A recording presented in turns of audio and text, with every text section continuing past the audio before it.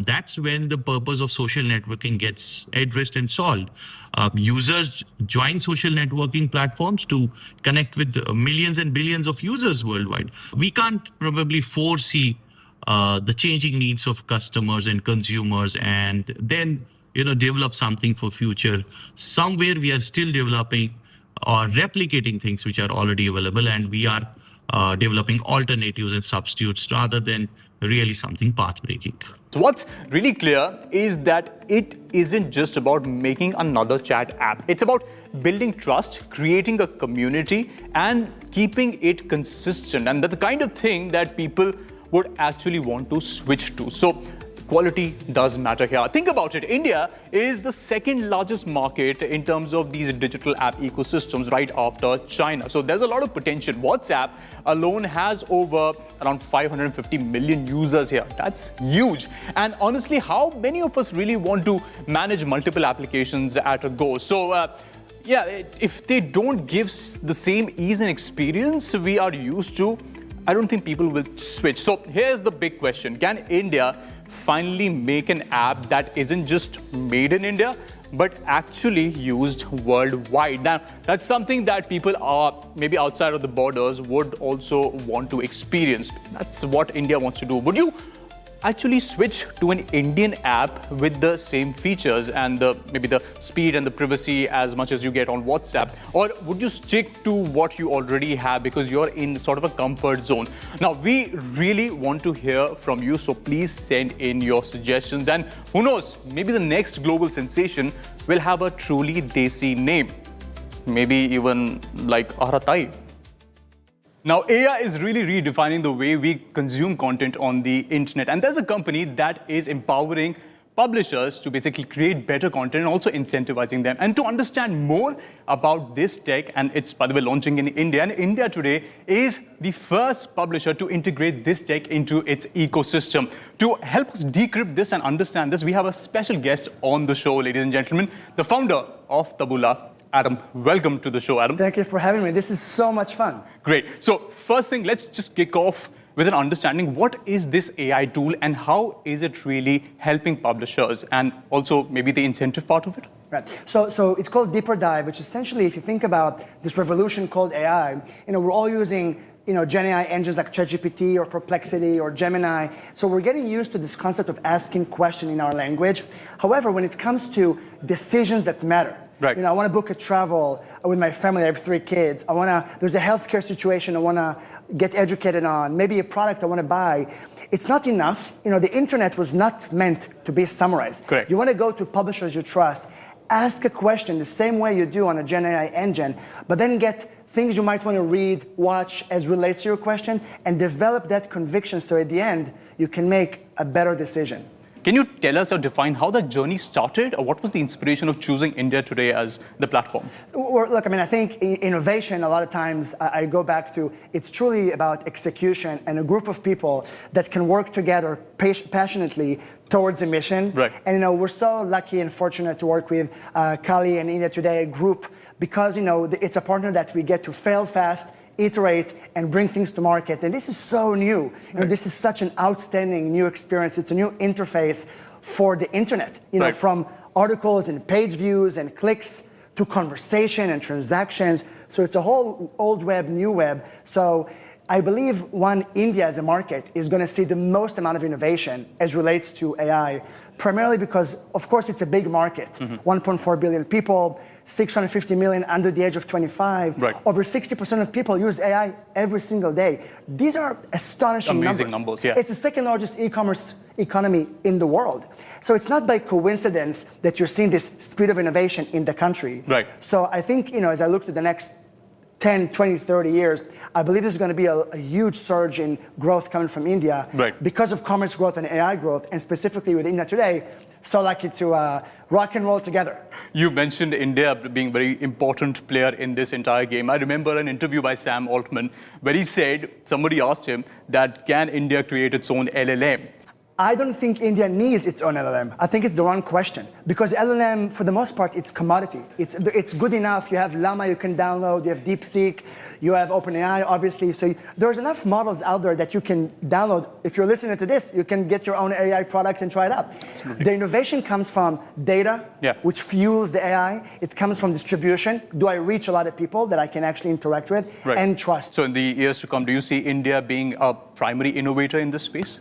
Perhaps the biggest. So I want your understanding of this and your opinion on how does AI work in the newsroom in the future? Do you really think it's a threat in any way to my work? I think of technology as, you know what, if you can save time and write a summary faster, that is not your that's not your advantage. Your edge is not I type faster, I summarize faster. It's the trust you have with consumers. They know when you say something, it means something to you. Absolutely. They know that if you say this is good, this is bad, when you make a mistake, you fix it. Absolutely. It's that relationship you build with your audience that I think is your value and publishers and journalism in general. So if you have more time to ask good questions, to learn faster, and then AI can help you be super productive, a super version of yourself, I think it's a huge win. No one can ever replace the trust you have with consumers. And I hope there's going to be a lot more people in that space doing God's work, reporting the news, asking tough questions. God help us if our children make decisions based on TikTok and Instagram. Well, that's the scary future. So I root for the open web and journalism big time. And I don't think that's replaceable. One final question I wanted to understand. Do you have a roadmap? Can you give us insights on where is Deeper Dive heading from here on? You've launched with India today, great. In terms of expansion, in terms of innovation, can you give us some insights? The biggest focus we have right now, without revealing too much, is just creating that habit. I'm laser focused on how do you make sure that publishers don't miss out on the opportunity to have someone come in to their website, whichever way they came in, and give them that experience that is driven by conversation, using first-party data as a way to hook them into something they may be curious about. So right now, it's less about monetization. That comes later. Right now, the biggest focus is to create that open web habit, much like we all use from other Gen AI engines. On the other side of it, I'm sure we'll be able to find many various new revenue opportunities. Well, as someone who's working so closely with the ecosystem, I am looking forward to what Deeper Dive has to offer. I'm sure the people who are going to be using this also are looking forward to what the innovation... Send us feedback, Absolutely. But again, stay on the lookout for a tech like this, and we will be back with more on the other side.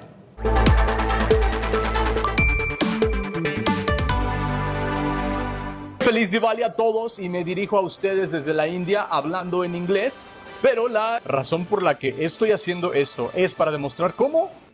Well, you heard me speak Spanish. I haven't been taking Spanish lessons. This is an AI feature that Meta has released for everyone to use, and let me show you how it works and how you can make the best of it. So first thing that you need to do is make sure that your Instagram is updated to the latest version. You can do that by going to the Play Store or the App Store. Just hit that update button and then you can use this feature. Now, to use this, first create a reel, have the timeline ready, and when your effects and everything is in place, hit that arrow button right there, and then you will hop on to the next page where you need to scroll down a little and hit the more options, this little toggle over here. Now here you need to scroll down and toggle the translate voices with Meta AI option. This is the feature that will lip sync and translate all of the content that you have. And in order for additional settings, you can also tap the translation settings and activate lip sync, which is primarily the option where your natural self, the way that you just saw me speaking Spanish, is going to appear on Instagram. It won't look robotic or AI made, it will look natural, and that's the trick here. After you're done, you also can tap the number of languages that you want your reel to be translated in. You also get that option. However, if you want to reach a wider audience, you just keep the default setting on and translate in all of the languages. Now, the most important part of this drill is to ensure that translations don't have any kind of errors, which means that you can approve the translations. The option is right there, and you can then listen to your dubs before you publish the reel. Think of an Indian influencer with a big Hindi-speaking fan base now reaching audience in Brazil, US or even Europe without them having to reshoot or subtitle anything. And for Meta, this is part of a bigger strategy to make Reels a global storytelling platform where language is no longer a barrier. So when you watch a dubbed reel, it doesn't feel robotic anymore. It feels authentic. Meta says it's rolling out gradually to select creators with plans to add more Indian languages soon, including Tamil, Bengali and Marathi. But there's another side to this too. Many worry about how translation nuances could alter meaning or humor in regional content. However, Meta insists that creators will have full control. The dubbing only happens when you opt in, and the translated versions are clearly labeled as AI generated. And after the reel is published, the viewer will see a little toggle at the bottom corner where they will be able to toggle different languages, and that is the way that your reel will be visible to them in different languages, natural sounding and looking very real compared to the AI versions that you've seen on the Internet. Ich denke, das ist eine tolle Funktion für Entwickler und es bietet enormes Potenzial für Menschen, die Inhalte erstellen. Warum spreche ich Deutsch? You thought that was AI, right? No, that was me just like showing off a little German skill. But understand that this feature is just going to completely change the way people create content, and you can make the best use of it by reaching a wider audience. Hopefully you like this little tutorial of ours and you can use it in the best of ways as possible. That's all the time we have for this week's Tech Today show. Remember, we will be back next week. Hopefully you are staying updated with all that is relevant in the tech world. If you're not, please come and watch the show. I'll be back next week. This is Cyrus. Take care.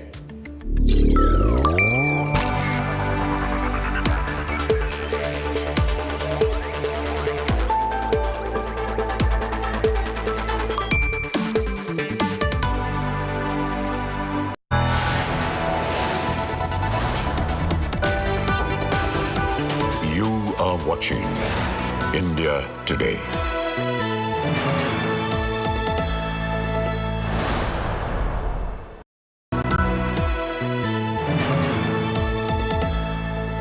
Motorola Edge 60 Pro, the true flagship killer.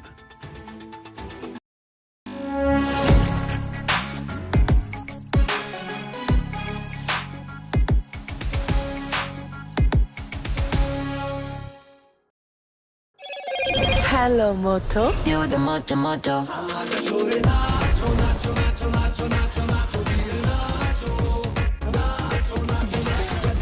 Moto G96 5G, segment's undisputed all-rounder.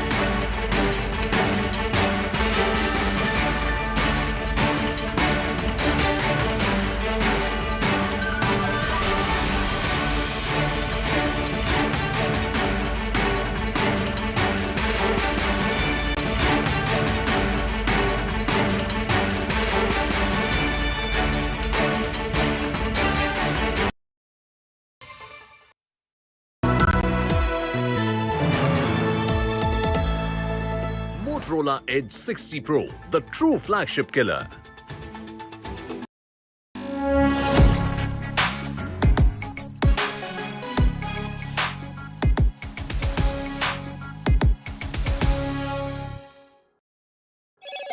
Hello, Moto. Do the Moto Moto.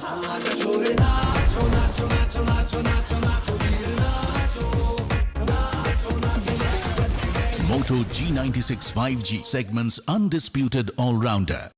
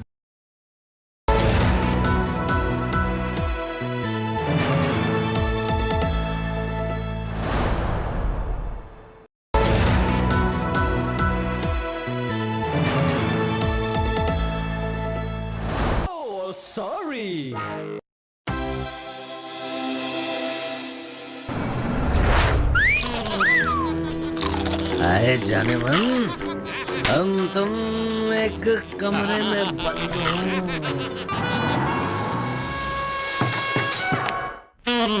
और चाबी खो जाए, जरा हमारे साथ 2 minute हो जाए।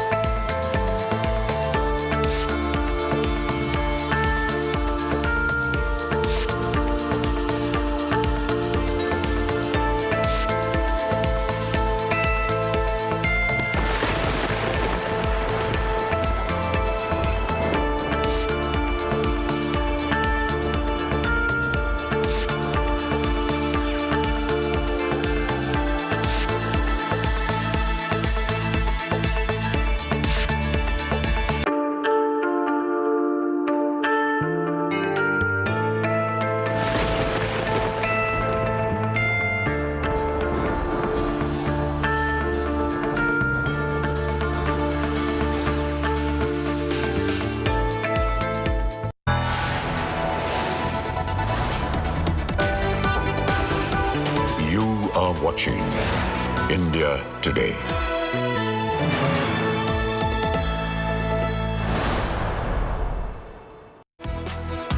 Hello, you're watching India Today and I am Aishwarya Paliwal. Let's start the show with the headlines.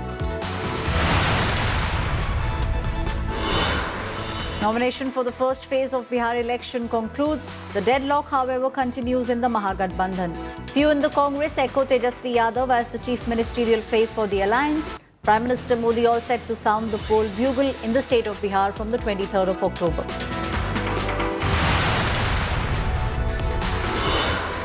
Punjab DIG Harcharan Bhullar arrested in a massive cash and assets haul. Authorities have seized 8 crores in cash, 2.5 kgs of gold and 26 luxury watches, along with 50 immovable property documents. Bhullar is denying all these charges. He's been sent to 14 days judicial custody.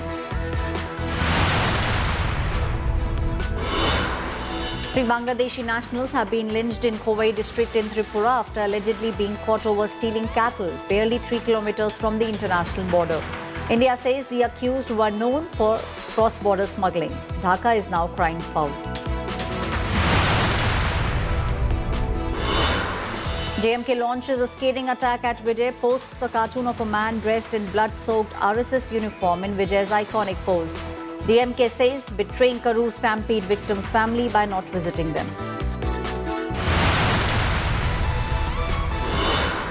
Pakistan carries out fresh airstrikes along the Afghanistan border. Civilian areas have now been bombed. The ceasefire is now broken.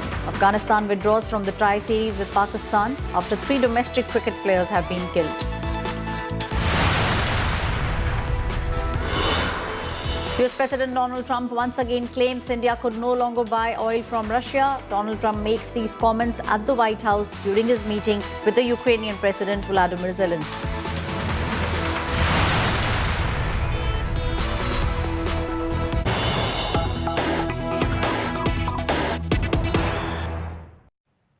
Top story that we are following here coming in from the United States of America. It's US and China. Both of them have agreed to a fresh trade talk. US-China all set to restart trade talks very soon. China is now claiming that talks with the United States will begin as soon as possible. In fact, it was the US President Donald Trump who had earlier threatened China with a 100% tariff. My colleague Pranay Upadhyay is now joining me on the story. Pranay, it seems like conversation has begun with regards to trade between the United States of America and China. We are seeing green signals coming in from both these countries. Absolutely, Aishwarya. And Chinese Vice Premier Li Feng had a conversation with Scott Bessent, U.S. Commerce Secretary, regarding the trade negotiations between China and United States. And if you see the volume of China-United States trade, which is like over $500 billion, this is very significant for the U.S. economy and as well as for the Chinese economy. And definitely this has its own impact. As far as the global economy is concerned, we have seen that in past in 2018 when US and China had their trade war, the global economy felt its ripple effect and in fact the impact of it, and that's why it is of concern for the global economy as well, and it is in the interest of the global economy that the United States and China do not want to go. They shouldn't be going for a trade war.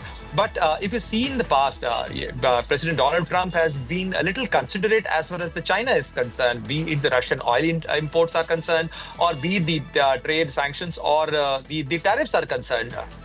If you see currently, China is enjoying a tariff truce with the United States, and that tariff truce, like additional 90 days tariff truce, initial then that tariff truce of 90 days has already passed, and after that, China got another extension of 90 days, and that is also about to get over by 1st of November. And before that, China and United States want to engage in a trade negotiation, and President Donald Trump yesterday again indicated that he intends to meet Chinese President Xi Jinping on the sidelines of either APEC summit or the ASEAN summit.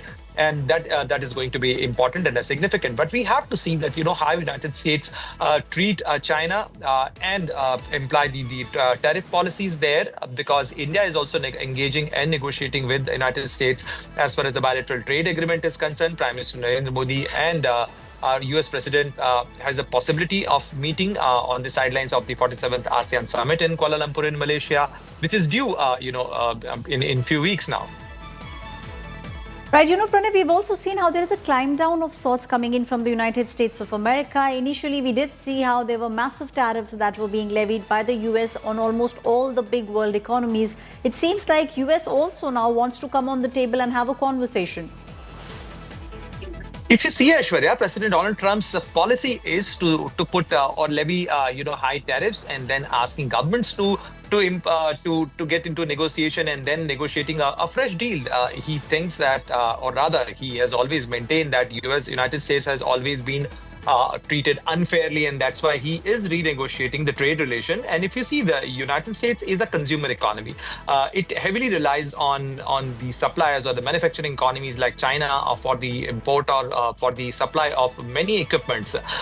United States is moving ahead, with these trade negotiations. We have seen in past that even major economies like South Korea, like Japan, earlier United States sanctioned or levied high tariffs on these economies, and then all these countries have negotiated. In fact, if you see India-United States trade negotiations, we are among the first countries to engage with the United States as far as a trade negotiation is concerned. However, due to the complications of a trade negotiations and trade deal, that got stretched, and we are still engaging. Right. And if you remember, the President Donald Trump has indicated in a few weeks ago that India and United States are likely to close their bilateral trade agreement very soon. Right. Thank you, Pranay, giving us all those details. We could see a bilateral trade agreement happening between India and the United States of America very soon.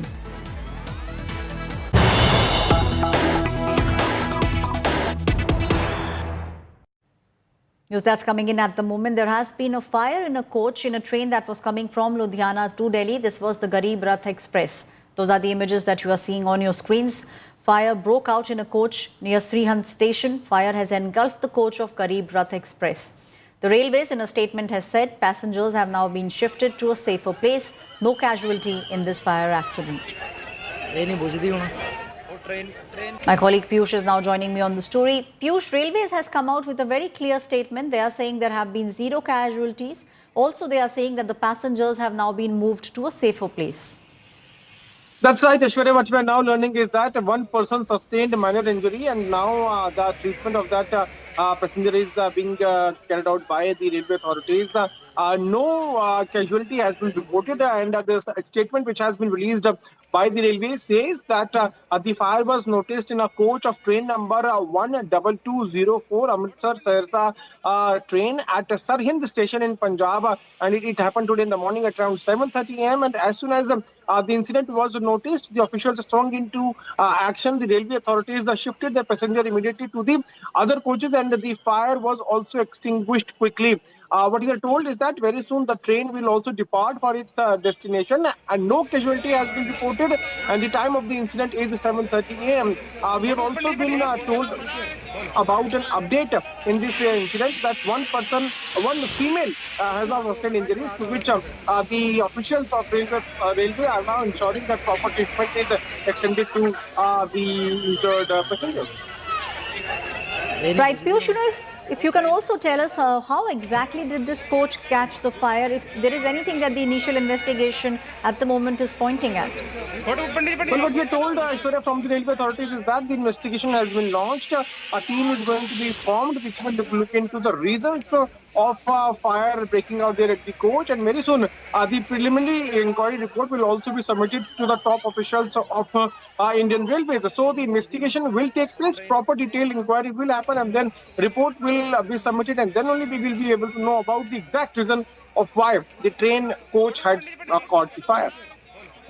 Thank you, Piyush, giving us all those details. This is the latest which is coming in with regards to one of the coaches of the Garib Rath Express, which was travelling from Ludhiana to Delhi. One of the coaches has caught fire. The Railways has come out with an official statement. No one is injured. Passengers have been moved to a safer place.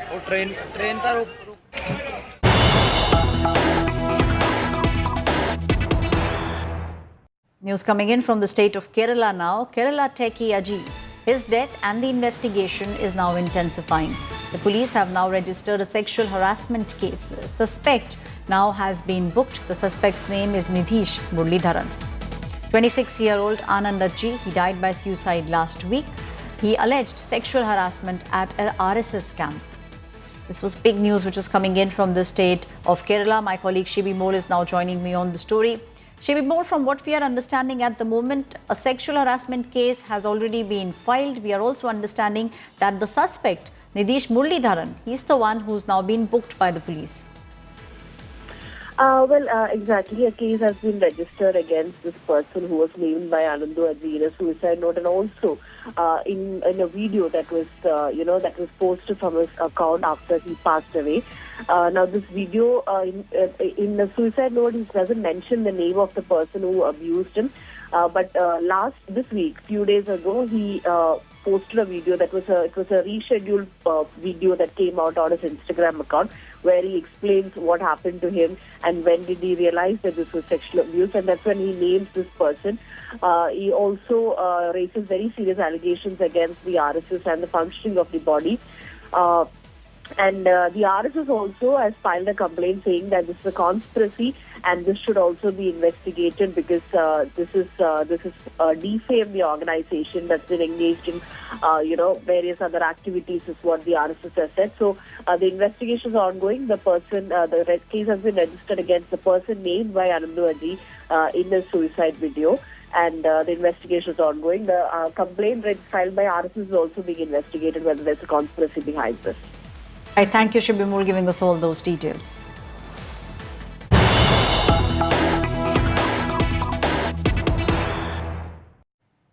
News that's coming in from the Delhi NCR region. It's the air quality that has plummeted in Delhi NCR region. The AQI levels, they have breached the 300 mark.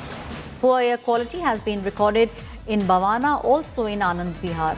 The AQI has crossed the 300 mark in 5 locations. My colleague Amit Bharadwaj has filed this story on pollution in Delhi NCR.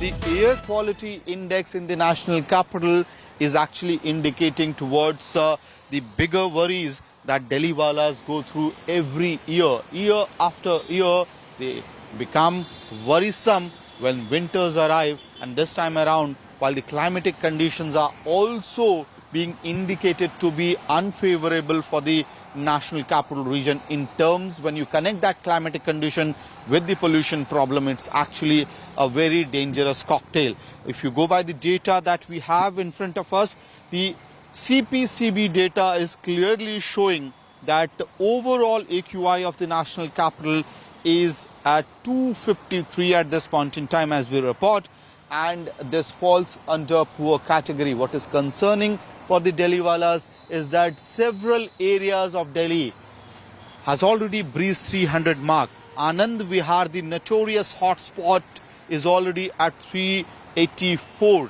Siri Fort, a green belt within South Delhi, is another area which has already crossed the 300 mark, and so have areas in Bhavana, Jahangirpuri, which are usually already notorious hotspots as far as the pollution season of the national capital is concerned.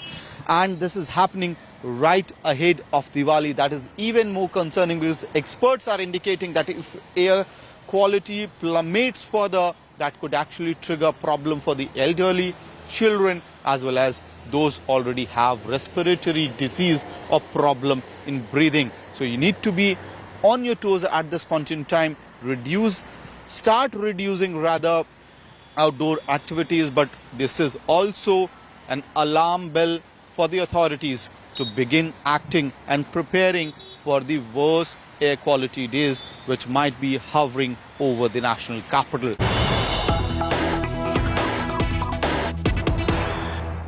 News that's coming in from the state of Bihar now. It's Chirag Paswan who's all set to meet Home Minister Amit Shah in Patna very soon. This is a crucial meeting which will now take place between Home Minister Amit Shah and the LJP chief Chirag Paswan. Chirag Paswan very soon will be meeting Home Minister Amit Shah in Patna. My colleague Piyush Mishra is now joining me on the story. Piyush, this is a crucial meeting that will take place. Chirag Paswan all set to meet Home Minister Amit Shah. That's right, actually, this will be the first meeting of Chirag Paswan with Amit Shah as far as Bihar. RJD की सरकार की industries चली गई, चुनाव जो है वो 6 phase में होते थे क्योंकि सिक्योरिटी जो है देखिए, जिस तरीके से 90 के दशक में बिहार की परिस्थितियां थी ये तो किसी से छुपा नहीं है कि किस तरीके से हत्या, अपहरण, लूटमार, डकैती सब चरम सीमा पर था। किस तरीके से उद्योगों को यहाँ आने से रोका गया, किस तरीके से एक ऐसा बिहार का परसेप्शन बना दिया गया जिसकी वजह से बिहार में लोगों ने निवेश करना छोड़ तो दिया। एक तरफ जो बिहार के लोग थे, जो सक्षम लोग थे, उन्होंने पलायन करना शुरू कर दिया। सबसे ज़्यादा पलायन अगर कभी बिहार से हुआ तो वो 90 के उसी दशक में था जब जंगल राज बिहार में कायम था। ये बात हकीकत है। जिस तरीके से राजद, कांग्रेस ने बिहार को बर्बाद करने का काम किया और पिछले कुछ समय से अगर आप देखिए, और ख़ास तौर पे तीसरी बार जब केंद्र में एनडीए की सरकार बनी है, मेरे प्रधानमंत्री उन्होंने 10-11 बार बिहार वो आ चुके हैं पिछले 1 साल में। लाखों करोड़ों की योजनाओं को ना सिर्फ समर्पित किया है बल्कि उसका शिलान्यास करके, उसका उद्घाटन करके बिहार और बिहारियों को समर्पित करने का कार्य किया। ये अपने में दर्शाता है कि दोनों गठबंधन की सोच में कितना फ़र्क है। एक गठबंधन जो अपराध को बढ़ावा देने का कार्य करता है, अपराध को संरक्षण देने का कार्य करता है, महागठबंधन, और दूसरी तरफ हम लोग का एनडीए गठबंधन जिसका मंत्र सिर्फ और सिर्फ विकास है। You just heard it was Chirag Paswan who was speaking about the fact that it is Prime Minister Narendra Modi and the BJP. They have been working towards the development of the state of Bihar for the past many years.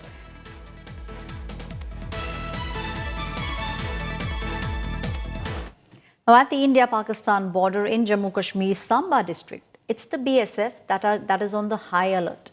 Now they are stepping up the vigil to safeguard the nation. They are away from their families, but the spirit of Diwali is shining very bright. Jawans in fact lit diyas and candles along the border. They offered prayers at a close-by temple and celebrated with crackers and sweets. In fact, the women personnel also joined in by lighting lamps and distributing sweets, bringing the festive warmth into all the front lines. Now, this is in fact the first Diwali after Operation Sindoor, and it is adding a lot of emotional depth into all the celebrations. In fact, the BSF personnel, they have also extended heartfelt Diwali greetings to the nation. They're celebrating while continuing their duty to guard our borders. Entire nation is celebrating the festival of lights, Deepavali, with great religious fervor. Right now we are at the India-Pakistan international border in Jammu's Samba district, and here our BSF personnel are also celebrating Deepavali with great joy and enthusiasm. You can see that BSF personnel are lighting diyas, they are lighting candles and celebrating the festival of Deepavali. They are from different parts of the country, but they are away from their homes, and even on this auspicious day, they are here deployed at India-Pakistan international border. You can imagine the kind of sacrifice they make for you and me. If the nation is able to celebrate Deepavali with great joy and enthusiasm, it's because of the sacrifices that are made by our BSF personnel. And here you can see that women BSF personnel are lighting diyas here, they are lighting candles here, and they are celebrating the festival of Deepavali here. These BSF personnel maintain strict vigil all along the India-Pakistan international border 24/7. They are working under adverse circumstances, and they are protecting our frontiers. Message from our BSF personnel is loud and clear that if enemy indulges in any kind of misadventure, befitting reply will be given to the enemy. And on this auspicious day of Deepavali, our BSF personnel are celebrating this festival with great joy and enthusiasm. And you can see their spirit. They are away from their homes, but there is no regret. For them, duty comes first, nation comes first. इस समय हम मौजूद हैं भारत पाकिस्तान अंतर्राष्ट्रीय सीमा पर जम्मू कश्मीर के सांबा ज़िले में, और मेरे पीछे आप देख सकते हैं कि यहाँ पर जो हमारे बीएसएफ के जवान हैं दीपावली का महापर्व मना रहे हैं। आप देख सकते हैं कि यहाँ पर आतिशबाजी की जा रही, पटाखे जलाए जा रहे हैं, और साथ ही में यहाँ पर उत्साह देखते ही बनता है बीएसएफ के जवानों का।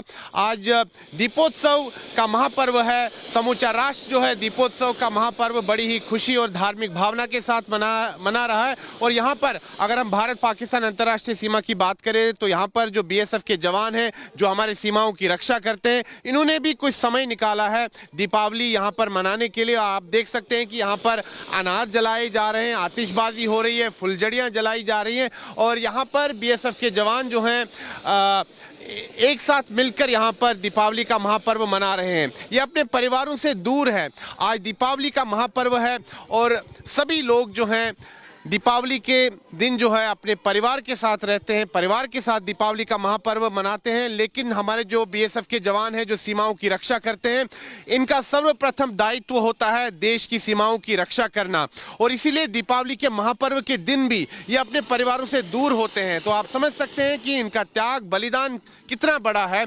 और आज अगर समूचा देश दीपावली का महापर्व बड़ी ही धूमधाम से मना रहा है तो इन बीएसएफ जवानों के बलिदान के कारण, क्योंकि अपने घरों से दूर हैं, यहाँ पर सीमा पर तैनात हैं, और अब यहाँ पर इन्होंने कुछ समय निकाला है दीपावली का महापर्व मनाने के लिए। आप देख सकते हैं कि यहाँ पर आतिशबाजी हो रही है, पटाखे जलाए जा रहे हैं और हर्ष उल्लास का माहौल है। इनके चेहरे पर कोई शिकन नहीं है। जो बीएसएफ के जवान हैं इनके चेहरे पर आप देख सकते हैं कोई शिकन नहीं है, बड़ी हर्ष उल्लास के साथ दीपावली का महापर्व मना रहे हैं। और आप देख सकते हैं कि यहाँ पर आतिशबाजी भी हो रही है। मन में कोई मलाल, कोई शिकन नहीं है। हमारे घर ये भी है और एक घर हमारा वहाँ भी है, और हमें सीमाओं की सुरक्षा की जिम्मेदारी मिली है, इसीलिए हम यहाँ पर हैं और हम इसे बखूबी निभा रहे हैं। हम यहीं पे अपने इस परिवार के साथ दीपावली मना रहे हैं। ऑपरेशन सिंदूर के बाद ये पहली दीपावली नहीं है, ये हमारी दूसरी दिवाली है। एक दीपावली हमारी ऑपरेशन सिंदूर के टाइम में थी और अभी हमें एक और दिवाली का इंतज़ार है। दुश्मन को हम यही संदेश देंगे कि हमारे देश की तरफ नज़र रखने की जरूरत नहीं की जाए, और हम उनका हर एक उनकी नापाक हरकत का मुंह तोड़ जवाब देंगे। A first for Asia and a big leap for open web. The India Today group has launched Deeper Dive in collaboration with content discovery platform Tabola. Deeper Dive is an AI-powered search and discovery experience. It promises to change how the audiences will be engaging with trusted journalism. India Today group Vice Chairperson Kalipuri sat down with the Tabola founder and CEO Adam Singh Golda. They had a candid conversation. They spoke about technology, trust, music, and the future of news in the age of AI. Take a look. A strategic first for the Asia-Pacific region. The India Today Group and Taboola unveiled a joint vision with the launch of Deeper Dive, an AI-powered question engine that is redefining how audiences engage with trusted journalism. The group's vice chairperson Kalipuri and Taboola CEO Adam Singolda sat down to discuss a partnership built on a shared mission to ensure the open web can compete and thrive against the dominance of big tech walled gardens. Best part about good partnerships is when both sides want the other to win. And in too many partnerships, that's not the case. Adam Singolda made clear that this launch is part of a larger global commitment to ethical partnerships. We actually announced yesterday that this year we expect to generate and pay to publishers more than $1.5 billion. A company I started in my parents' house. The CEO was also direct about the companies that fail to honor the content ecosystem. I'm not okay with not sending traffic to publishers. I'm not okay with not paying money to publishers. I'm not okay with stealing content from publishers. I don't think that's okay. So for me, I love the fight. For the India Today Group, the core of the challenge and the opportunity is to quickly adapt to consumers, building new habits and giving them a search capability that's more intuitive. Adam Singolda praised the media group's pioneering culture. With India Today and Taboola, we're so lucky because you love change. Yeah, we love change. You love innovation. You're not afraid of making a mistake, which is the most important ingredient of growth. Yeah. Why is the stock market down? Well, there's the tariff news, but some people think it can also be weak earnings from tech stocks and rising bond yields. Deeper Dive addresses a critical, unmet need. It's not just a tool for readers, but a feedback loop that informs newsroom strategy. And that's a really great learning back as a full circle to our editors to say... Yeah, the queries. Yeah, the queries. Like, what are people searching for that we're not getting right? Why is this not like on our homepage? Why didn't we upfront this on the headline, etc.? I think that'll be really good learning for us, right? It's fascinating to get front seat to this raw data of consumers of what they actually want to know. Yeah. This new AI engine creates what the group calls an AI sandwich, where the machine provides the instant answer, but the human verified journalism provides the conviction. The consumer always returns to the content they trust.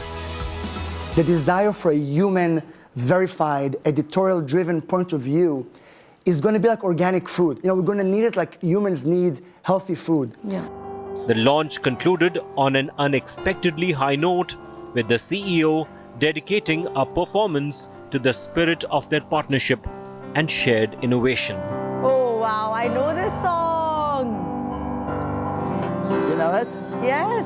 Tere jaisa yaar kahan. Adam plays the piano, smiles and accepts applause. Wow. Friendships that are going to be written about for ages to come. You see? Our legacy. All other partners, please be warned. This is the standard. This is the standard that Taboola is setting. Yeah. So thank you so much again for Deeper Dive, for the friendship, for having us. You're the best. Thank you very much. On that note, it's a wrap on this bulletin. Thank you for watching India Today. For more news and updates, you can log on to indiatoday.in. You can even download the app. This is me, Aishwarya Paliwal, signing off.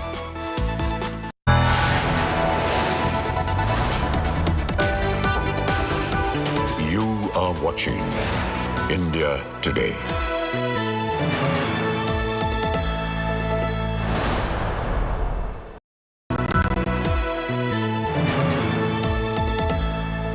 Motorola Edge 60 Pro, the true flagship killer.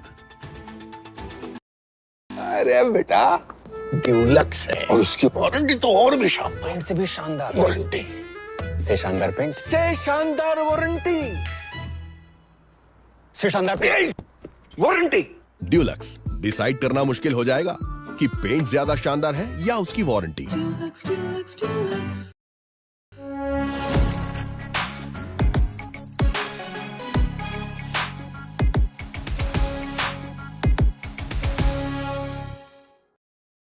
Motorola Edge 60 Pro, the true flagship killer. Hi, here are the top headlines presented by Motorola. Amit Shah attacks RJD, says our fight is against Lalu's jungle Raj. 25 ministers inducted in Bhupendra cabinet. Harsh Sanghvi becomes deputy CM, setback for Naxal movement. 210 Naxals surrender in Chhattisgarh. Finance Minister Nirmala Sitharaman, welcome Ian Bremmer, Professor John Mearsheimer, Mr. Piyush Goyal, Vikrant Messi is our guest, Tejasvi Yadav, Mr. DK Shiv Kumar. Mr. Salve, really appreciate your time. Biggest newsmakers with Maria Shakir, only on India Today.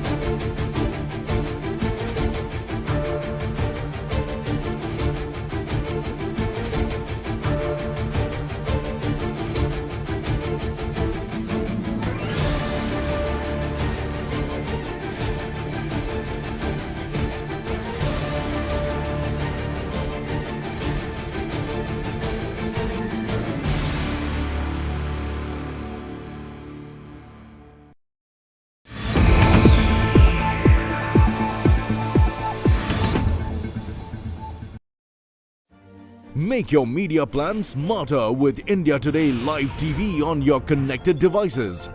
Amplify your brand with 100 million smart internet viewers. To advertise, mail us at sales@aajtak.com.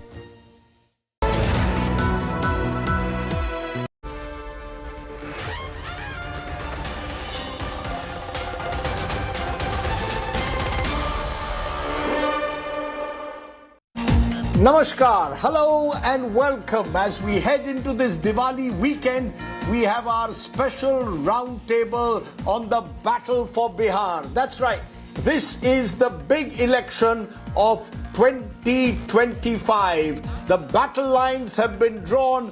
The nominations have finally concluded for the first phase after a bitter tug of war between the leading parties and their allies. And as always, Bihar is the state to watch out for. It's a political bellwether state where, as we've seen in the past, the state stands at the crossroads of promise and politics, of old equations shifting and new contenders emerging. And the big question remains, who's really ready for the big Bihar fight? That's going to be the focus of our Bihar roundtable. Before we get into what promises to be a fascinating discussion, let me introduce our panel of guests who represent every political viewpoint as well as academics and psephologists. Joining me on the show, Pradeep Bhandari is the national spokesperson of the Bharatiya Janata Party. Sujata Paul is the national spokesperson of the Congress.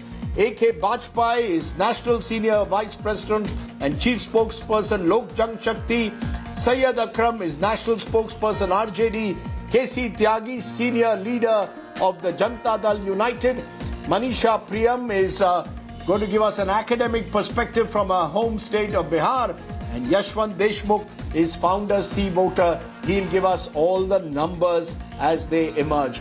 We're going to go one question by question and get reactions from all of you. I would request you to keep your intervention short so that we can get as many comments as possible. My first big question on the Bihar roundtable: is the NDA better prepared than the opposition Mahagathbandhan for the battle of Bihar? We've seen in the last few days how the Mahagathbandhan has struggled to finally get its alliance together in terms of seat sharing. The NDA was the first off the mark in announcing its seats. So is the NDA better prepared than the Mahagathbandhan, or are both sides starting at the same point at the start of this race? Let me take that question at the very outset to Sujata Paul, National Spokesperson, Congress, because Sujata Paul, as we've seen in the last few days, it's been a bit of a struggle. Eventually, the Congress putting up its first list late on Thursday night, 48 names. And the sense one got is that this was going to the wire. Lots of phone calls between the Congress leadership and the RJD before your alliance was finally cemented in terms of seat share. Would you concede that the NDA is better prepared? Certainly not, Rajdeep, and the reason is very clear.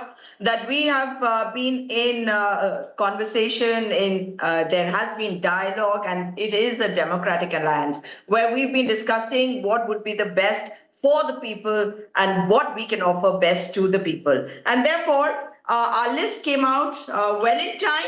And of course, the difference was not too much between the NDA list and our list. So I think it really doesn't matter which came first and which came later. The fact of the matter is that as far as the BJP... No, so why did you need these late night... No, 1 minute. If all was so smooth, why every night your meetings were going on till 2 a.m. and 3 a.m.? Could you have been better prepared?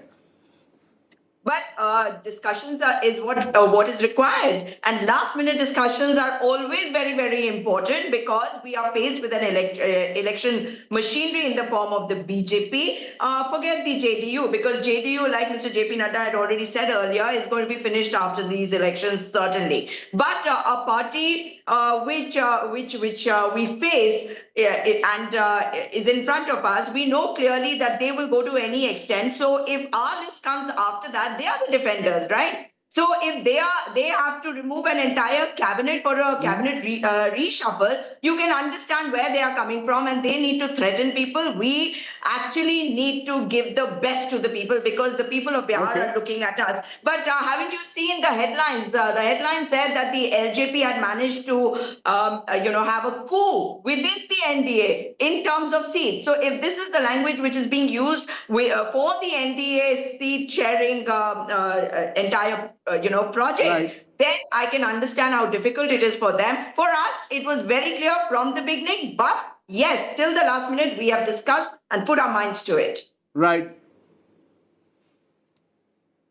Okay, I want to bring in the BJP at this moment. Pradeep Bhandari, do you want to respond to what we just heard, that the NDA alliance may have come together faster, but that's because you were able to intimidate your allies into submission? That is where the power of the center, the power of an Amit Shah comes in. It's not as if the allies were voluntarily agreeing to the kind of seat sharing you've done in Bihar. Many of them are still complaining privately that they've got too few seats and there are coups within and there is discontent within your alliance. It may not come to the surface because of a fear factor.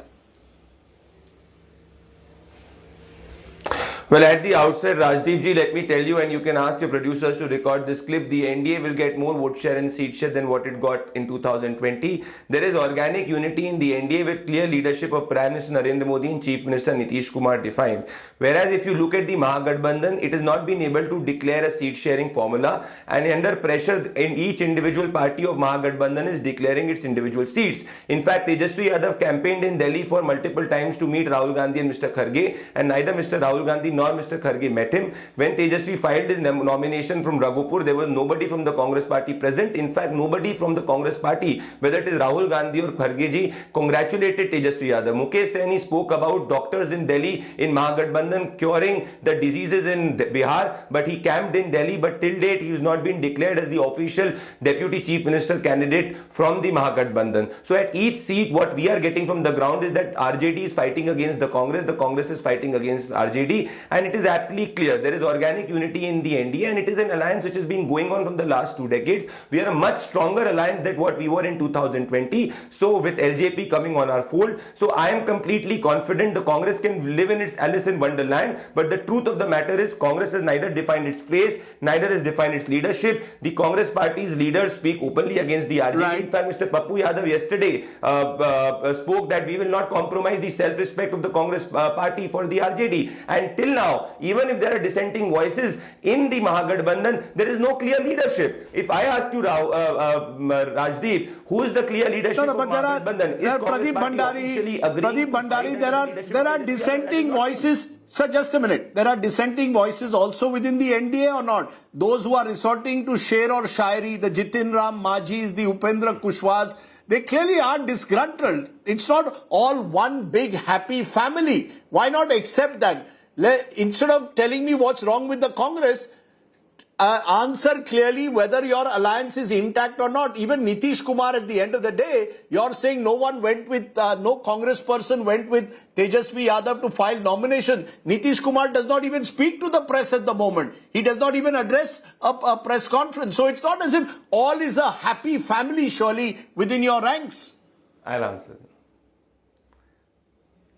Well, Rajdeep, Nitish Kumar ji is busy addressing the people of Bihar. That's why he comes to power and the NDA comes to power. He's not like Tejasvi Yadav, who will spend a large amount of his time trying to fix what is the problem inside the Mahagathbandhan. Well, Rajdeep, you spoke about Sher Shairi. What are the latest statements of all those leaders? All those leaders, there is a commonality. All those leaders accept the leadership of Prime Minister Narendra Modi and Chief Minister Nitish Kumar. Does Pappu Yadav accept the leadership of Tejasvi Yadav? Does Krishna Anuvarur accept the leadership of Tejasvi Yadav? Will RJD accept a Congress party candidate as the Mahagathbandhan face? No. So if you look at the Mahagathbandhan, there is neither clear leadership, there is no official seat sharing which is defined. Yes, we are one happy family. In a family, you will have individuals expressing their opinion. But at the end of the day, everybody knows that the mukhya of the family is Prime Minister Narendra Modi and Chief Minister Nitish Kumar. And that is where the organic unity comes into the picture. Okay, I've heard from the two national parties. I want to turn to the state parties. I want to start with you, Syed Akram, national spokesperson, RJD. Let's be clear. Your seat sharing has gone to the wire. As I said, till 2 a.m. in the morning, meetings being held, phone calls between Congress headquarters, RJD. Now, this happens, I know, before most elections, but the way it's happened, it clearly doesn't send out the right signals. Even an official list of which party will contest how many seats was unclear, and there's now the possibility of some friendly fights within your alliance. Even the left parties had first released a list, then they took it back. Do you concede that you all were not as prepared as you should have been in terms of your internal dynamics?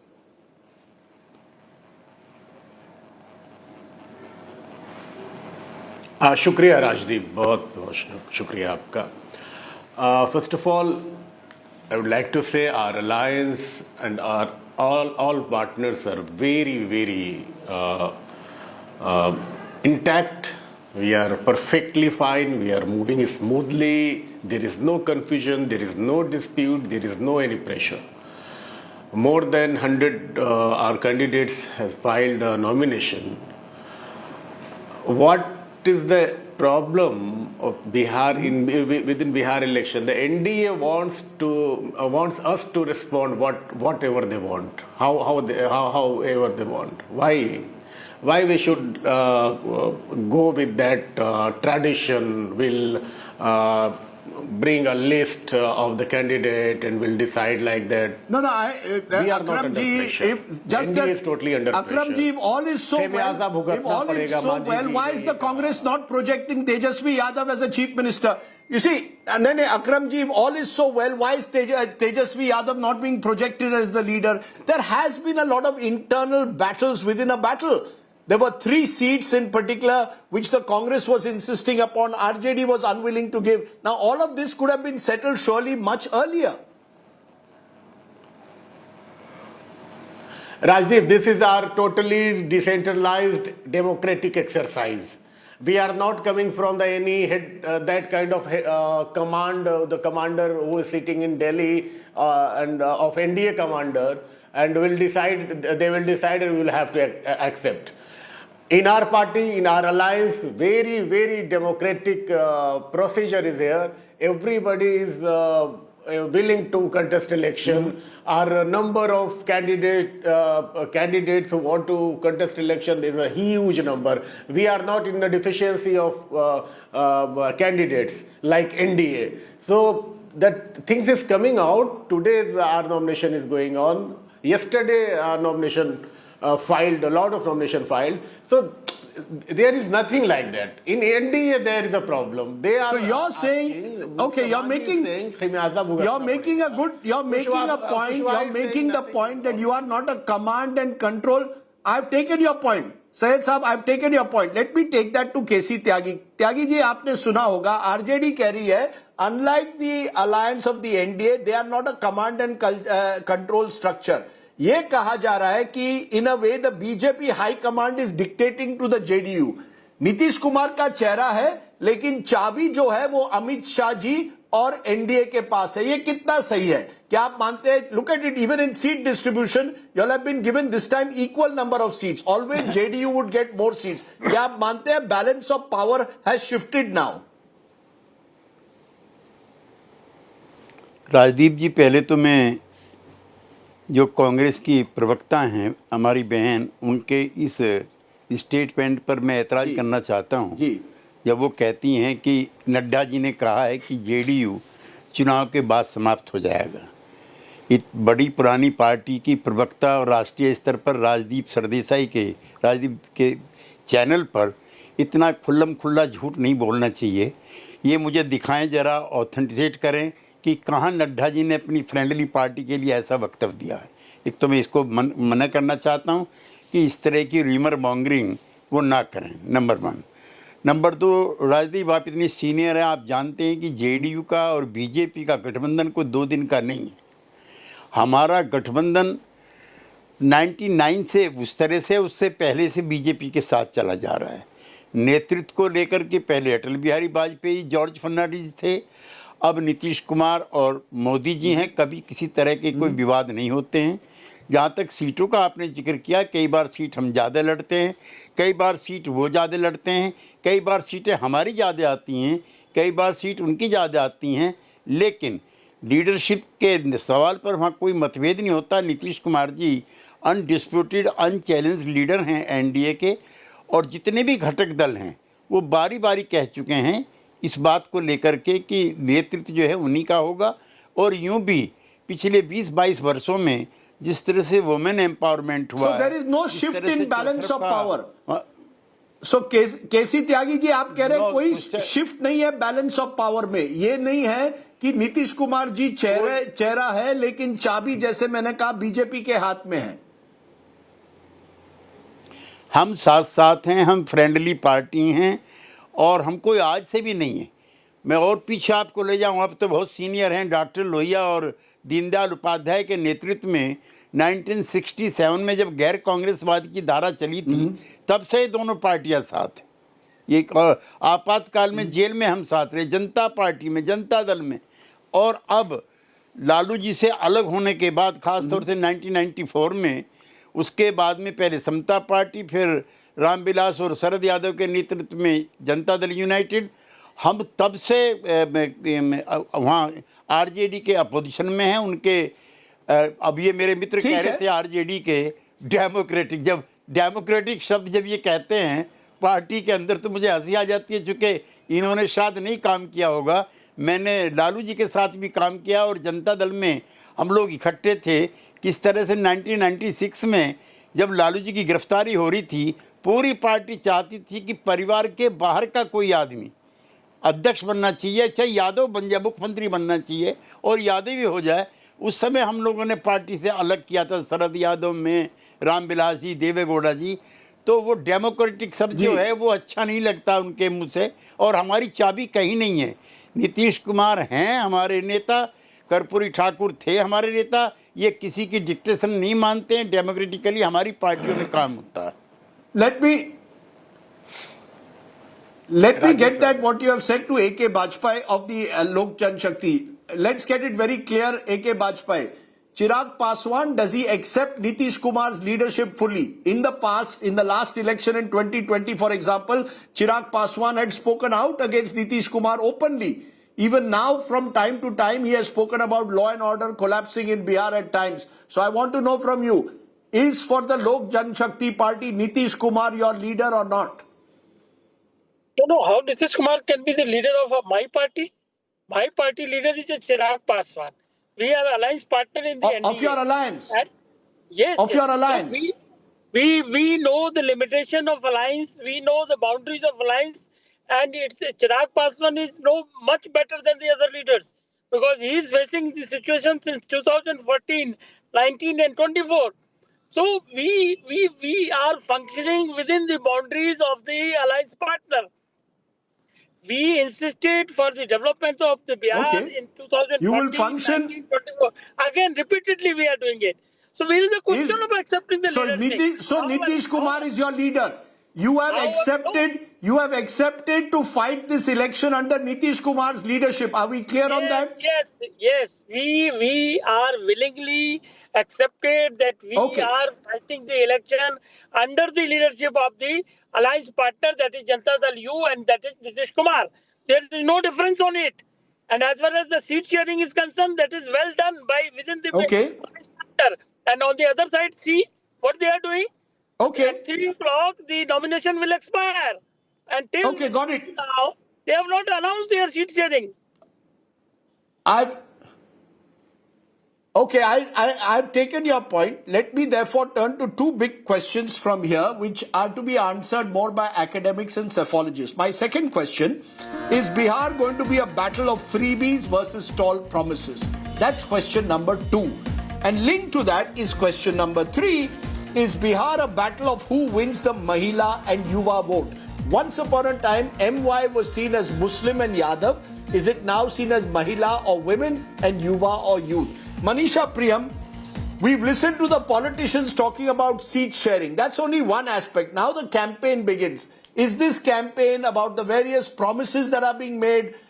You've got Tejasvi promising 1 job per family, which comes to 2.7 crore jobs. I don't know where they'll come from. But you've got the NDA, which has put 10,000 rupees in the pockets of women per family. Now we don't know how that will affect budgets and whether there'll be an audit of that money. How do you see it? Is this election about changing Bihar or simply providing freebies at election time, Manisha Priyam?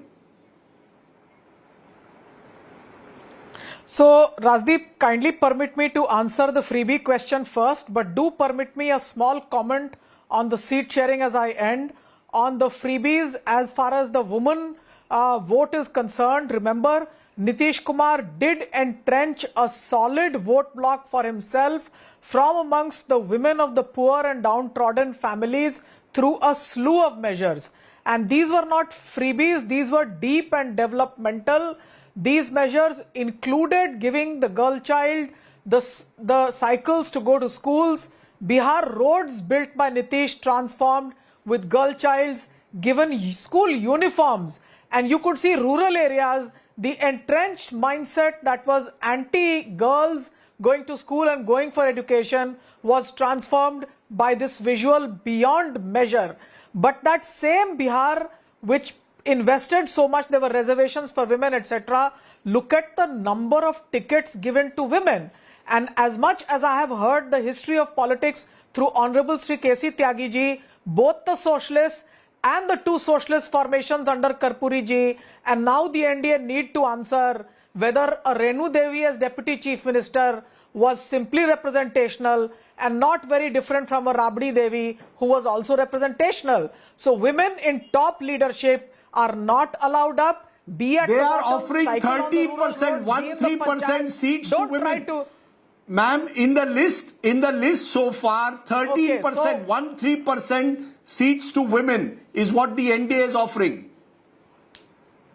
Top leadership does not go to women, number one. Second, about the Yuva voter, nearly 30% of the population is youth, and I am sorry to say that despite all the education revolution, 62% of those who are finishing their schools and about to go to colleges actually have nowhere to go to and resort to private coaching and tuition. So it is a state where the youth are simply out on the streets. The real picture is the coaching and the gully, and any amount of saying that this is our neta and that is our leader, I don't think the issue is that of hamare neta sirf yahi hai. Parivarvad will become equal to no leadership change if we don't answer the youth question Tejasvi is offering jobs, but you rightly pointed out from where all these youth in Khansar, Rahman Guru, all of them are offering the youth saying, Daroga ban jaiye, ticket collector ban jaiye, and you have to see the gullies to understand it is a situation where as if lotteries are being sold. Samrat Ashok, the emperor, is reincarnated in the gully as teaching mathematics for 500 rupees. Sampurn Ganit padha denge. Now I want to conclude by saying that the poor youth stand, hang around in the urban gullies and run from 5 in the morning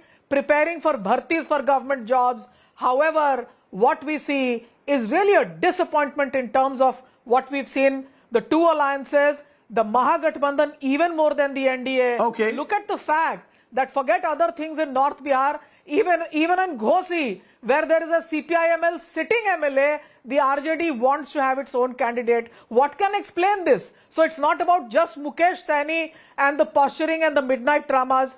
On the side of the JDU, the issues about the JDU issuing symbols to places where Chirag Paswan is fighting. Now Hanumanji is going to fight the socialist chehra of the BJP. That's the tamasha that Biharis are about to see. So therefore I believe that this election is about highly localized I've taken your, Manisha, I've heard you. Gathbandhans, not even political parties failing to reach the poor. Yeah.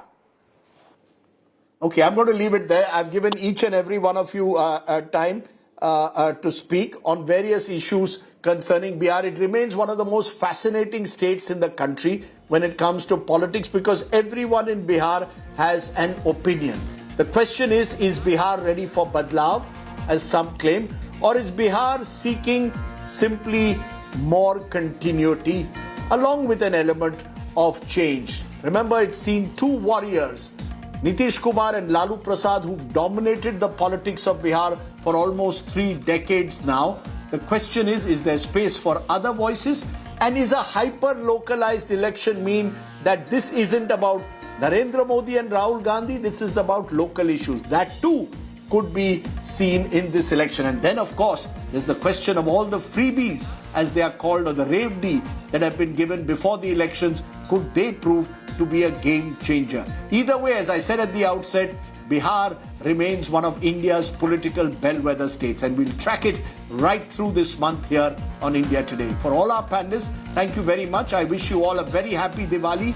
Thanks for watching. Stay well, stay safe, have a safe Diwali and a happy one. Bye for now.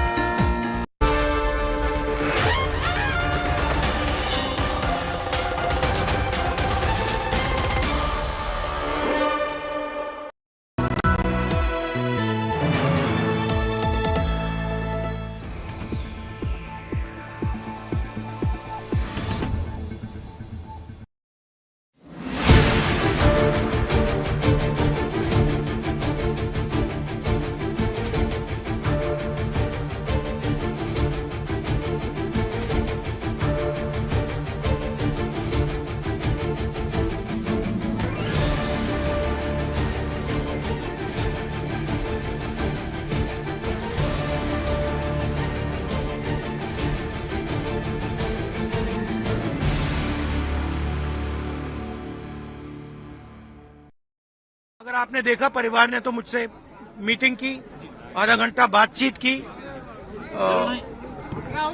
आज सुबह उन्होंने कहा कि आज सुबह उनको धमकाया गया, सरकार के लोगों ने उनको धमकाया और उनसे कहा कि राहुल गांधी से नहीं मिलना है, आप वीडियो पे कहिए। ये उन्होंने हमें बताया है। देखिए, वो जरूरी बात नहीं है। मेरा सुनिए, वो जरूरी बात नहीं है। मुझसे मिले, मुझसे ना मिले, वो जरूरी बात नहीं। जरूरी बात यह है कि अपराधी नहीं। सर, मांग क्या किया है? ये इन्होंने कोई गलती नहीं की है। इनके बेटे को, भाई को मारा गया है। अपराधी दूसरे लोग हैं और उनके खिलाफ कार्रवाई होनी चाहिए।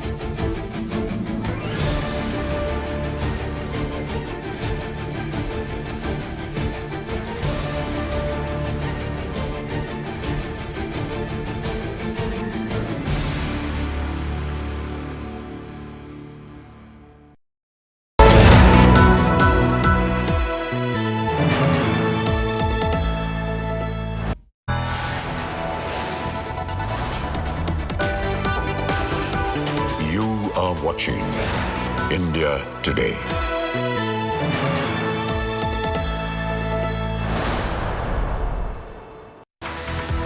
Hello, you're watching India Today and I'm Aishwarya Paliwal. Let's start the show with the headlines.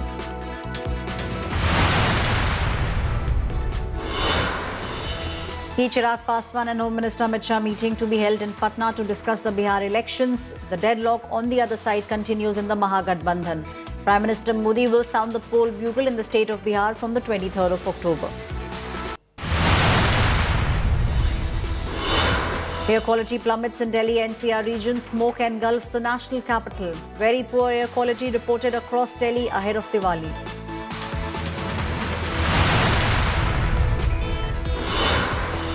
Punjab DIG Harcharan Bhullar arrested in a massive cash and assets haul. Authorities have seized 7.5 crore rupees in cash, 2.5 kgs of gold and 26 luxury watches.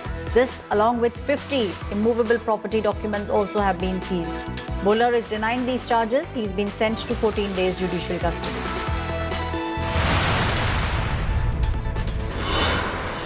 DMK launches scathing attack at Vijay, posts a cartoon of a man dressed in blood-soaked RSS uniform at Vijay's iconic pose.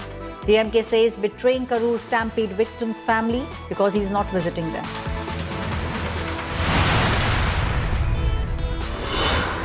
Pakistan carries out fresh airstrikes along Afghanistan border. Afghanistan withdraws from the tri-series with Pakistan after 3 domestic cricket players have been killed. The opposition has slammed the BCCI and the centre and said they should take tips from Afghanistan.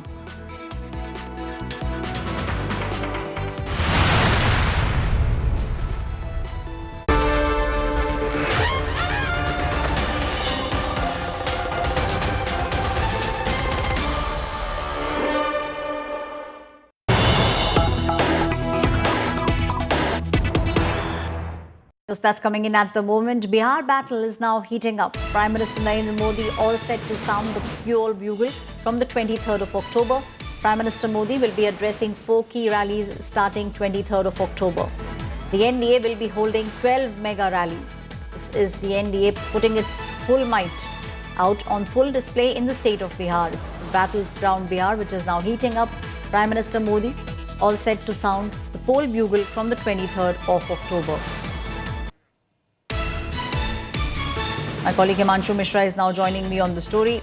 Himanshu, जिस तरीके से जो सामने इस समय नजर आ रहा है, पूरा एनडीए का जो माइट है वो हमें नजर आएगा बिहार के अंदर। प्रधानमंत्री नरेंद्र मोदी खुद 4 रैलीज को संबोधित करेंगे। देखिए, बिल्कुल इसमें कोई दो राय नहीं है ऐश्वर्या की। दिवाली बाद से जो है प्रधानमंत्री नरेंद्र मोदी जो है वो बिहार के अंदर जो चुनावी सभाएं हैं वो करना शुरू करेंगे। 23 तारीख को जो है वो सासाराम, गया, भागलपुर में सभा करने वाले हैं। 28 अक्टूबर को दरभंगा, मुजफ्फरपुर, पटना, 1 नवंबर को छपरा, पूर्वी चंपारण, समस्तीपुर में और 3 नवंबर को पश्चिमी चंपारण, सहरसा और अररिया में। इसके अलावा भी जो है सेकंड फेज के लिए भी 4 तारीख को या 4 तारीख के बाद प्रधानमंत्री नरेंद्र मोदी जो है वो और सभाओं को संबोधित कर सकते हैं। लेकिन जो अभी शेड्यूल्ड में है वो ये 12 सभाएं हैं जो 4 दिन के अंदर प्रधानमंत्री करेंगे। 23 अक्टूबर को, 28 अक्टूबर को, 1 नवंबर को और 3 नवंबर को। तो इससे माना जा सकता है कि भारतीय जनता पार्टी के लिए किस तरीके से प्रधानमंत्री नरेंद्र मोदी तो धुआंधार प्रचार करेंगे। उनके अलावा जो बाकी स्टार कैंपेनर हैं वो भी प्रचार कैंपेन करेंगे, चाहे वो गृह मंत्री अमित शाह हो। आपने देखा हो पिछले 2 दिनों में उन्होंने लगातार 3 सभाएं की हैं। और उनके अलावा जेपी नड्डा हो, नितिन गडकरी, राजनाथ सिंह, स्मृति ईरानी, देवेंद्र फडणवीस, योगी आदित्यनाथ, ये तमाम लोग जो है चुनावी मैदान में आने वाले दिनों में आपको चुनावी सभाएं करते हुए अलग अलग प्रत्याशियों के लिए, चाहे वो भारतीय जनता पार्टी के हों या एनडीए के अन्य सहयोगी दलों के हों, उनके लिए प्रचार करेंगे। जी मांचू, ये भी जो देखने को मिल रहा है वो ये है कि प्रधानमंत्री नरेंद्र मोदी का जो चेहरा है वो सबसे आगे रखा जाएगा। उसके पीछे जो बड़े सारे चेहरे हैं, एनडीए जो ग्रुप है पूरा, वो सारे जो हैं चेहरे वो प्रचार करते हुए नजर आएंगे।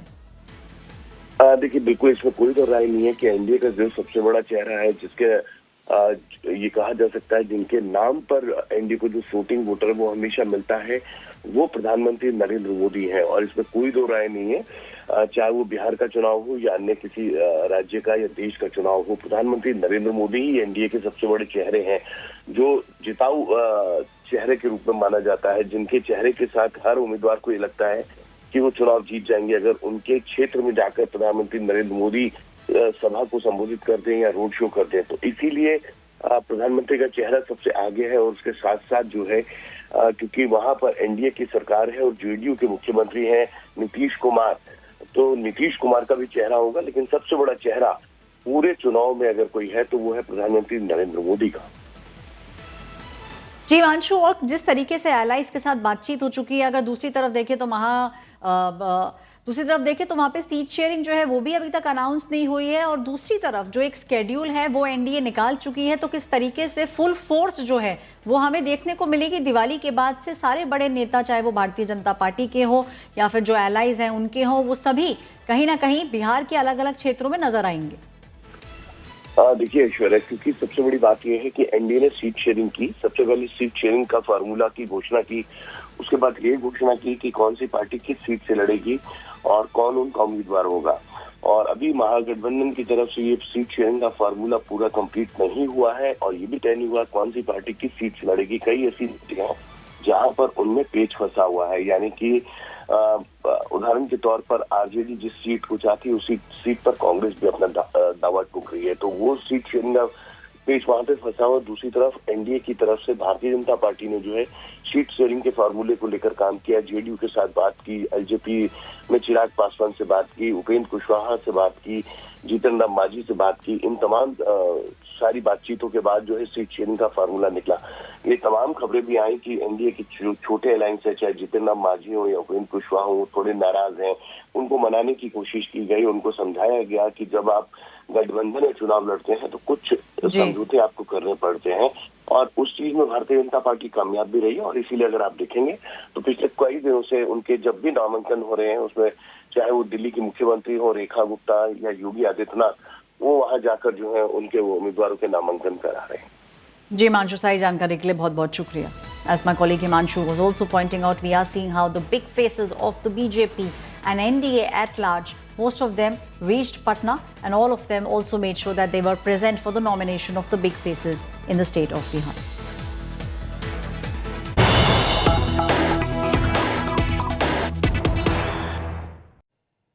News that's coming in from the state of Bihar. Key meeting took place between Chirag Paswan and Home Minister Amit Shah in Patna.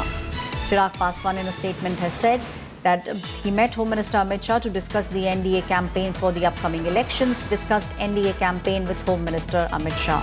It was a crucial meeting that took place between Chirag Paswan and Home Minister Amit Shah. This meeting took place in Patna in the state of Bihar. Chirag Paswan after the meeting said that this was a very crucial meeting. Meeting was being held to discuss the NDA campaign for the upcoming elections.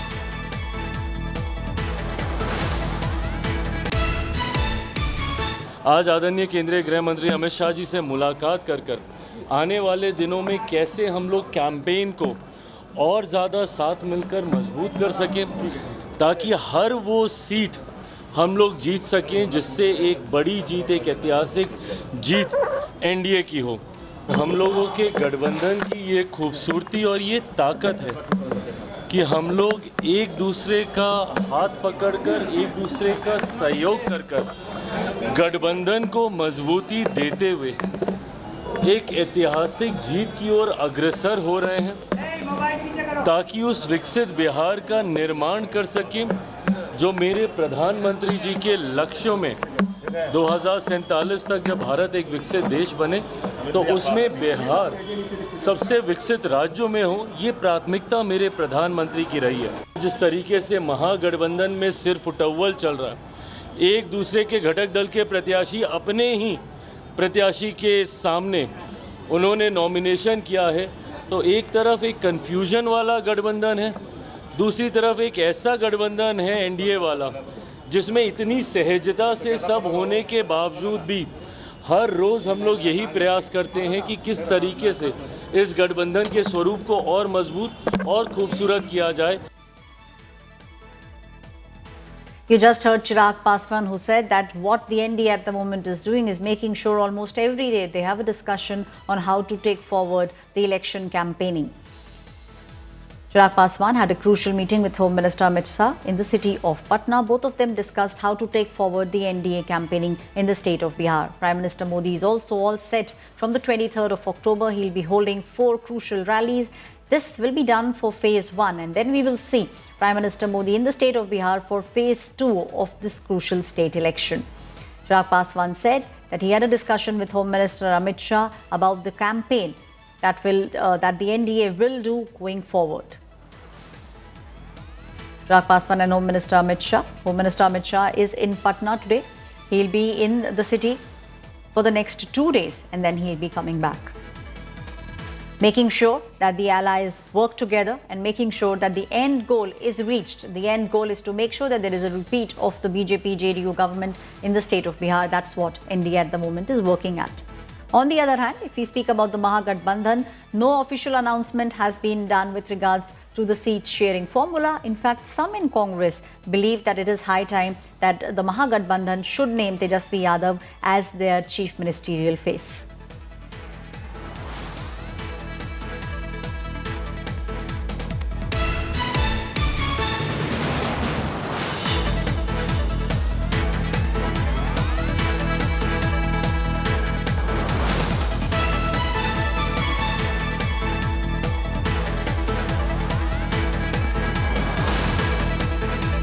My colleague Rohit Singh is now joining me on the story. Rohit, this was a crucial meeting between Chirag Paswan and Home Minister Amit Shah. Chirag Paswan came out and said that this was a meeting with regards to how to take the campaign forward between the NDA allies. Yes, see, the first phase nomination is over in Bihar yesterday, and Chirag Paswan is also now reached Patna, and after coming to Patna today, a short while back, he met Union Home Minister Amit Shah, who is on a 3-day visit to Bihar, and this is his 3rd day. And it was a meeting that took place in the backdrop of elections that are going to take place. And what we are learning is that what Chirag Paswan also said after meeting Home Minister Shah, that the strategy was formulated that how NDA should remain intact and beware of, and they should also be very careful about the fake narrative that is being floated about the Chirag Paswan being unhappy or any other things. So a strategy was formulated to keep the NDA house together, united, so that they can take on the Mahagathbandhan. And Chirag Paswan also took a jibe at the Mahagathbandhan, claiming that till now a proper seat sharing agreement hasn't been reached. There is complete confusion and chaos in Mahagathbandhan, and nobody really knows that how many seats and from which place are the alliance partners of the Mahagathbandhan contesting this time.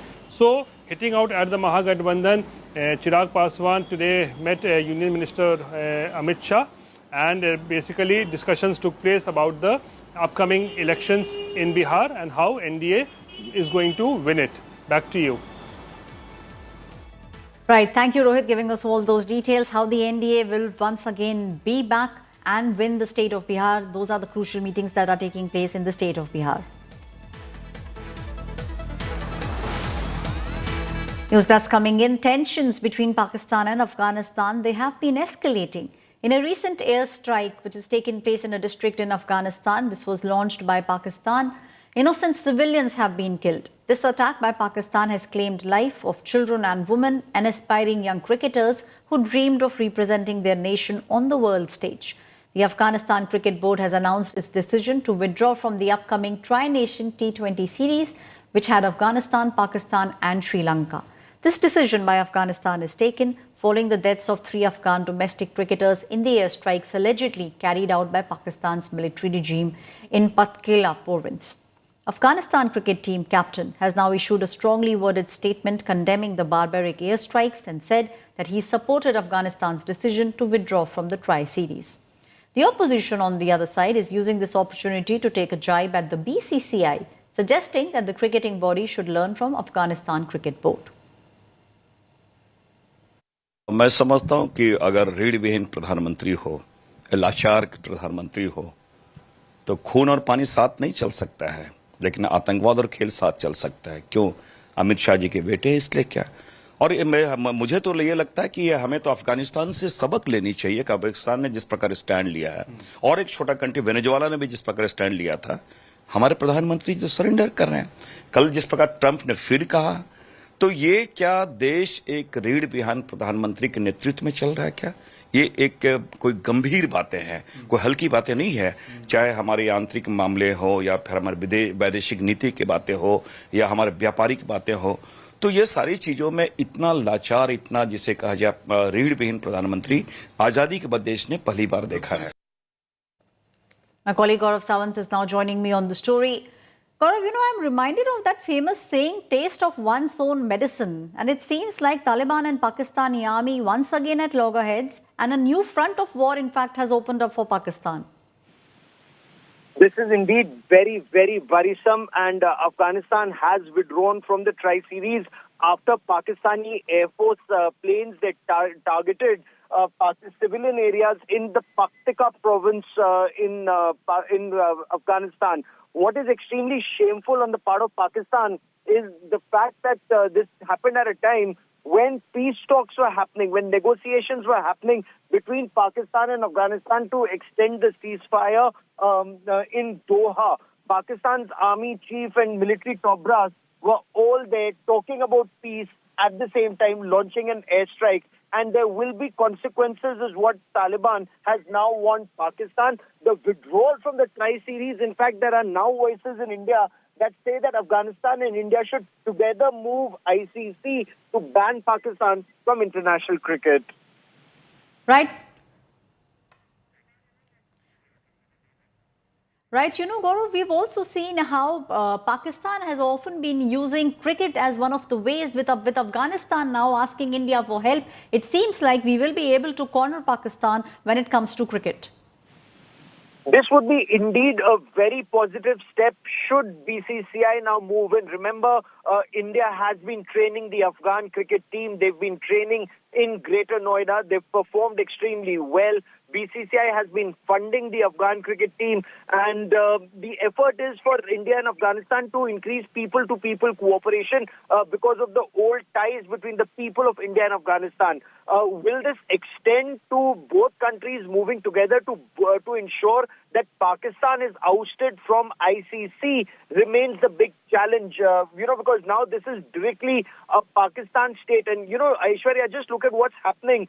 Pakistan army has carried out targeted killings within their own country of Tehreek-e-Labbaik, pro-Palestine protesters in Lahore and Muridke, and reports within Pakistan indicate that more than 200 people were massacred. That's point one. Hundreds of people are being killed and injured along the Afghan border and inside Afghanistan and in parts of Pakistan. So clearly Pakistan army is resorting to a killing spree, as many argue, to please US President Donald Trump. Asim Munir is trying to please Donald Trump, whether he's trying to get to Bagram Air Base or kill pro-Palestine supporters in favor of Pakistan ultimately accepting and recognizing Israel.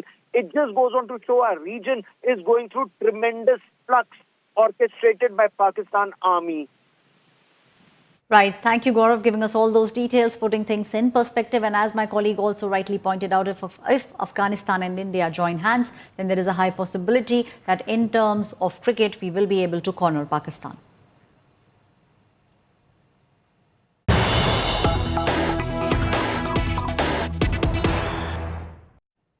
News that's coming in. The first batch of the BrahMos missiles, which have been manufactured in Lucknow, will be dispatched today. Defence Minister Rajnath Singh and the Chief Minister of the state of Uttar Pradesh, Yogi Adityanath, both of them have reached the manufacturing unit. Those are the visuals that you are seeing on your screens.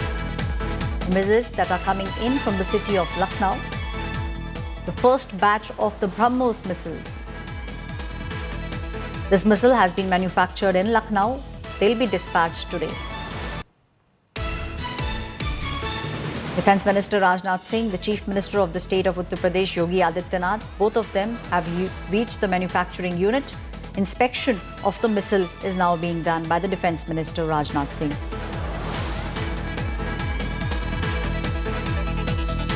BrahMos missiles, made in India. In fact, the Bharatiya Janata Party and Prime Minister Narendra Modi often have spoken about the fact that policies should be made to make sure that India becomes self-reliant when it comes to defense missiles. Images that you are seeing on your screens are coming in from Lucknow. Now, this is the manufacturing unit of BrahMos missiles. The first batch of BrahMos made in India will be delivered today. We've also seen how Defence Minister Rajnath Singh recently spoke about the fact that Operation Sindoor was a success because of the indigenous missiles that we have. In fact, Prime Minister Narendra Modi also often has spoken about the fact that defence self-reliance is something that India needs to work towards rapidly.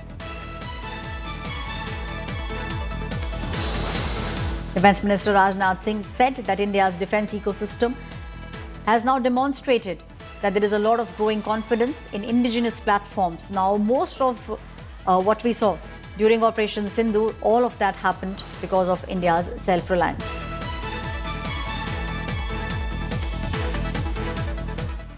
Now, a first for Asia and a huge leap for open web.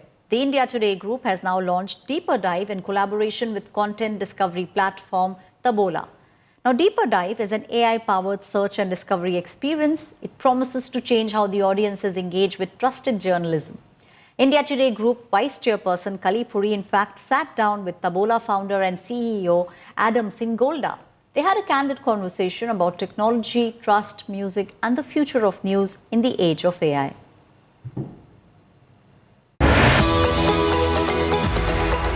A strategic first for the Asia-Pacific region. The India Today Group and Tabola unveiled a joint vision with the launch of Deeper Dive, an AI-powered question engine that is redefining how audiences engage with trusted journalism. The group's vice chairperson Kali Puri and Tabola CEO Adam Singolda sat down to discuss a partnership built on a shared mission to ensure the open web can compete and thrive against the dominance of big tech walled gardens. Best part about good partnerships is when both sides want the other to win. And in too many partnerships, that's not the case. Adam Singolda made clear that this launch is part of a larger global commitment to ethical partnerships. We actually announced yesterday that this year we expect to generate and pay to publishers more than $1.5 billion. A company I started in my parents' house. The CEO was also direct about the companies that fail to honor the content ecosystem. I'm not okay with not sending traffic to publishers. I'm not okay with not paying money to publishers. I'm not okay with stealing content from publishers. I don't think that's okay. So for me, I love the fight. For the India Today Group, the core of the challenge and the opportunity is to quickly adapt to consumers, building new habits and giving them a search capability that's more intuitive. Adam Singolda praised the media group's pioneering culture. With India Today and Tabola, we're so lucky because you love change. Yeah, we love change. You love innovation. You're not afraid of making a mistake, which is the most important ingredient of growth. Yeah. Why is the stock market down? Well, there's the tariff news, but some people think it can also be weak earnings from tech stocks and rising bond yields. Deeper Dive addresses a critical, unmet need. It's not just a tool for readers, but a feedback loop that informs newsroom strategy.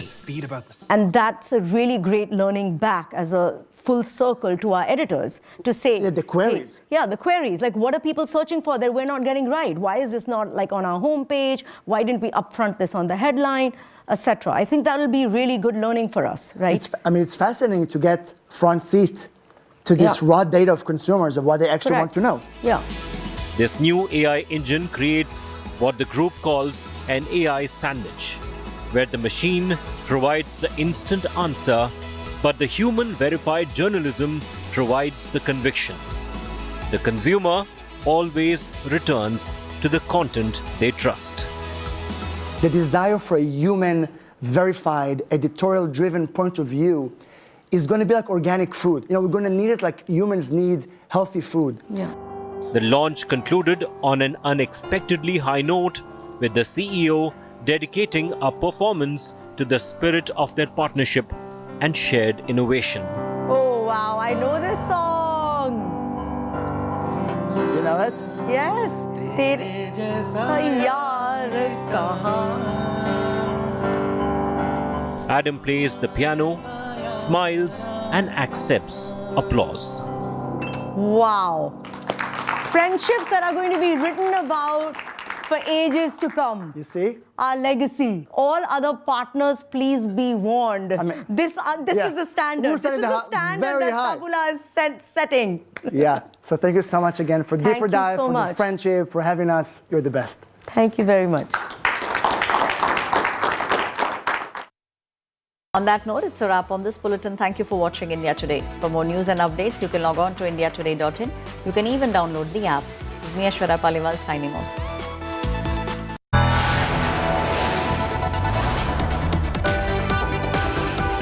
You are watching India Today.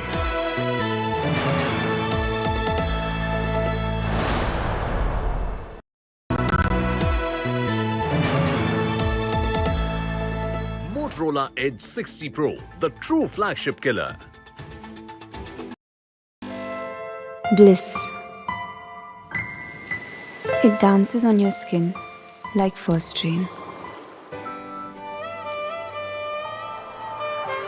Experience bliss in all its forms with Hindwear. Hindwear, designed for bliss. Hello, Moto. Do the Moto Moto.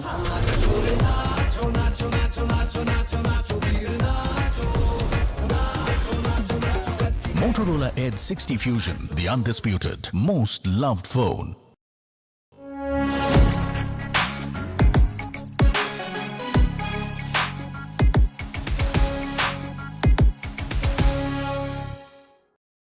Motorola Edge 60 Pro, the true flagship killer. Hi, here are the top headlines presented by Motorola. Amit Shah attacks RJD, says our fight is against Lalu's jungle Raj. 25 ministers inducted in Bhupendra cabinet. Harsh Sanghvi becomes deputy CM, setback for Naxal movement.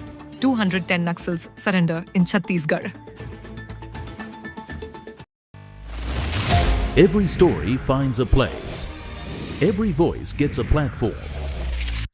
Every side has its say. Your channel for every headline. Prime team on India Today, India's only democratic newsroom.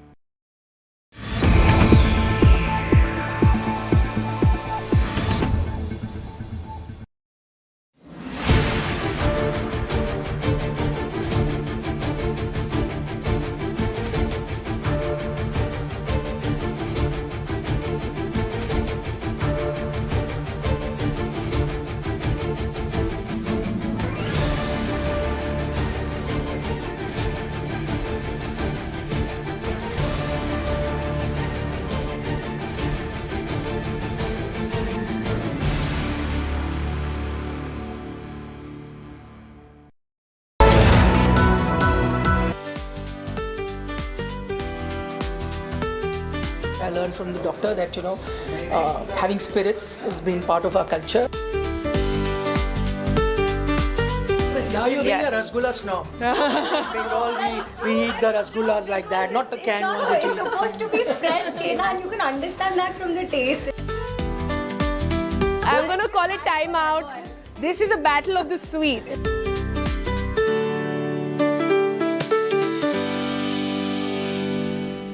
When you have a table full of sweets, people all dressed up, then I don't need to tell you that it's time for Diwali.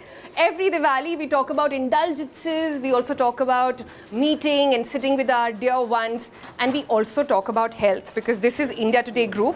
By the way, just FYI, we just had a Diwali party yesterday. Where it started with everybody getting a health checkup and then going and eating chola bhatura. So that's the kind of balance that we're talking about. But what am I doing here? With all the faces you wake up to and go to bed with on India Today, we are trying to understand what is the right way to indulge this Diwali. We're not saying don't eat your favorite sweet, don't have your favorite traditional stuff that your mom makes with a lot of ghee and a lot of sugar, but what is the right way to approach it? Because the word is balance. Yes, balance. Not deprivation, but balance. Yes. And Dr. Shikha Sharma is here with us and she will help us understand what is the best way to indulge. So first, before all of you came on, I spoke with everybody and I got everybody's favorite sweet. Sabko mil gaya apna apna yahan par? Yeah? Is it there? Can I go around spot? What are you spotting? Jalebi and rasgulla. It's a little hidden from me, the jalebi, but I can see it from you. I can help you with the bowl over there. So please go right away. Get into your jalebis. Akshita, what is it for you? You've banned me from touching the kaju. She's been saying it looks too pretty, it looks too pretty. It does. What's the point? It's meant to be eaten. So can I? Okay, go for it. Yeah. The table is now open, as they say. Nikhil. Broken the symmetry. Yeah. Sneha, come on. Though I have one complaint that it's the worst Diwali party ever, this one. What? She made us stand here for half hour, just look at sweets and not I've been eating. Exactly. That's a good exercise, no? Finally we get Finally, please, Happy please. Diwali, everyone. Happy Diwali, yeah, please go for it. Sneha, come on. You know about my love for Kaju Barfi? Oh, has a yeah. story. Sonal, you want to tell Yes, the story? I do want to tell a story. So Sneha has gone on record to tell me that she can polish off half a kilo of Kaju Katli. Half a kilo. Sneha, let me underline who is Sneha. She's our health editor. Okay? And Sneha goes on record to talk about how sugar is sin. We have a WhatsApp group where she wrote, sugar is poison, what are you doing? So but the same Sneha has half a kilo of Kaju Ka Katli and she's polishing it off nicely right now as well. I love it. Kaju Barfi is amazing. You know, I think you shouldn't deprive yourself. Yeah. You'll end up just overdoing it. So have a little and mindful eating. You know, my thing is that with stuff like this, what I like, but it necessarily is not good for health, I actually sit back and ask, do I actually feel like having a Kaju Barfi right now? I think if you ask yourself that question, you end up eating a lot more sensibly, isn't it? Yeah. Sensibly, you mean half a kilo? That's something I did years ago and just once. So sorry, everyone can talk. I'm busy. Yeah, please do that. So you heard her right there, right? Yes. Like, how do I stop? I think a question on everybody's mind is that when I see, you know, there's this concept of broken window, right? Yeah. If you've faltered once, you feel like ab to sabhi kuch kha sakte hain. You know, you just don't know where to stop. Do you have a hack for that? I think it's important to understand that, you know, one should not equate having something of your favorite food like a guilt or like a sin. Yeah. Many times we equate it in the wrong emotion. Yeah. So first thing is, yes, if you have a guilty pleasure, please go ahead and like in moderation, ask yourself how much you want. But the second thing is that it's also important that during the Diwali season, the quality of the paneer, the petha, everything is the worst. Yeah. So I would say that if you want to eat, try to eat it before the season, before it gets worse. And during the season, try to have non-dairy mithai. Okay. So like you get a lot of, and I'll for example, you get dry fruits ki mithai, which has no dairy, no khoya, nothing like that. That's much better. Or for example, if there is something which is made from coconut or from khajur and stuff like that, like monk fruit. So because during the Diwali, the dairy is a problem. Yeah. and the white sugar is a problem. Yeah. So if you find alternatives, more slow from dry fruits or monk fruit or cane jaggery, that's much better. And there's much better. Okay, like my favorite is a coconut chia seed pudding. Ma'am, who's making coconut chia seed pudding? I know. Sorry, no. You need gulab jamun, you need rasgulla, you need kaju katli, you need your Indian sweets. Even in my house where I have these arguments with, they said, "Arey Diwali hai yaar." Yeah, it's a festival. Like this is the time of the year when you need to indulge. Yeah, and the only takeaway that I get is, okay, if jaggery says bad as sugar, I might as well then. Yeah. Right? So there's a slight difference. So in terms of when you're looking only at fattening tendency, sugar is worse, jaggery is better. But the real problem is it's bad for the skin because white sugar is actually bleached. So it's a chemical. The chemical. So jaggery is better off then? Jaggery is better off. Anything which is more natural, less refined, less processed, is good for the skin. And you're all anchors. We all need good skin. Except Nikhil, of course. Except Nikhil, of course, who is blessed with some great genes, great skin, and is very, very quietly having his. What were you having? So first thing first, I wish she had told us earlier. She says that don't have anything related to milk just after I polished off one rasmalai. But in terms of genes, and this is going to be my question, does that make a difference? Because I'm not blessed with great genes. I have Punjabi genes, which means if I Listen, Diwali time, you're meeting everybody. You can't say these things. No, but not blessed with good genes. No, you'll fall into trouble. No, that's because, one rasmalai has a tendency. 4x. Yeah, exactly. For me, well, somebody else could eat like 5 of them and not But put is on that weight. true? Like some people they eat one and you can see it on your face? It happens to me a lot. Yeah. And like the second I'm having something, so I really try my level best to keep my cravings to its minimum amounts. But the second I've had something sweet, my body automatically says floodgates have opened. Khalenge to kya hoga? It's fine. And then I'm hogging like one after the other, and then I've just eaten 5 rasgullas, and I'm like, oh no. But no, see, that's what people say. She's Bengali. If she doesn't eat 5 rasgullas, she'll be disowned. She'll be disowned from her community. But she doesn't even have a sweet tooth, I mean, all the time I'm saying sugar is poison, and then I go home and I have kaju barfi.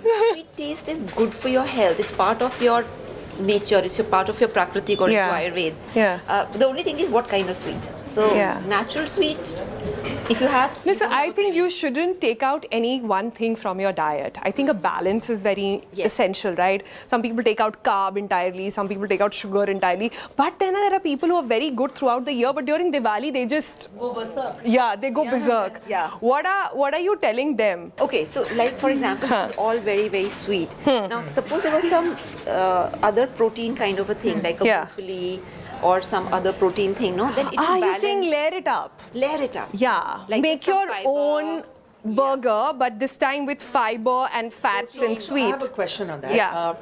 Usually when you go for a Diwali party, sweets are served first thing. Yes.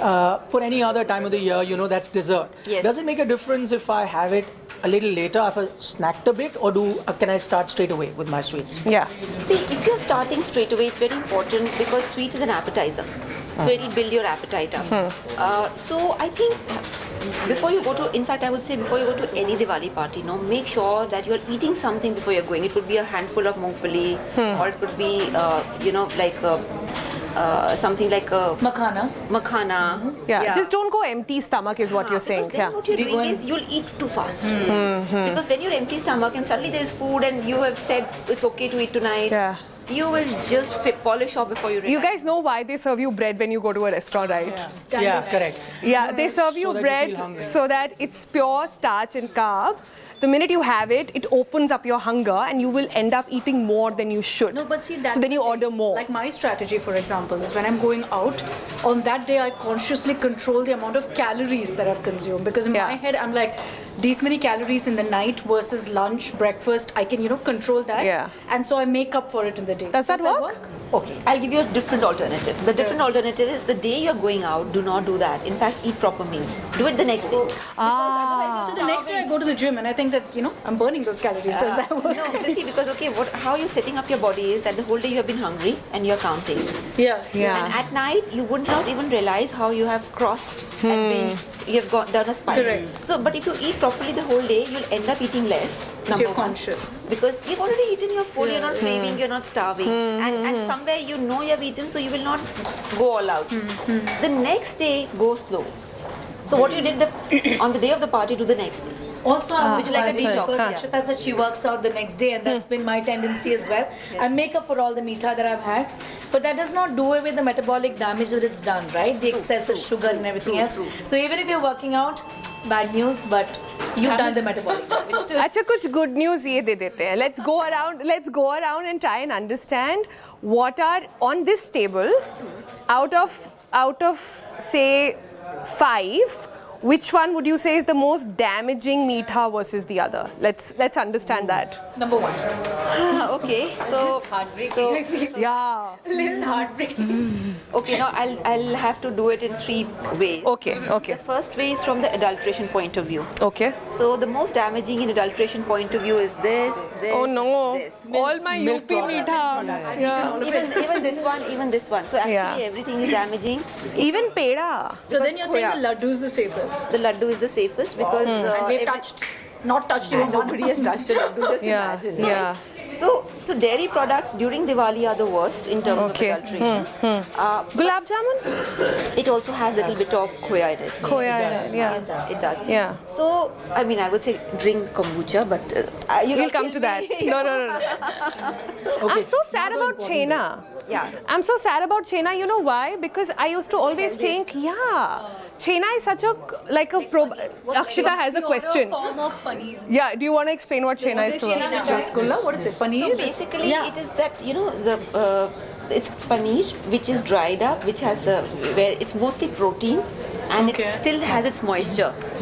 So that way, chena is technically the healthiest, provided you have actual chena and not some. So chena is basically lactose broken up. So if you put some lemon or vinegar in milk, it breaks up. Yeah, we do that at home. It's a great probiotic. It's given to pregnant women and all of that, etc. Yes. So technically, if you compare the carb intake, chena is said to be better. But I'm so disappointed you're saying even keep away from that. No, chena is the best if it is actual chena. But if it is that Diwali kind of chena, then it is actually palm oil or something else. It's loaded in sugar and fried. And deep fried. In terms of health. That's the most important. No, but you were saying our body, over the years, it's developed an immunity to adulteration, our bodies, Indian bodies.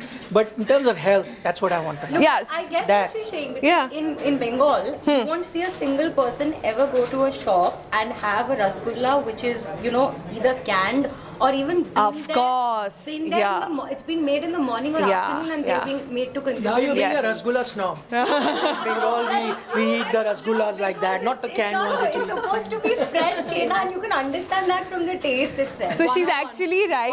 In Calcutta, from a Bengali. in Calcutta, if you're a guest at somebody's house, the first thing in the morning they serve on breakfast is actually chena. Like everybody has like a spoonful and then goes. Yes. Rasgulla is actually Odia. I mean, now they claim they're the ones who started. Guys, no. I'm gonna call it time out.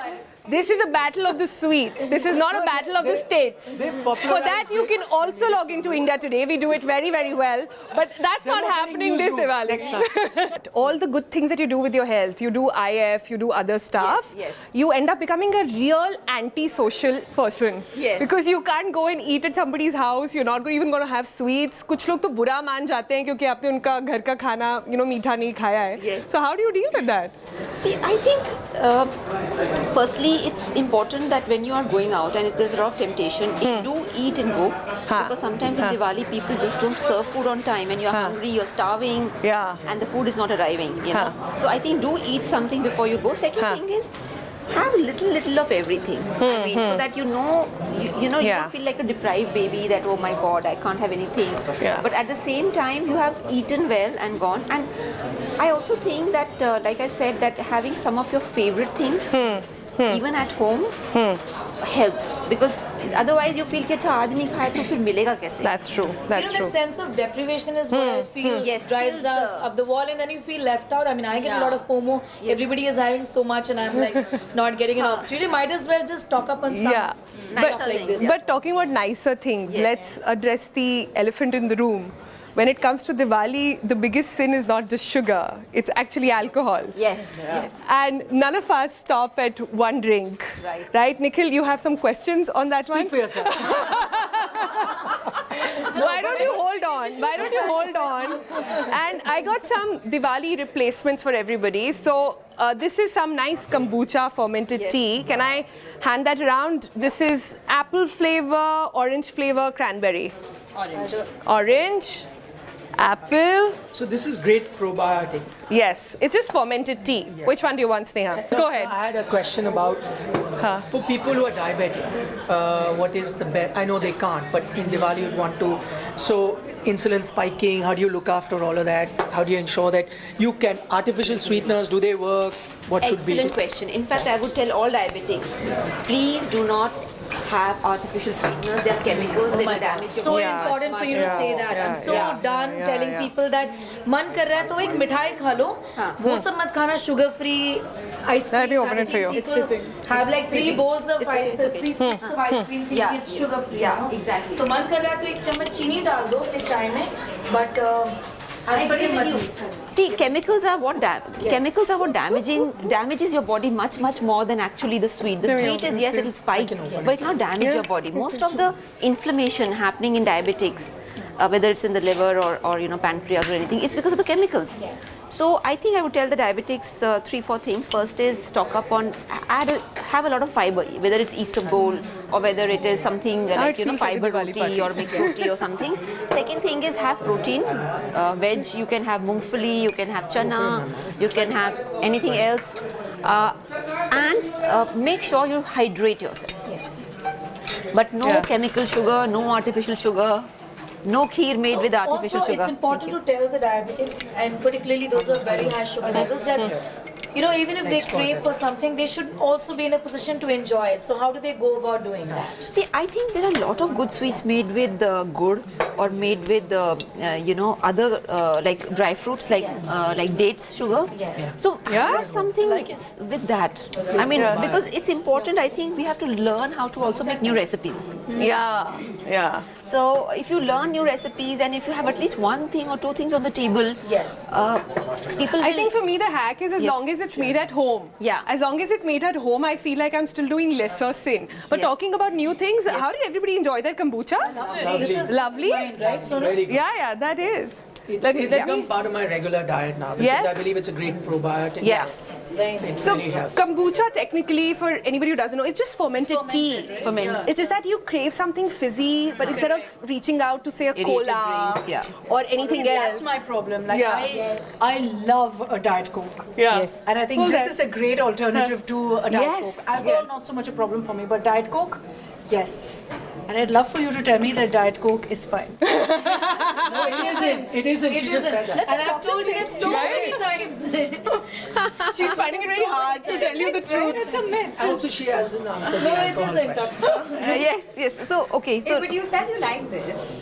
Okay, alcohol. Okay, first on alcohol. Let her answer on alcohol. This is now truly a Diwali party. I'm opening drinks. People are talking over each other. So now this is truly. This needs some cards. We had one. Where's that? See? Ace of Spade. Yeah, this is clearly our producers also acing the game with this. So first on alcohol. How much do you like all of that? Okay, firstly, we have to understand that in Ayurvedic recipes, alcohol is mentioned.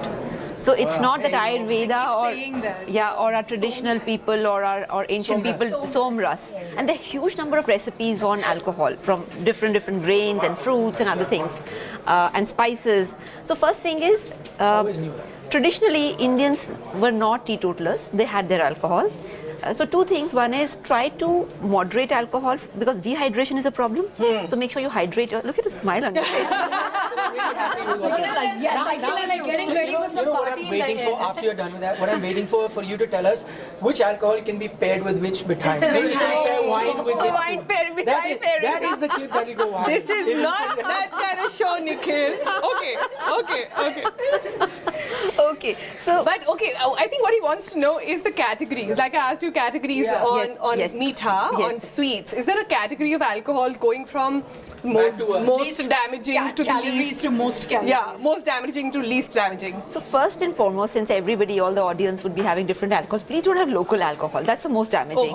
Have branded ones because otherwise you'll be drinking local kombucha is fine. No tarra. No tarra. Yes, nothing of that sort because that will really hurt your liver. So wine has low alcohol content. Beer does have low. Beer has low alcohol content. Alcohol 4%. I think Nikhil's the doctor on this. Nikhil loves beer, so he's like beer. 4%. Yeah, that could be the case. I think. No, 4%. Nikhil really knows what he's talking about. 4.5% for a light beer, about 7-8% for a strong. Okay, so I would say that hydration is most important because that's what gives headaches and migraines and everything else. Second thing is that pace yourself. Don't drink very fast. Just pace yourself. One drink an hour, I think, is usually what is recommended. Yes. Drink an hour and try to stick to 30 ml per hour because a lot of people do 30 ml per hour. Yeah, not like 60 and all that because then it really goes. Yeah, if you tell them one drink an hour, they'll make a 90 ml pack. Yeah, exactly. So 90 ml. Quantity is very important. Yeah. And I would also say that having fruits or some fruits before and having some fatty thing before you start drinking is very important. You for basically example, line your stomach. Line your stomach. Cheese. You could have cheese. You could have curd. You could have something. I feel like having cheese. Does fruit help? Like the acidic component of fruit doesn't mess up with alcohol? No, fruit has a lot of antioxidants. So when you're digesting in the liver, when liver handles alcohol, it needs a lot of antioxidants. So it's more for the liver detox, and of course try to detox once a week. Because detox is a very abused word these days. Detox, cleanse, fast, all of that. Okay, so we've spoken about different categories of sweets. We've spoken about drinks as well. What about namkeen is also quite Yes. I love my kachori. Deep frying it in oil like anything, and we enjoy it quite a bit, and it goes on till quite late at night. Also with drinks, you have a lot of drinks. Exactly. So any alternatives you would suggest for those? Yeah, definitely. I would say that these deep fried namkeen items are as bad. I would say they're pretty bad because you don't even feel that you are eating anything. So you can have like baked things. Like these days you get a lot of baked snacks. And they actually taste very good. But do they make a difference? 100%. Actually baked is my question. I don't know if I believe them. And you have to make them yourself. You see, the answer to all of this is cook it at home. The answer to all of this is khud banao. But talking about answers, we've come towards the end. I want to go around the table now and get some quick takeaways. What is it that you learned today with our Diwali fest? We had a lot of food, we had some balance, and we had some great conversation. So I'm going to start with Sneha. Okay? Okay. What did I learn is that I think maybe I should stop doing the apple after lunch. Okay. And this is something that it's I think a constant process of learning that eat mindfully. I mean, many of us are compulsive eaters. We just, if something is offered to us, we just pop it in our mouth. I mean, thing do you actually want it is something if we do regularly, then I think a lot of our binging problems would be solved. Great. Nikhil, are you being a party pooper this Diwali, or have you picked up some tricks? I'm going to call him Dr. Nikhil now. I'm going to be the party starter. No, but what are you starting it with then? What I've picked up, one, don't have any sort of guilt when you're eating sweets. Eat it. That has an adverse effect on your body. And two, that I learned from the doctor that having spirits has been part of our culture. So no guilt.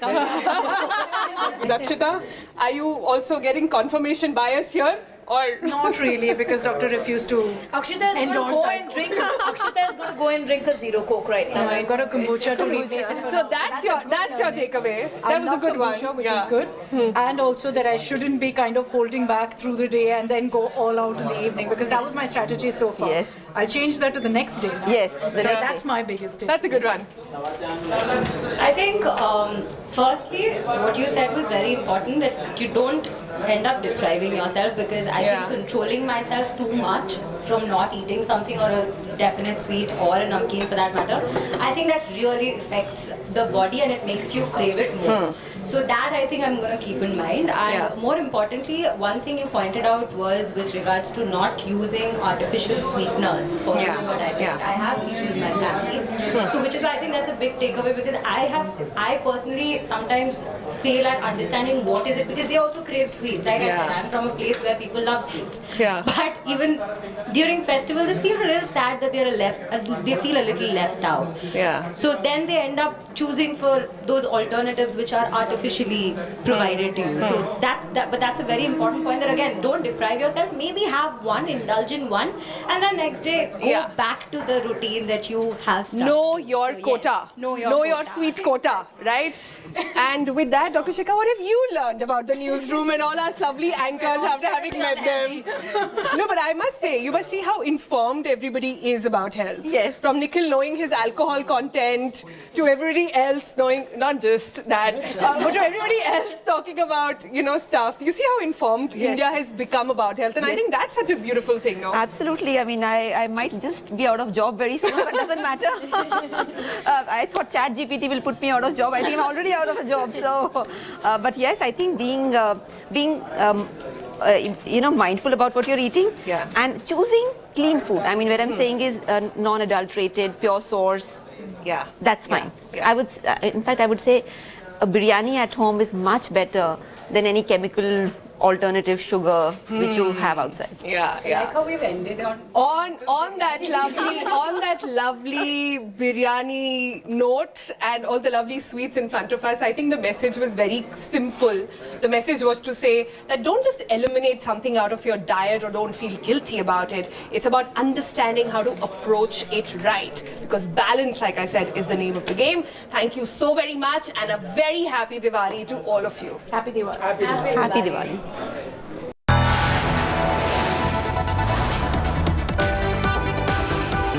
You are watching India Today.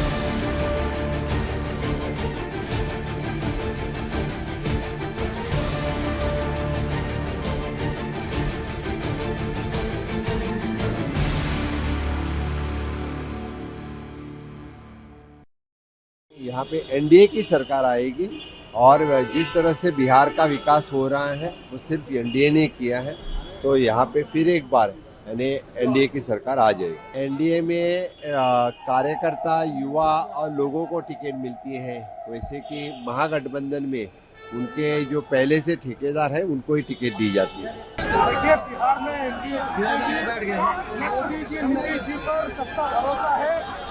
लोग एक बहुत बड़ा mandate देने जा रहे हैं और बिहार फिर एनडीए के साथ चलेगा। और बिहार में एक ही बिहार में पकड़िए रखना, एनडीए सरकार फिर एक बार।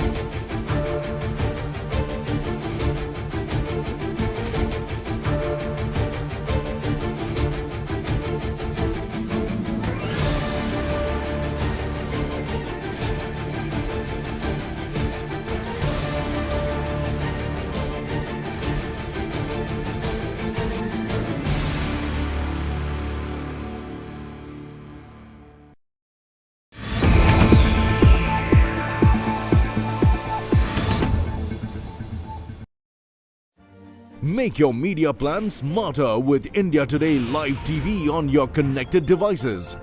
Amplify your brand with 100 million smart internet viewers. To advertise, mail us at sales@aajtak.com. Make your media plan smarter with India Today Live TV on your connected devices. Amplify your brand with 100 million smart internet viewers. To advertise, mail us at sales@aajtak.com.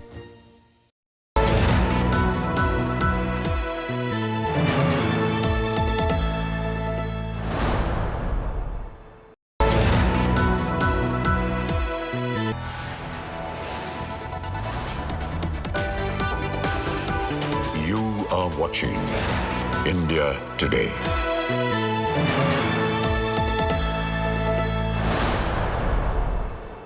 It's that time of the year again. The winter seems to be creeping in. Delhi's air quality has once again plunged into the danger zone, with pollution levels across key areas reaching poor to very poor categories. At Anand Vihar, for example, let's pull up those graphics for you. AQI hit a hazardous 366, while Dwarka Sector 8 actually recorded 326, both marked very poor, posing serious health risks as well to people. Central parts of the city, which we think are greener, no better. Major Dhyan Chand Stadium and Chandni Chowk saw AQI reading of 286, 276 respectively over there. Again, poor category there. The air quality in RK Puram and ITO, well, that's said to be the hub. A lot of traffic there as well. No better, remain to be in the poor category. And what's the story here? The story is that this is the state of affairs even before we have hit Diwali, even before we have started taking into account stubble burning from neighboring states.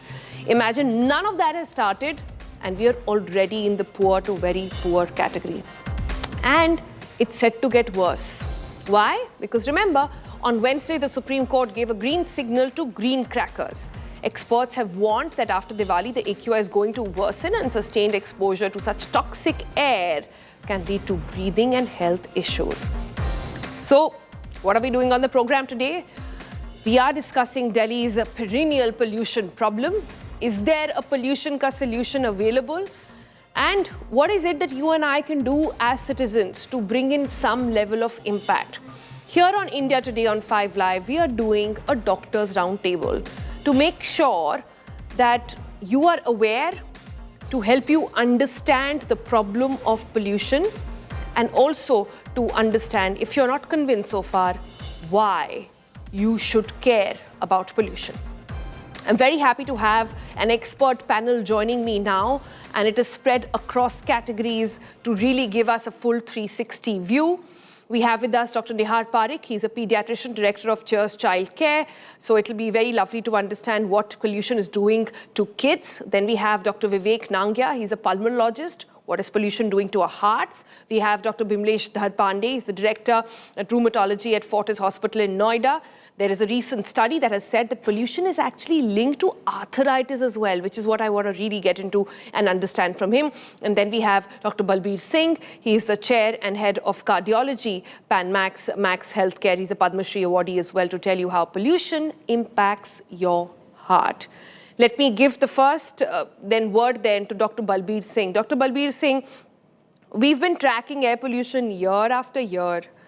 For me, the change that has come in has been the fact that though we are more aware, we don't seem to be seeing more sort of solutions. There is no pollution ka solution on the ground just yet.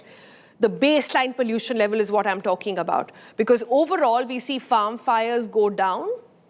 We see farmers finally being aided with the right solutions. But how exactly is it that even this very poor category of pollution level and this AQI is doing to us? Let me take that question to Dr. Vivek Nangia first then. Dr. Nangia, we've seen you write report after report. We've seen doctors talk about how lungs of even young kids are turning black. But there are still some who feel that air pollution is not the problem, that our body will adapt in some way, some weird explanation that I keep hearing from people. what is the clinical advice that you are giving your patients? So, Sonal, basically, first we need to understand that what all harms can air pollution do to our lungs, and not just the lungs, but the entire health of the entire human body.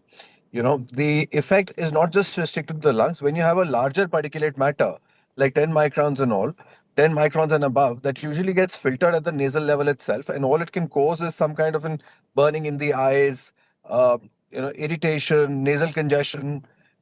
A particle size between 5 to 10 would get stopped in the upper airways. So there it would usually cause cough, irritation. But a particle size less than 2.5 microns goes right into the lungs, triggers off an inflammatory cascade, which then impacts the entire body. That includes the brain, the heart, kidneys, liver, all organs of the body. And in fact, even predisposes to certain hematological cancers as well. So if we enumerate the various systems and the various diseases it can cause, starting from the brain, it can cause, brain strokes, brain attacks, heart strokes, heart attacks. Similarly, asthma, chronic obstructive pulmonary diseases, hypersensitivity pneumonitis, lung cancer. Lung cancer is becoming increasingly common in the younger non-smokers. Conventionally, it was considered to be a cancer of the smokers. But now, as we see in non-smokers, it is more common, probably because of the air pollution around us only.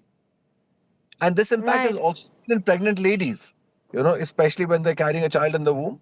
The child itself, even before being born, can be impacted with a slow development of the lungs, poor immune system, intrauterine growth retardation, and so many other complications. And as the child starts to grow, they start developing allergies, more frequent respiratory tract infections, and in fact, some pollutants can even result in mental retardation in the children. So the impact of air pollution is far and wide. If you see, there are studies which have actually shown that our lifespans have gone down by anything between 2 to 12 years. The average expected lifespans in people who are being exposed to this kind of an air pollution. So, Dr. Nagya, you talked about kids, which brings me to Dr. Nihar Parikh there, and I want to understand this. Dr. Parikh, we've spoken, like I said, year after year about how many kids are actually coming in with faults, or how many of them are coming in with, their body parts not functioning properly, and everything in some form or the other related to environment, related to pollution. I want a very specific answer to how much level of pollution starts impacting you immediately. Because, while we are showing the Delhi numbers right now, Bombay is no better. Mumbai, Bangalore, any metro is not better. In fact, I would go ahead to say that even Tier 2 cities now, places like Kanpur and Lucknow are also getting worse because there seems to be no understanding of this problem in the first place. So at what level of AQI would you say, now it's dangerous, pack your bags and probably take a pollucation? I mean, it's a round-the-year phenomena, especially, but during the winters, you will have to have a vacation for more than 3 to 6 months because this is not going to get better. It gets worse year after year, year after year. The minute there is smog in the air, above AQI going above 140, 150, it is directly proportional to the kids walking into our clinic. The number of nebulizers prescribed, the number of inhalers started, the number of antibiotics for an infective cough, secondary to an allergic cough, is just exponentially going. And we see it the next day. The minute we see the clear skies turning into gray skies, the minute we look out of our work windows and we can't see buildings down the road, we know next day is going to be loaded with it. And this doesn't get better. As the winter sets in, as the firecrackers are, they set ablaze, and those in the north you have the crops being burnt, is just going to get worse. I have not seen clear blue skies for winter, at least in the last 3 to 4 years. COVID was probably the last time we had brilliant AQI. I was just going to point out. After that, I don't think it's going to get better. So, Dr. Balbir Singh. 100 plus. Yeah, let me bring in Dr. Balbir Singh. Dr. Singh, there are still those who are not convinced. There are still those who are going to the Supreme Court to say, allow crackers, make it green. There are still those who are saying, "Ab to ye har saal hi hota hai." They've given up. They're saying we can't sanitize every place. How long will we keep our kids inside the houses, not send them to school? To those people, do you have an argument? Do you have a way to explain why we should care about pollution? Why should we be very, very worried? So I'm a cardiologist, so I can tell you that we always think pollution affecting the lungs. What we forget is that the commonest cause of death due to pollution is heart, not the lung. And why does pollution cause death? Because it sets up an inflammatory reaction by those small particles that come in into the lungs. They set up an inflammation. Body says, I'm struggling to fight against a small particle which is not mine. So it has a cascade. It attacks that with inflammation. That inflammation hits the vessels which supply blood to the heart. This leads to heart attacks. So this is something very silent, and people won't understand how pollution is causing a heart attack, because it is very simple to understand that it goes to the lung, so you need bronchospasm, so they think nebulizer is a solution. But what they don't understand is that it is reducing their lifespan. It is reducing mortality. And heart is a silent killer. It can cause a severe heart attack. And we know the London pollution, the first one happened, the heart attacks rose tremendously, and there were more deaths due to heart attacks than to lung problems. So we have to understand that this heart problem is a silent problem, and pollutants add to the fire. So it is like smoking. So if we say that please don't smoke, we also say that there'll be less pollution. So how do we compare? So people have to understand that it is not just cough. It is just not nebulizer which is going to help you. It is an increased risk of heart attacks and brain strokes both. Got it. You know, I'm not surprised that you're saying it. We all know internally the story and how it is connected to air pollution. What really baffles me is that there are so many who are still not convinced. Which brings me to Dr. Viplesh Dhar now.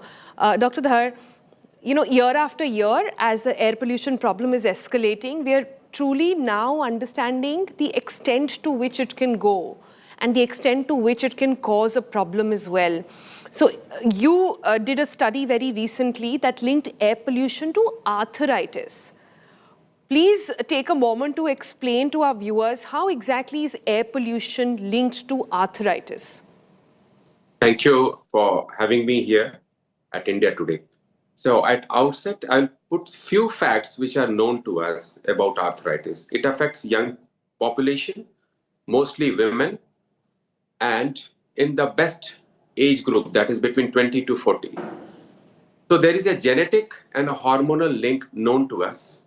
There was already a study available to us which says that smoking increases arthritis. So Western population where ladies did have much more smoking, there was a higher incidence of rheumatoid arthritis. So what was in India which was not linked to smoking? So that was a study which highlighted the particulate matter of 2.5. PM 2.5 was the component which was linked to our study, which highlights that pollution aggravates your arthritis. So we know we have a gene and a hormonal stress factor which contributes to arthritis. But what was a catalyst or what was triggering it was the particulate matter in our society, in our population, in our country. Now, what happens when you take this study and go to the rural area, you will find a stark difference. People who were in and around the main arterial roads of our larger cities had the worst type of arthritis compared to the rural areas. So even if I have a gene and I'm in the same vulnerable population, but I'm away from pollution, I have a lesser amount of arthritis. Let us do the other way around. If I say that there is a power plant, say Dadri, so what is the incidence of arthritis in and around Dadri versus if I go to a hinterland where the same population is supposedly there, surviving there or living there. They actually have a lesser. So that exactly means that what we knew, how smoking affects us in terms of autoimmune disease, is similar how the pollution affects us, our immune system. It creates a havoc in our immune system, leading to increased incidence of arthritis. And that requires a course correction. And that requires awareness about pollution and linked to arthritis. All right, you've heard opening comments, viewers, from all the doctors, and all of them agree and tell you that it's a problem. All of them are saying the same thing, that we are not even understanding how not just bringing down your quality of life, it's actually leading to disasters in some place. So the question is really simple then. Dr. Nangia, then how are we to deal with this? What was your reaction to green crackers, for example, being allowed by the Supreme Court? Okay, so green crackers have been shown to reduce the emission by about 25 to 30%. But we still need to remember that there is still some emission that is happening, especially firecrackers like Phuljhadi, Anar, Ladi, Samp, they all, and the Charkhi, they all emit almost 200 to 2000 times higher particulate matter that has ever been allowed by the WHO limits. So that is the limit, and then if it is a reduction by 25-30%, how much are we really going to benefit from it? And let's not forget that it is not just the higher concentration, but just an exposure to the air pollution for somebody who's vulnerable. And when I say vulnerable, it actually means that children less than 5 years of age, elderly more than 60 years of age, and those who have any kind of comorbidity like a heart disease, lung disease, kidney disease, any kind of immunocompromised state, they would all be prone to developing complications because of the air pollution, even if there's a 25-30% reduction. But yeah, again, you feel that, okay, something is better than nothing. At least we still have some degree of reduction in the air pollution levels with the use of green crackers. But not that they would be 100% and 100% not being effective on our lungs. Yeah. Dr. Balbir Singh, I mean, all of you in this question, please take it up, whoever wants to as well. Dr. Balbir Singh, you have such high-profile patients. You have politicians and celebrities come to you. This is one problem which is an equalizer. It impacts everybody. The beggar on the road to the one who is driving an Audi or a Porsche, right? It impacts everyone. Why is it that we have failed to take it up as a campaign? Why is it that our politicians are just not realizing the issue just yet? They are going to the court to say, allow it, it's tradition. So I would think that they have not understood the problem well enough. They think pollution causes some cough or some visibility problems, nothing beyond that. They have not understood that it can lead to serious impacts on the vascular system and decrease the longevity. Over a period of time, pollution every year is going to reduce the number of years that we live in. It is going to increase the number of heart attacks. Now, this has not been understood well by these politicians or these high people. And they feel pollution is just cough and a nebulizer may help, or putting a mask may help, which it doesn't. And that is the major concern, that this has not impacted. So problem like stub burning should have been tackled much well in time. It's not that they cannot be tackled. They should be tackled with a tough hand. Only then they will happen. As a doctor sitting here, I can just reiterate that the problems of pollution are many. I can just suggest to them that it is time that we all work together and get this problem, or a solution to this problem, where there are many solutions which they are best at finding. Well, talking about it, I think there has been some substantial work. There has been some work done in Punjab and Haryana on stubble burning. This year, anyways, because of the floods, we will not see perhaps so many farm fires happen as well. But what we are looking at is a baseline pollution in the metros, which seems to be up all year round, only to be getting to an unlivable condition during the winters. But Dr. Parekh, Dr. Balbir Singh mentioned a very interesting bit about wearing a mask, etc. When it comes to kids, you can't even do that. Kids below 3, correct me if I'm wrong, can't even wear a mask. So what are we to do? When I go to my pediatrician, he'll tell me, Delhi is no place to live, pack your bags, go to the hills. When I was dressing up for this show, my makeup person just told me कि ma'am अगले हफ्ते से मैं नहीं रहूँगा, मुझे asthma है, मुझे डॉक्टर ने बोला है, city छोड़ के जाना है. That's the reality of our times. Yeah, so the thing is, it's so true, and it's so unfortunate that we see our children grow up like this. We see kids right from the day they're born, right in front of us, go through this entire rigmarole of getting coughs, nebulizer, irrespective of the father being an asthmatic, yes or no. Initially, genetics used to play a role, that if father and mother are asthmatic, chances of the child requiring nebulizers, frequent and inhalers later were higher, but that's not the case anymore. It's the air quality that determines their respiratory growth, frequent medications, nebulizers, like you rightly said, no masks under 2 and 3 years of age. So they just have to go. So the only thing you can do, and the take-home message for the parents is try and at least improve the air quality at home. I have a lot of parents who say, "Arey, what is the advantage?" even when they step out. But even at least some part of the day, 40 to 50% of the child's day is spent at home, maybe more, but definitely not less. So trying to improve the quality of air at home itself is a start. Getting a good air purifier, maybe getting rid of dust collectors, especially in the room they're sleeping in, like for example, rolling up the carpets, locking up the soft toys, getting rid of bird feeders in and around the house, which are known to contribute, sunning the mattress, getting dust mite resistant mattress covers, duvet covers. So these are things that you can do as a parent to at least try and help a little, as long as the child is inside the house. But how long can you keep your kid inside the house? And it's not just the kids, your own health as well. Dr. Dhar is just smiling at that one as we continue to bring out pictures and the statistics of how Delhi's air goes immediately poor after Diwali. And as one of you also pointed out, except for COVID, when there was no vehicular pollution because everybody was home, working from home, our roads were actually freer, that was the only time we could breathe. I have a few words and a comment. It is you who is most responsible to take up the cause, champion the cause, and spread the awareness. The citizens also require their voice, and the voice should be a collective voice.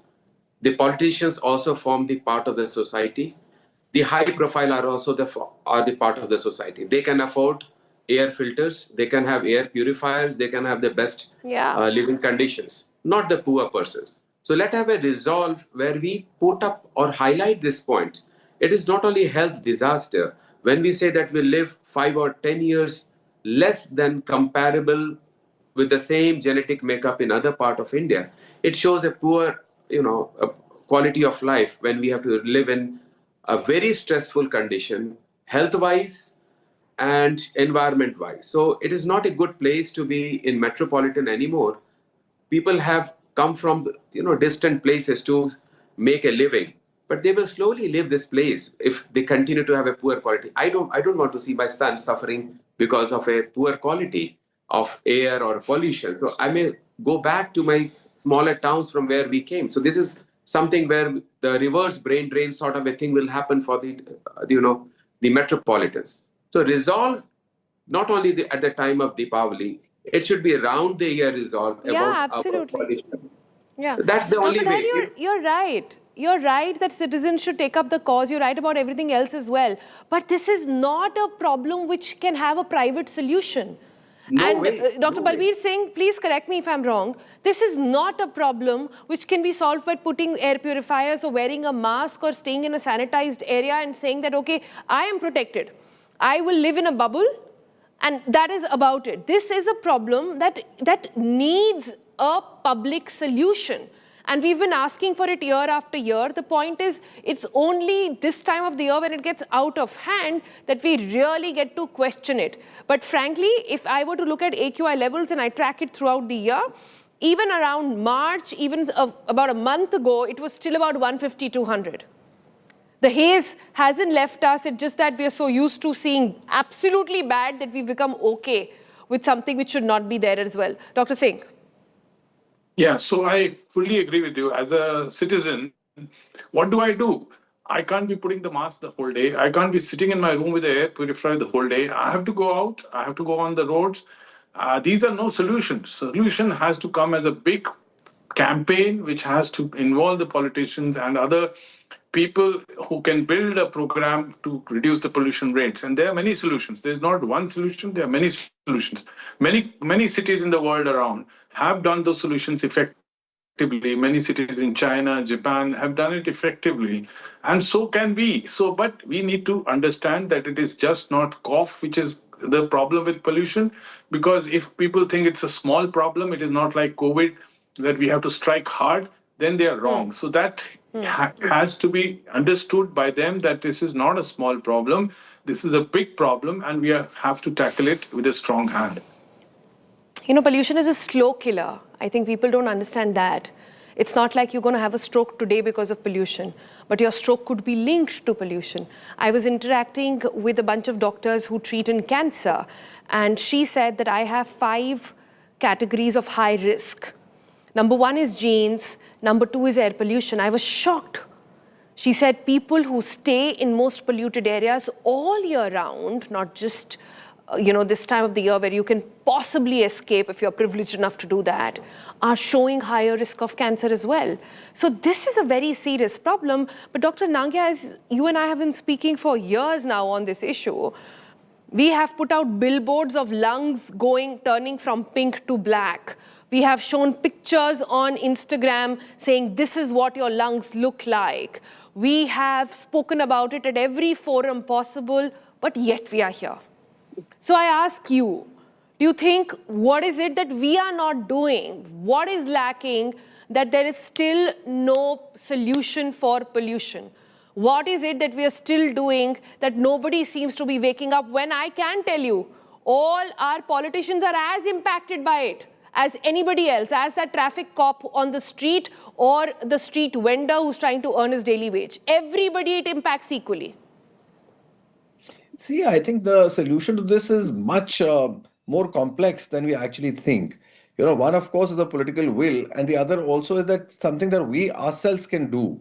What we completely forget at times is that there are certain measures that we can take, like avoid moving outside when it is not necessary, especially when the AQI levels are so high.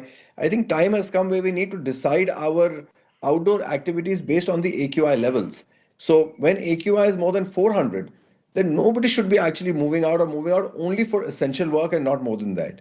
When the AQI level is more than 300, then one should be avoiding any kind of strenuous physical activities like exercising outdoors, or all these the marathons and the games, sports activities. So all that should be avoided outdoors. And when AQI is more than 200, then for all those who are vulnerable, those who fall into the vulnerable category, as I mentioned earlier, they should be avoiding any kind of strenuous physical activity outdoors. So those are certain measures that we need to be taking. I think we need to be relying more on carpools now, because a lot of smoke and a lot of smog that is created is also because of the traffic congestion, vehicular congestion outside. So I think that is something that we need to be taking. Planting more green trees around us is very, very important. We should be making use of public transports, especially metros. In Delhi, you have such a good metro network. I think we should be using more of that. Avoid smoking ourselves. There are still people who are continuing to smoke, and they consider it a joke. That how does it matter that, if I'm smoking, because in any case, I'm exposed to the poor air quality outside. So that is something that we need to understand, that we're doubly harming ourselves. It's like a double whammy kind of a situation where already you're exposed to the air pollution. On top of that, you're smoking as well. In 2019, almost 1.6 or 1.7 million deaths in India alone were attributable to air pollution. Every year when the AQI levels increase, there's a definite increase in the number of patients getting admitted to the hospital with not just asthma, chronic obstructive pulmonary disease attacks, but also with acute heart attacks. So that is the situation that we're facing. And I think it's important that we realize ourselves, and not just the outdoor air pollution, but there's a lot one can do for the indoor air pollution also, because 80% of our time is spent indoors. If you actually see you're in the office, in the malls, in schools, hospitals, wherever you are, they're all indoor situations where the air quality is still in your control. But we tend to forget all that. Indoor air quality. But let's talk about what we can do, because we can, keep debating till the cows come home on what is a solution and keep waiting for the government to bring it in. But I want to open it up to all our doctors on this roundtable today. We'll start with you, Dr. Nangia. What is it that you do to ensure that you and your family are better off as compared to, when the pollution gets really bad? What is it that you are doing? So, of course, we reduce our outdoor activity to as minimum as possible. We would probably combine 2 or 3 of us would go together in the car if we're going in the same direction, and try and avoid going in separate cars, even if it is a gap of, say, half an hour, 30 minutes, 45 minutes gap. You try and club together so that the vehicular load on the roads is also down. Where a mask, N95 mask is something that can provide you protection to the PM 2.5 particle in less, but unfortunately it doesn't provide you protection against the toxic gases. And another word that I want to give off to all the audience here is that people who are already suffering with their diseases like diabetes, hypertension, asthma, COPD, they must keep it under check with regular maintenance therapies. Whether the asthma patient, they should be on regular inhalers, nebulizers, or whatever they're taking, but they should be in touch with their doctors, keeping their illnesses under complete maintenance. Right. Dr. Balbir Singh, since you are the only one here with the mask on you, let me ask you, what is it that you are doing to ensure that you and your family do the right thing this pollution season? So what I can suggest is exercise at home, because exercise is an important part of life. So the very fact that you can't go out shouldn't stop you from exercising at home. Drink a lot of water. The water reduces inflammation. Treat your diabetes and cholesterol levels very well, because cholesterol adds fire to this inflammation. So a high cholesterol is the worst enemy with this. And smoking and alcohol both have to be avoided at all costs. So simple things. And if you see somebody burning leaves on the road or in your colony, take strict actions to show that. Right. Right. Well, in Diwali season, you're asking people to keep control, you're asking people to not eat and indulge, and you're asking people to ensure that they exercise at home. I don't know how much of that is actually going to go down. Dr. Dhar is with us. Dr. Dhar, your recommendation, and what is it that you do personally? I have a very simple solution for everyone. Let us talk about pollution for around 365 days in this country. We cannot have a solution just for a purpose. Why do we allow the AQI to go bad? There are enough and more cars in, say, anywhere in America per head. So one person has 1 or 2 cars, but their quality is never so poor. So why have we allowed this to happen? Why our roads are not paved the way it should be paved? So it's just not vehicular pollution. We have allowed ourselves to degenerate to a level where we have to, call a meeting, for a few days to, sensitize people about pollution. Pollution is a 365-day issue rather than a few weeks or few months. We are going to have a very terrible winters, we all know. But we did not make any changes in our day-to-day lifestyle. We have never asked our government and governance to deliver what is deliverable. It is not asking, we are asking basic things. And how, as an educated person in society, we have not put our point across. So meek in out. This is our genuine, it affects each one of us. And it does affect in the worst possible manner. It increases the cost of living. If I get an MI, 5 lakh rupees is lost. So it is cost burden. So as an economist, if I think just not like a doctor, I would see it's a huge loss to this country. And the effects are very simple and are all doable, which we do not want to do. And we just want to shun off by not asking what is doable from the government, from the governance as well. No, I think since I asked all of you, let me tell you what is my sort of pollution toolkit in a way. My first thing is to get the air purifiers up the minute we hit September. Air purifiers up in my kids' room, in my house, in my bedroom, and especially at night, because that's when your breathing thing is up. To ensure that you're wearing your N95 mask. The takeaway that I'm taking from Dr. Singh is that also hydrate, ensure that you're having enough water. But since I have all of you, a lot of, on Instagram, since everybody's a doctor, it seems, I want to understand, do these drinks that trend sometimes, that this will bring down pollution in your lungs and this will cleanse your lungs, it will clean away your lungs, does that work, Dr. Nangia?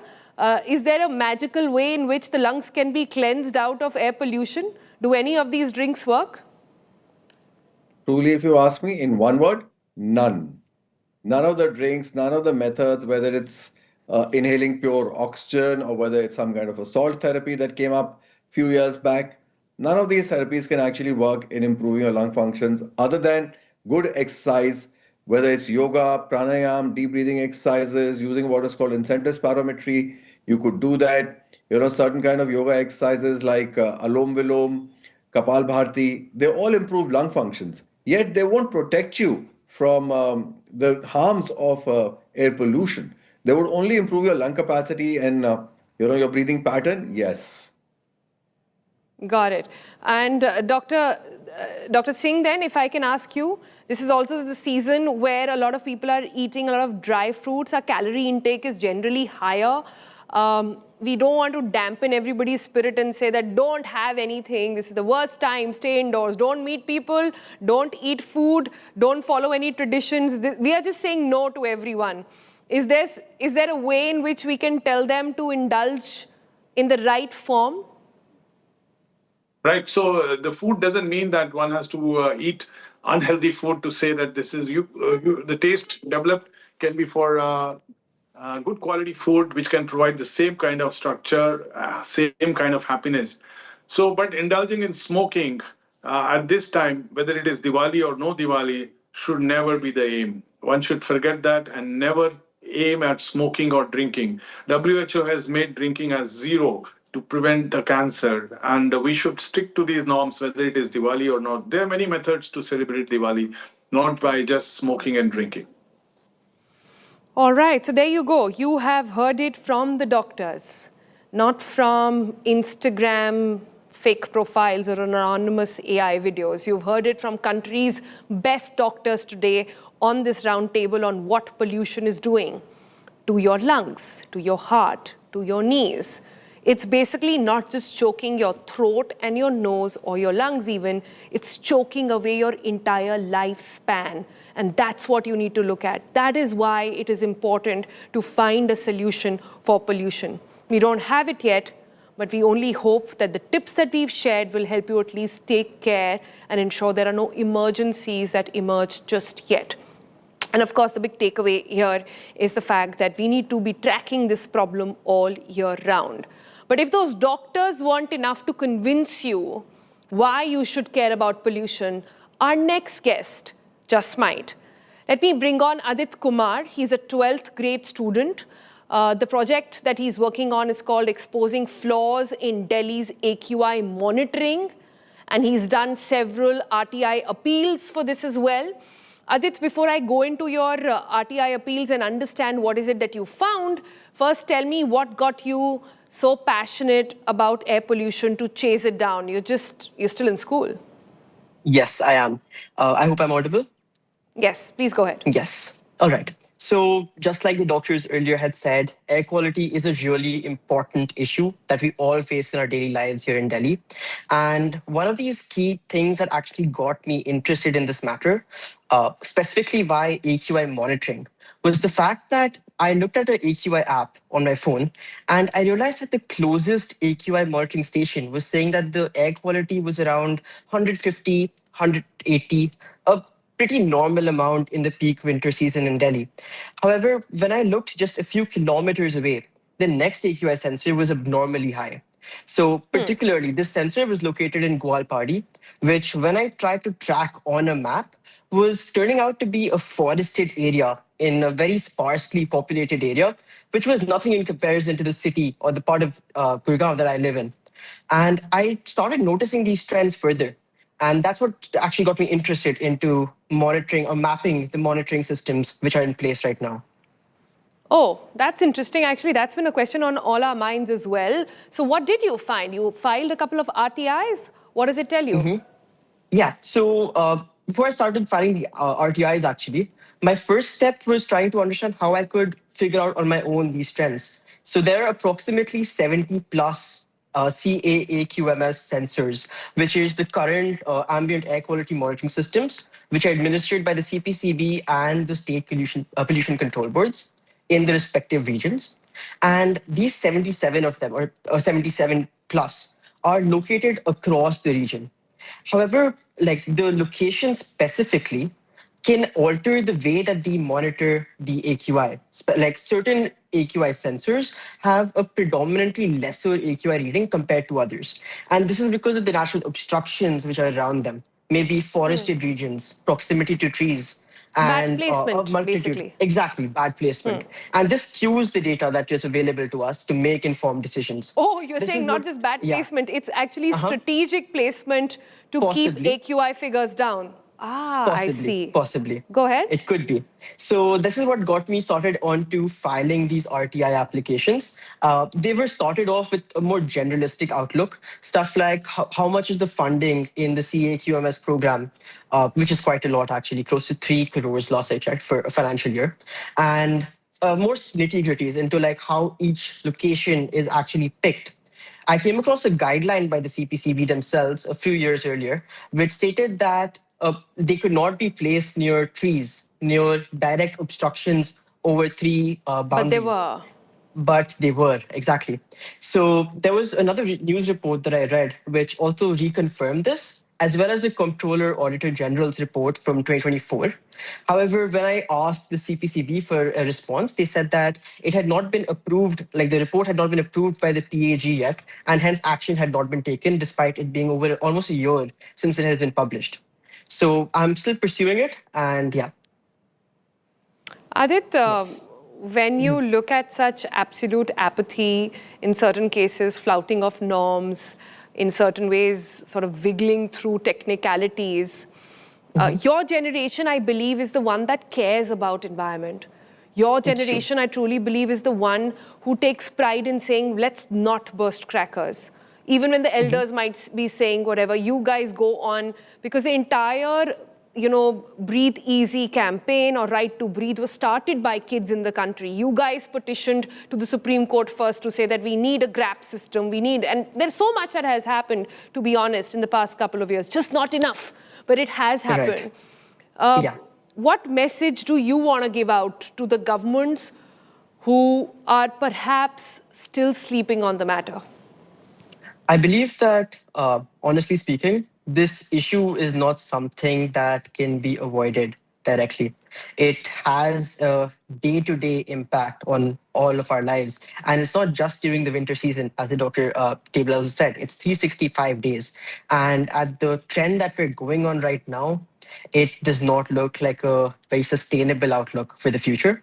And hence, I do believe action must be taken. It's not in regards only to the monitoring system to get better data, but also the actions to actually reduce it. The GRAP systems, for example, were an excellent take by the government, I would say, in my opinion, to try to limit the exposure. However, it being just in certain time durations when AQI is already high kind of limits it. It's a much more of a reactionary step than something preventative. And I do believe more preventative measures should be taken place. All right, Adit, very good to hear from you. Always a delight to see that perhaps, if not the current generation, then clearly the future, hopefully. Is this something that you would vote on very quickly? Once you become 18, would that be a driver? I do believe so, yeah. I feel like the environmental policies of a government is also an important part that they must take attention or pay attention to. And I feel this can affect the voting decisions in the future. All right, there you go. You've heard it from Gen Z there, really. They are the future. They are the ones controlling. They are making governments, breaking governments. And here they are asking, in this case, exposing the flaws of Delhi's AQI monitoring system. So thank you, Adit, for all that you've done. We really hope that the experts are able to see this broadcast and do something about this broken system of even monitoring. If you're not even monitoring it right, what are we going to do in tackling this solution altogether? Thank you so much, Adit. And happy, safe Diwali to you.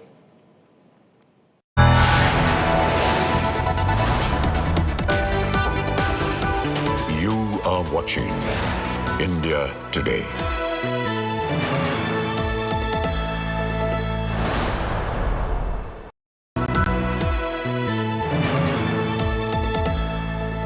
Motorola Edge 60 Pro, the true flagship killer. अरे बेटा Dulux है और उसकी warranty तो और भी शानदार, paint से भी शानदार वारंटी, से शानदार पेंट से शानदार वारंटी, से शानदार पेंट वारंटी। ड्यूलक्स, डिसाइड करना मुश्किल हो जाएगा कि पेंट ज्यादा शानदार है या उसकी warranty.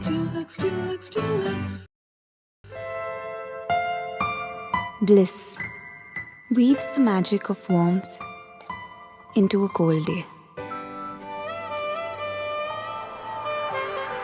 Experience bliss in all its forms with Hindware. Hindware, designed for bliss. Hello, Moto. Do the Moto Moto.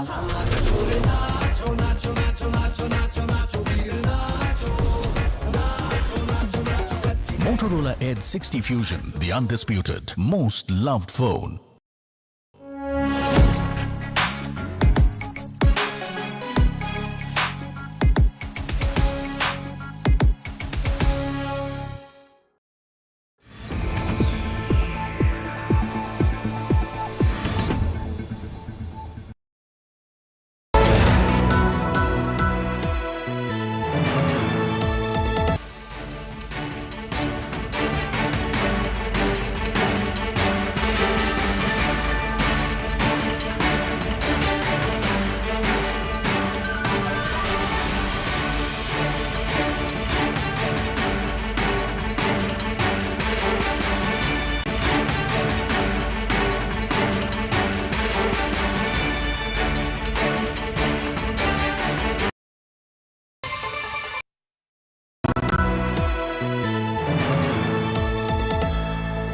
Motorola Edge 60 Pro, the true flagship killer.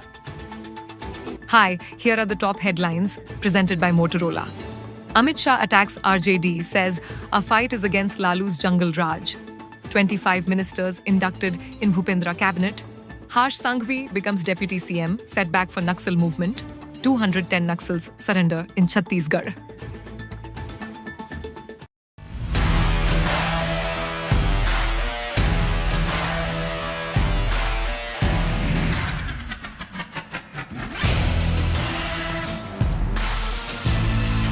India Today, Making Sense of India, now available for speed delivery on Amazon and Blinkit.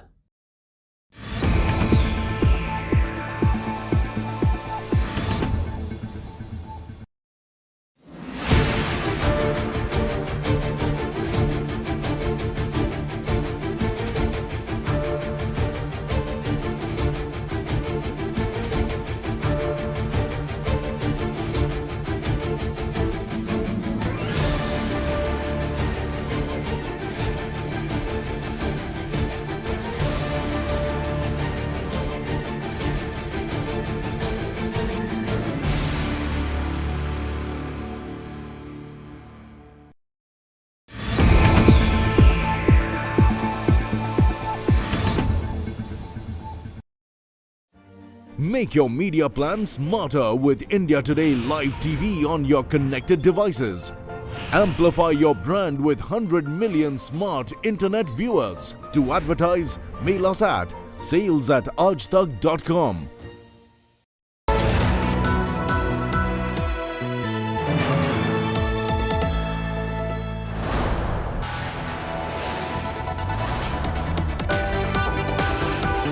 You are watching India Today.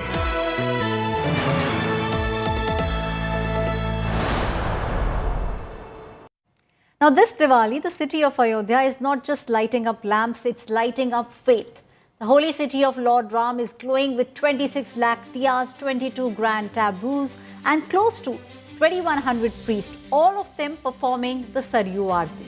Now from digital Ramayan displays to stunning rangolis on the ghats, Ayodhya's Deepotsav 2025 is where devotion is meeting design. India Today, Samarth Srivastav is getting you this report.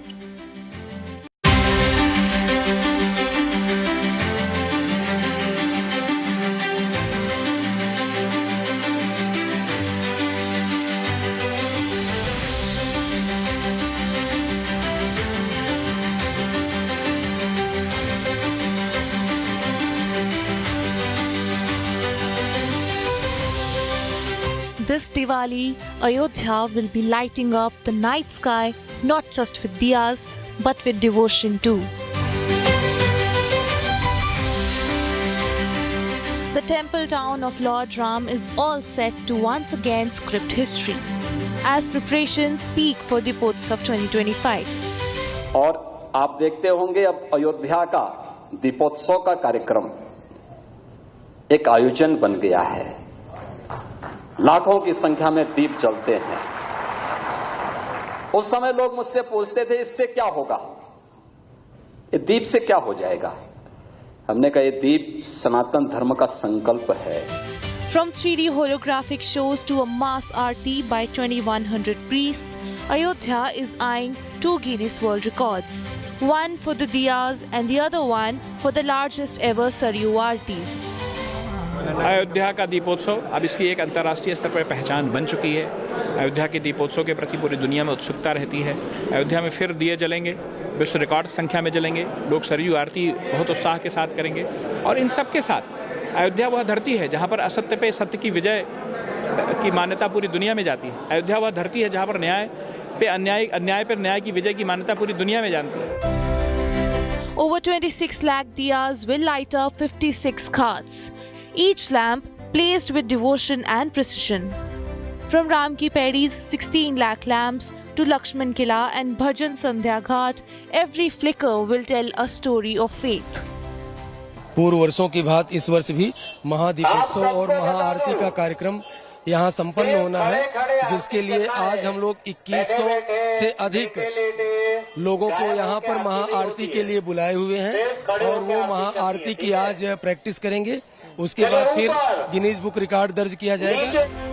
33,000 volunteers working round the clock shows the spirit of Ayodhya is glowing brighter than ever.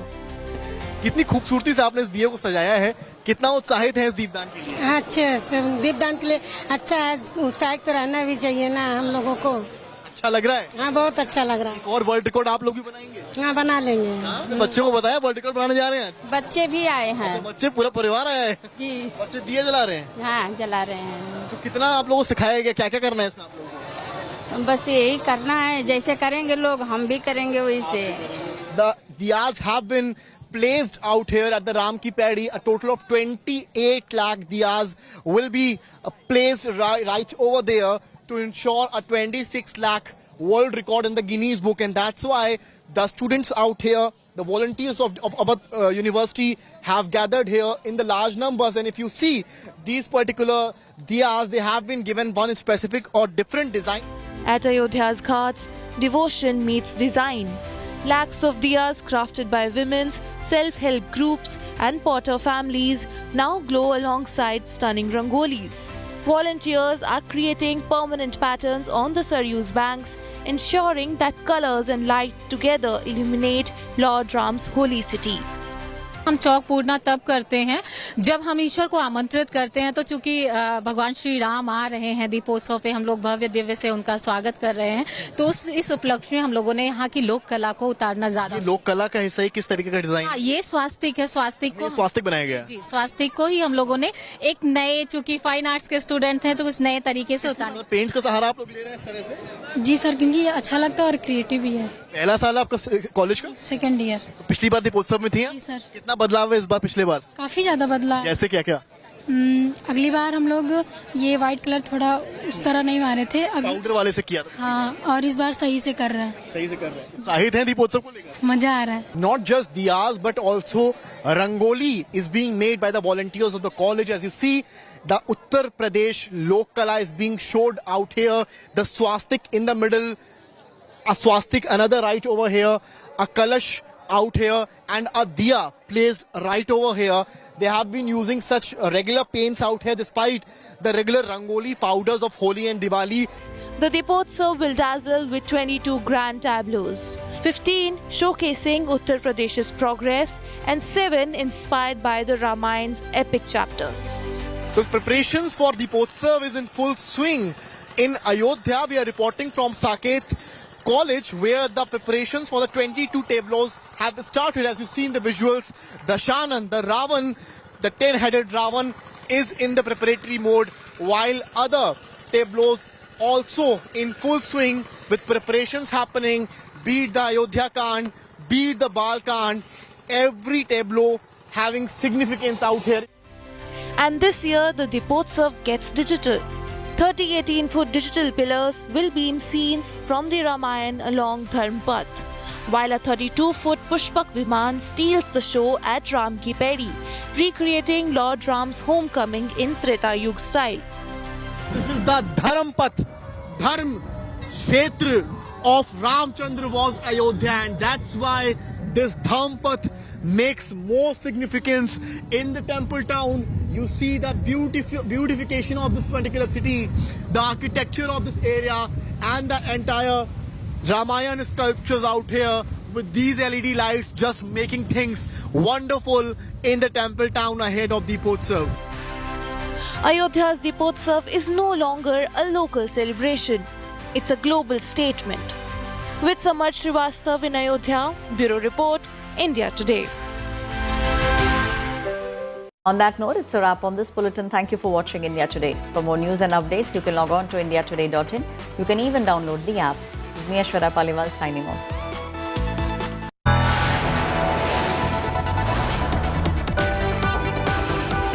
You are watching India Today.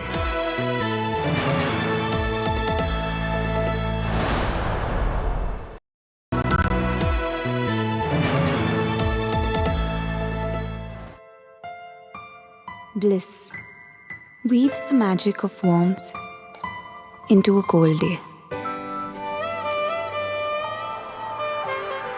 Experience bliss in all its forms with Hindware.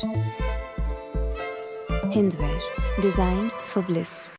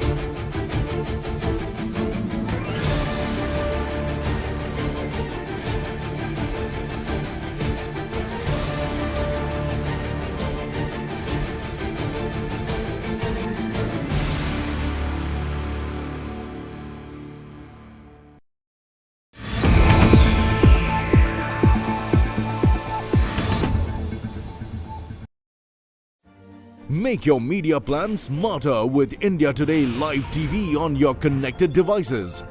Amplify your brand with 100 million smart internet viewers. To advertise, mail us at sales@aajtak.com.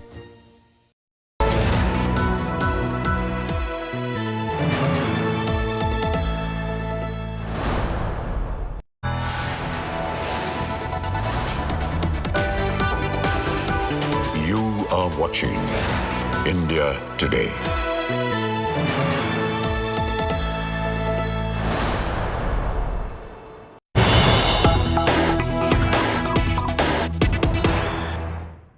Three union ministers, Finance Minister Nirmala Sitharaman, Piyush Goyal and Ashwini Vaishnav, they are addressing the media. Let's listen. Lakh crore रुपए की राहत देना मैं समझता हूं हम सबकी कल्पना के भी बाहर था और इसका जो मल्टीप्लायर इफेक्ट निवेश में, व्यापार में, उद्योग में जो भारत की अर्थव्यवस्था को उछाल मिला है, इसके कारण कंज्यूमर स्पेंडिंग और ऑलरेडी इन्वेस्टमेंट्स इन इंफ्रास्ट्रक्चर, जो आधारभूत सुविधाओं में निवेश हो रहा है, वो तो हम सब ने उसका लाभ महसूस किया ही है गत वर्षों में। लेकिन आधारभूत सुविधाएं और हर एक रोजमर्रा की वस्तु को सस्ता करना, जब दोनों पायदान पे अर्थव्यवस्था आगे बढ़ती है तो उसका जो मल्टीप्लायर इम्पैक्ट का लाभ देश को मिलता है व्यवस्थित रूप से, इसके कारण अर्थव्यवस्था विश्व की सबसे तेज गति से बढ़ने वाली अर्थव्यवस्था बनी है। स्वाभाविक है, तेज गति से अंतर्राष्ट्रीय तकलीफों के बावजूद एक बड़ा वोलेटाइल, बड़ा अनसर्टन, बहुत ही उथल पुथल वाला अंतर्राष्ट्रीय माहौल में भारत इतनी तेजी से आगे बढ़ रहा है कि आईएमएफ तक को अपना फोरकास्ट अपवर्ड रिवाइज करना पड़ा 6.6% इस वर्ष की वृद्धि का। पहला तिमाही में, फर्स्ट क्वार्टर में हमने 7.8% का ऐतिहासिक वृद्धि इस वर्ष देखी। और जिस प्रकार से माननीय प्रधानमंत्री मोदी जी के नेतृत्व में गत 11 वर्षों में लगातार देश की अर्थव्यवस्था को मजबूत बनाना, एक बड़े मजबूत पायदान पे खड़ा करना, हर प्रकार से ईज ऑफ डूइंग बिजनेस, व्यापार और उद्योग जगत को सहूलियतें देके उनको आगे बढ़ाना, निवेश तेजी से बड़े भारत में उसके लिए चिंता करना और निवेश को प्रोत्साहन देना, और हर सामान्य मानवी के जीवन में ईज ऑफ लिविंग के अमूलचूल परिवर्तन के कदम उठाकर माननीय प्रधानमंत्री मोदी जी ने देश में एक ऐसा वातावरण खड़ा किया है कि युवा युवती हो, देश के गरीब हो, निम्न मध्यम वर्गीय हो, हर वर्ग एक उज्जवल भविष्य, विकसित भारत 2047 तक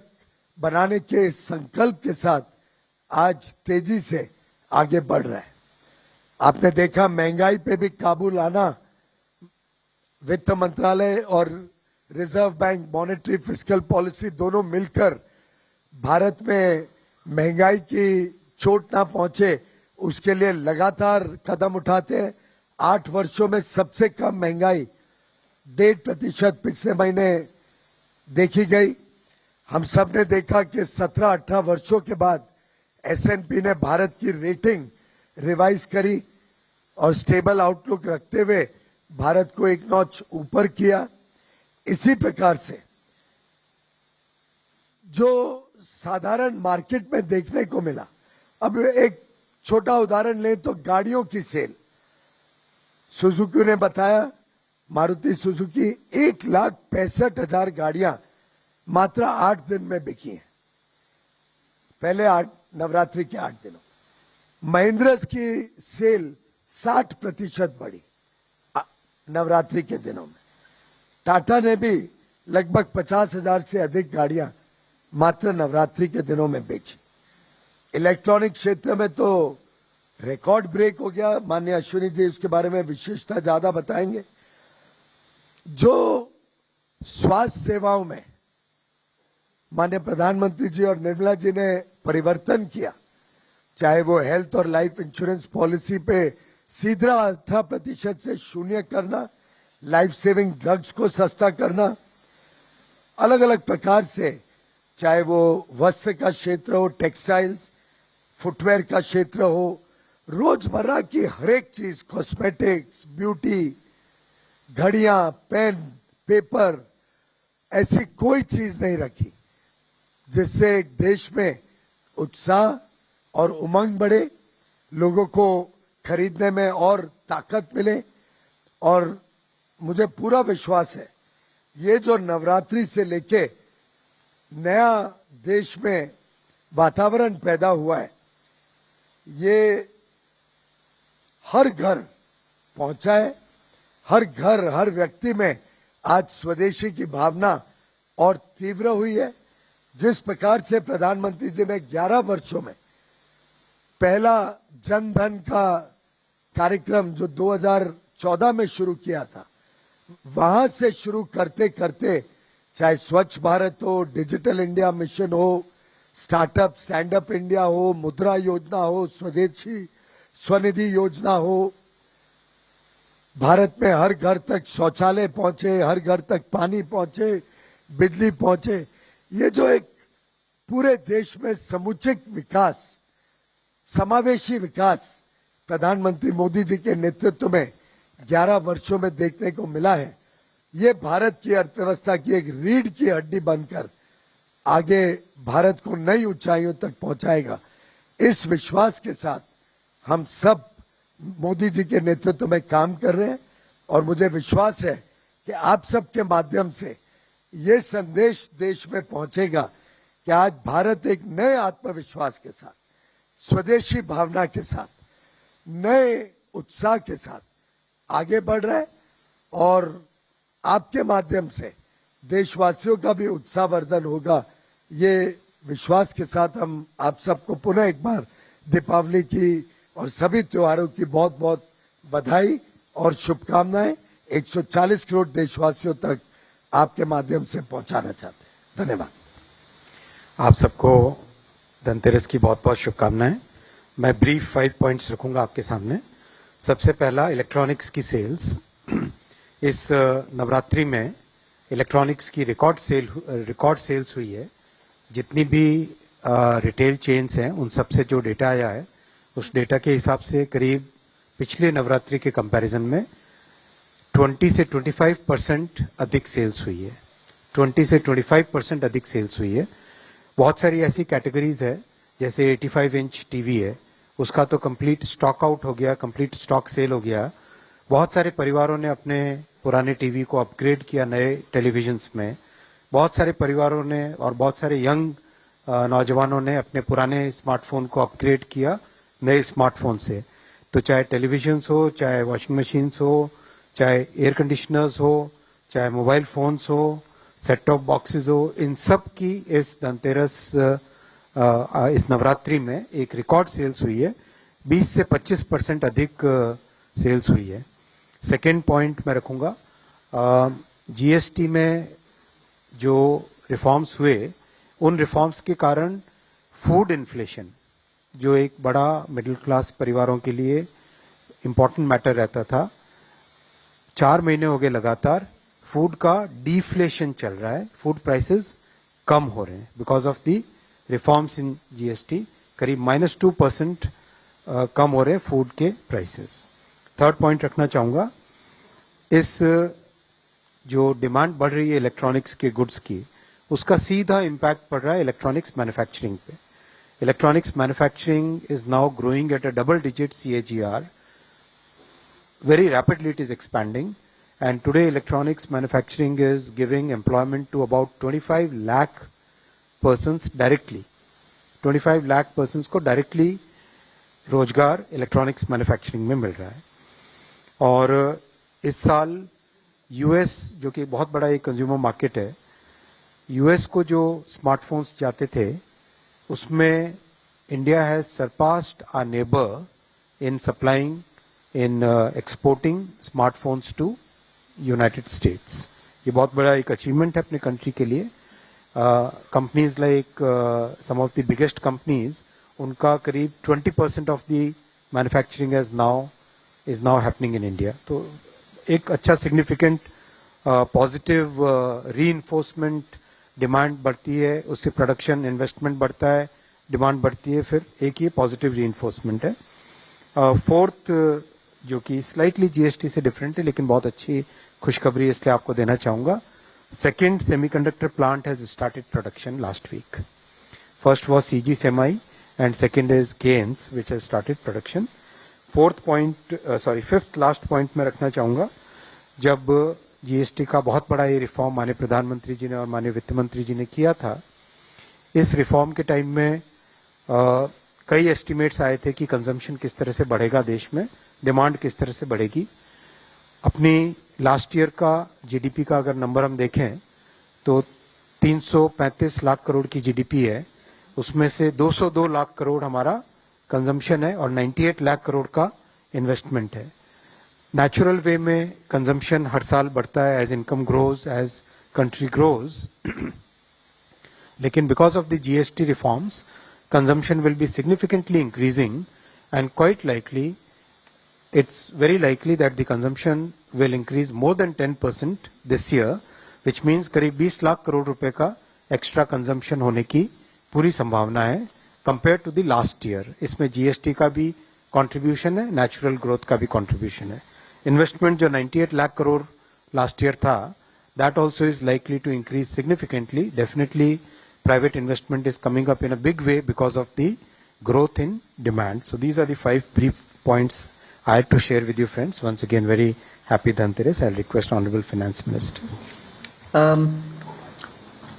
There are one or two things which I specifically want the media's attention to be drawn. Since 22nd September, we have been getting in the Finance Ministry Department of Revenue getting information from the zonal levels on all items, but we've been closely monitoring 54 such items where we wanted to be sure that the prices are reduced, meaning the tax benefit is reaching the end consumer. 54 items. I'm not going to read each one of them out. And even as we say 54 items, you know, from 12 to 5, the rate reduction has happened. And from 28 to 18, rate reduction has happened on largely most of the goods. But in some cases, 1 or 2 went this way or that way. But 54 such daily use items we've been closely monitoring. Not in one has the tax not been, the benefit has not been passed. Not even in one item, the input that we've received from all the zones has the tax benefit not been passed to the consumer. There are, of course, 1 or 2 items like high-end cement, the Portland variety, on which there is an expected rate of passing on should happen, but it is less than that rate. It is that Portland variety of cement, which is called the Portland Pozzolana cement. It's called PPC. It is probably that one category which is far lesser than what should have been expected to be passed on. Now, when I say expected, in some few items where the input tax is more than the output, now that we've reduced the output, there will be some adjustment that the product will do before it reaches the consumer. So where it is expected to have 10 percentage points going as a benefit, it might end up having 8.25% being passed on actually, because of the disparity which still continues to be in a very few set of items between the output tax and the input tax. So that expected rate is closer to what it should actually be passed on, but there will be 1 or 2 percentage differences. So except for that Portland variety of cement of 1 or 2 brands, all cement companies have reduced. So are milk and milk related items.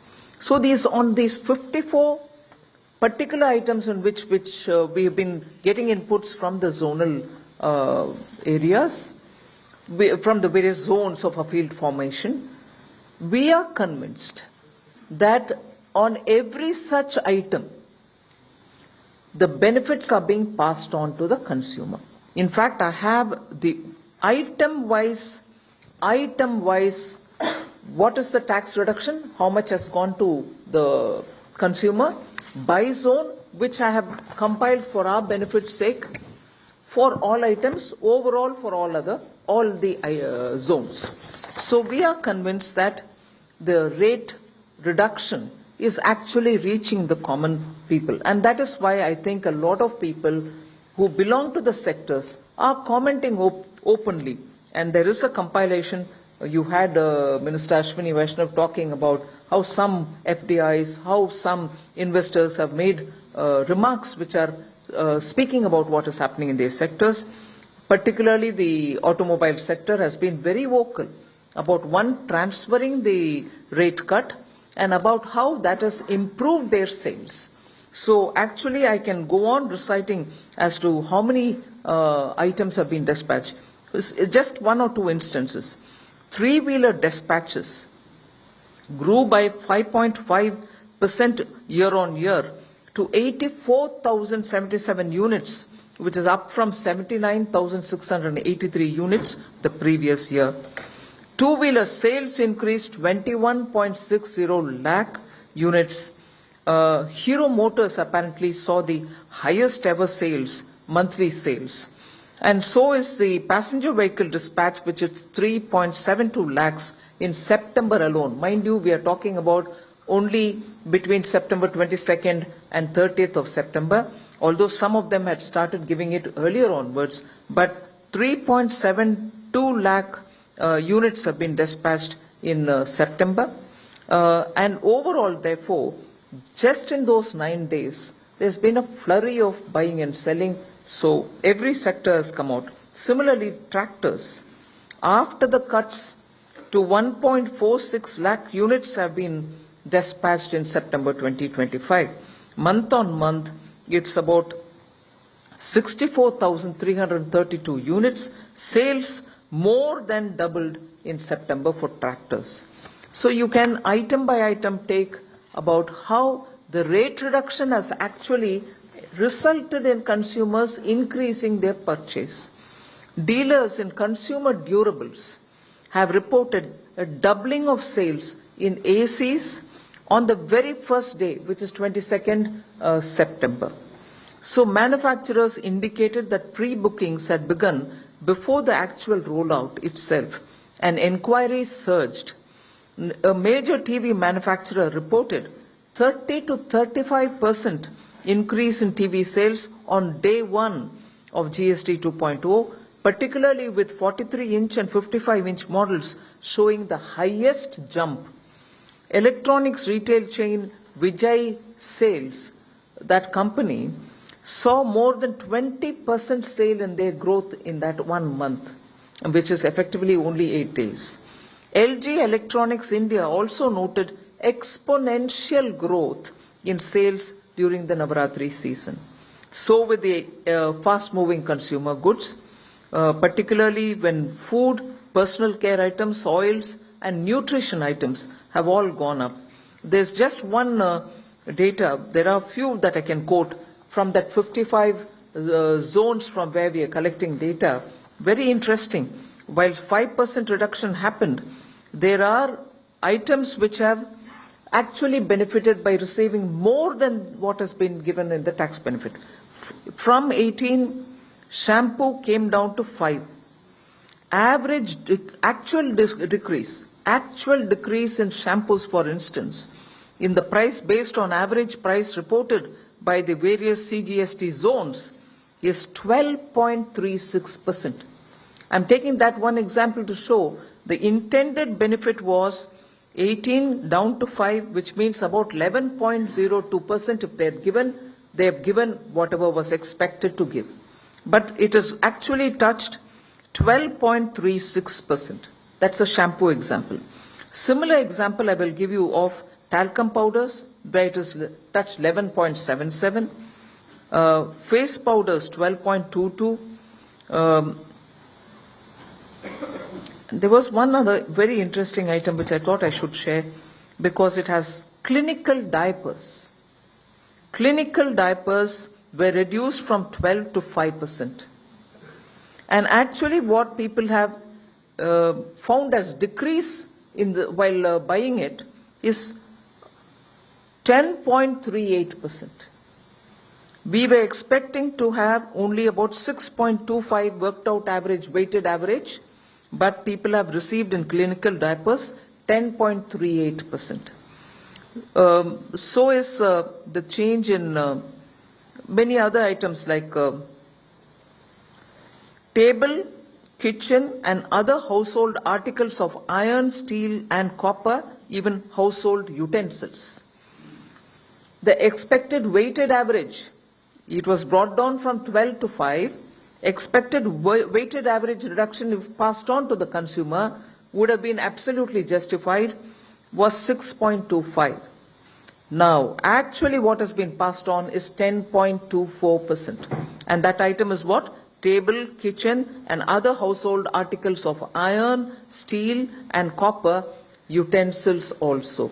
All these, where you could have just passed on 6.25%, they have actually passed on 10.24%. So more than expected reduction in tax has happened, and at the consumer's hand, he is ending up paying what has been expected and some more too. So on those 54 items, another very interesting set of items I'd like to draw your attention. Toys like tricycles, scooters, pedals, cars, etc., including parts and accessories thereof, were reduced from 12 to 5. If they had passed on 6.25 as a weighted average itself, they would have done the justice. But 8.93% is what has actually been passed on all these items. Similar is the passing on of solar cookers, where 12 to 5 was the reduction, 6.25 would have been justified, but they have passed on 6.96. Another item which is very substantial, 12 to 5 was the reduction, but if they had given 6.25 would have been justified. They have actually passed on 9.19% of benefit to the consumer. And what is this one particular item? Umbrellas, sun umbrellas, including walking stick umbrellas, garden umbrellas, and similar such umbrellas. So item by item, I'm here to tell you that which is weighted average of the reduction which should have gone to the consumer is going, and more is also being passed on. So there is a remarkable impact of this set of new GST rate reductions that have happened, and every item that I've monitored which is of relevance for day-to-day life of common citizens, 54, and we still continue to monitor them, the benefit has been passed on to the consumers. Thank you. Thank you ma'am.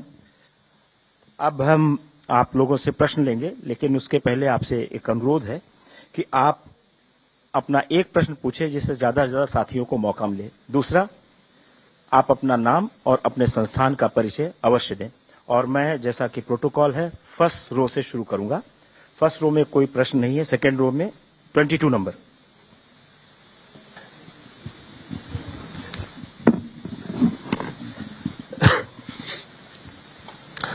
Ma'am this side Brahma Prakash Dubey ji news से.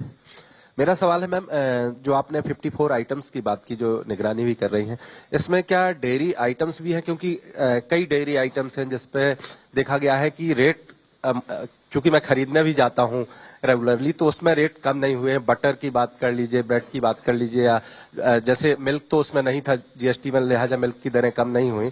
तो बाकी जो dairy items हैं उस पर भी क्या आपकी निगरानी है? और दूसरा सवाल अश्विनी वैष्णव जी से है कि जो कहा है इन्होंने स्मार्टफोन का एक्सपोर्ट बढ़ा है यूएस को लेकर, तो क्या 50% टैरिफ लगने के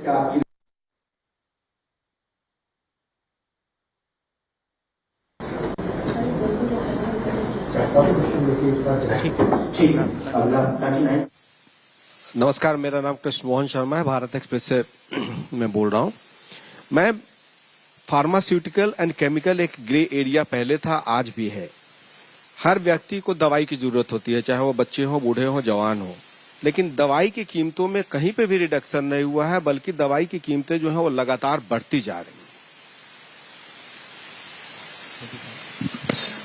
Hi, this is Pushpita from the New Indian Express. So their e-commerce sites were under scrutiny because they did not pass on the rates on certain items for TVs and all. And they were also, will there be any actions against those e-commerce platforms? Because they called it a technical glitch for that day, but the prices were high for a few days. So. 11, आप भी पूछें.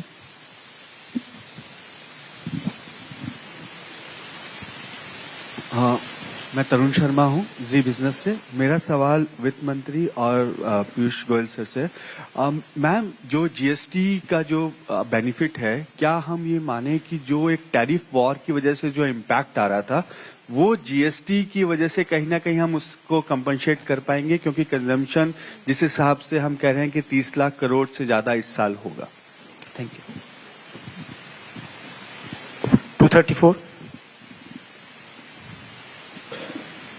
I'm Nikunj Ori from Reuters.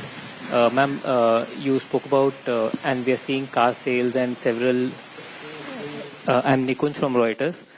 We are seeing, like you said, we are seeing a lot of car sales happening and also consumer electronics. Do you see this as having an impact, even India's growth being higher than what was government's expectation for this year, which is 6.3 to 6.8%. So with these higher sales and pickup in consumption, is that going to, are we going to see even higher growth rate this year? Pickup in consumption, is that going to, are we going to see even higher growth rate this year?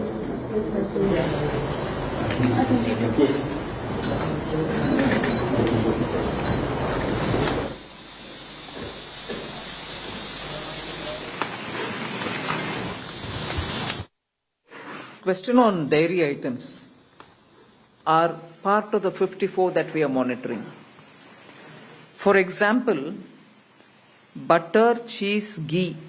I can give these three. Condensed milk, of course, was the one which was taxed earlier. Regular fresh milk was not. So for the condensed milk, the rate has come down. But I'll tell you what the actual, even here it has come down, it is passed on to the consumer. Butter was anywhere between 12 and 18%. It was brought down to 5%. The weighted average with which we expect the decrease to be passed on lies somewhere between 6.25 to 11.02. Actual decrease in the ground is 6.47. So if the rate has come down, it has come down because of rate tax cut. And because of the tax cut, the passing on also has happened. Where they were collecting 12 to 18, they're collecting 6.47. Ideally, it can even be brought down till 6.25. That is something on which we are engaging with them. But they have brought down the rate. It was 12 to 18% depending on the type. But it is today at 6.47. That is for butter. Now, ghee. Ghee was at 12, it was brought down to 5%. The weighted average and the expected rate which had to be passed on was 6.25. Actually, what is being passed on is about 5.97. We are again engaging with them. Where they were taxing 12%, they are now taxing only 5.97. But it is still slightly short of the 6.25 which they should have charged, but 5.97 in the place of 12 is the reduction which I will certainly put it before you. It might have to be brought down a bit more, on which we will work with them, but the information I'm getting from the zones is that when they were charging 12, they are now charging 5.97. So whether it is butter or ghee. Similar is the item cheese. It was at 12%. They should have, it was brought down to 5. Ideally, weighted average is 6.25. They're still at 7.92. Where they were charging 12, they're charging 7.92. There is a reduction. But to get it closer to the weighted average 6.25, there's some work to be done. So that is on the dairy question. Similar is the question of medicines. I've named an item, clinical diapers, gauzes, bandages are all being monitored. They're also drugs and medicines are also being monitored. I'll take the example of drugs and medicines, which were all at 12. We brought it down to 5%. Actually, today they are being charged at 6.93. The weighted average should have been 6.25. If they brought down to 6.25, it would have been justifiable. They brought it down to 6.93. Again, it is far lower than 12% at which they were being taxed earlier. So that's the ground data that I have received. On drugs and medicines, I've already told you about clinical diapers, gauzes and bandages. So we are monitoring medical equipment, medicines and also equipments which are used by patients. You asked me about the tariff war. Is it a response to the tariff war? I think even on the day of the GST Council, when we came to the press, we very clearly said This has been in the works for 1.5 years. Whoever thought of any tariff war at that time? And several group of ministers were working in these 1.5 years. And several group of these GOMs met again post the Government of India's package, which was sent to the GST Council, which was sent to the group of ministers. So these are discussed at various levels at various times. So nowhere close to the tariff war. This had to happen. This was waiting to happen for quite some time. It has happened now. And there was this one question saying, will it have an impact on growth? Am I right? Bloomberg, was it? Reuters. No, I won't speculate on what I'm expecting it to be. That is the job of the data collecting and also the Ministry of Statistics and Program Implementation. But the environment after the launch of GST, next gen GST, you find in the markets, you find in the shops, you find the consumption. And consumption is one of the key engines for growth. So I'm sure you will be able to better calculate than I would do. 4. On the other... No, wait a minute. Sorry, there are questions for the other ministers. One question was about smartphone exports. Yes, smartphone exports are increasing despite the geopolitical turbulence, and it will continue to grow. E-commerce. मित्रों, e-commerce के बारे में बताया गया कि शायद कुछ दिनों के लिए कुछ आइटम्स पे आपने कहा कि प्राइस घटे नहीं थे. वैसे साधारणतः जो हम मॉनिटर कर रहे हैं, हमारा तो अनुभव ये रहा है कि नवरात्रि के कारण और त्योहारों के वातावरण में लगभग सभी ई कॉमर्स कंपनीज ने जीएसटी भी पास ऑन किया, उसके ऊपर कैश बोनसेस और डिस्काउंट्स भी साथ में दिए. लेकिन अगर कोई विशेष आपको जानकारी है, कोई साइट ने, कोई पर्टिकुलर ई कॉमर्स प्लेटफॉर्म ने पूरी बेनिफिट नहीं पास ऑन की हो कोई आइटम पे, तो अवश्य देना. उसके ऊपर कंज्यूमर विभाग कार्रवाई भी कर सकता है, क्योंकि ये लगभग सभी ने, पूरे उद्योग जगत, पूरे व्यापार जगत ने हमको आश्वस्त किया था कि हम पूरा लाभ जीएसटी का पास ऑन करेंगे. और माननीय वित्त मंत्री जी के आंकड़ों से तो दिखता है कि उन्होंने GST benefit plus pass on किया है. तो स्वाभाविक है कि इसका लाभ जनता तक पहुंचा है, जनता में उत्साह है. कभी कभार एक आध कोई आइटम में, क्योंकि ई कॉमर्स तो प्लेटफॉर्म होता है, वो स्वयं नहीं बेचता है कुछ, कोई जो सेलर है और उसमें लाखों सेलर्स होते हैं, एक आध कुछ केसेस हो तो जरूर हमें संज्ञान में लाना. ये यूएस टैरिफ्स का जो आपने किसी ने पूछा था, माननीय वित्त मंत्री जी ने ठीक कहा है, तो 1.5 साल से चल रहा था, तब तक तो इलेक्शन भी नहीं हुआ था यूएस में. लेकिन आपको स्पष्ट बता दूं, ये प्रधानमंत्री नरेंद्र मोदी जी का संवेदनशील सोच थी. उन्होंने पहले तो जीएसटी लागू ही नहीं हो पा रहा था, 14% CAGR कमिट किया स्टेट्स को और उसको निभाया. यानी 5 वर्षों में जो उनका पुराना सेल्स टैक्स, वैट और सर्विस टैक्स कलेक्शन था, वो सबको डबल का आश्वासन दिया 5 वर्षों में, और उसको पूरा कॉम्पेंसेट किया अगर किसका डबल नहीं हुआ. और जब इतनी कलेक्शन बढ़ गई, फॉर्मलाइजेशन ऑफ इकोनॉमी हुई, नौकरियां के साधन बढ़े, वो सबको मद्देनजर रखते हुए, जैसा टैक्स में भी वित्त मंत्री जी ने फरवरी में किया, उसी संवेदनशील उनकी सोच के कारण उन्होंने जीएसटी के बदलाव का सिलसिला 1.5 साल पहले से चुनाव के तुरंत बाद ही शुरू कर दिया. Thank you sir. 4. Ma'am, I'm Pragya from Times Now. My question to you is, the success of GST also is seen in the consumption figures.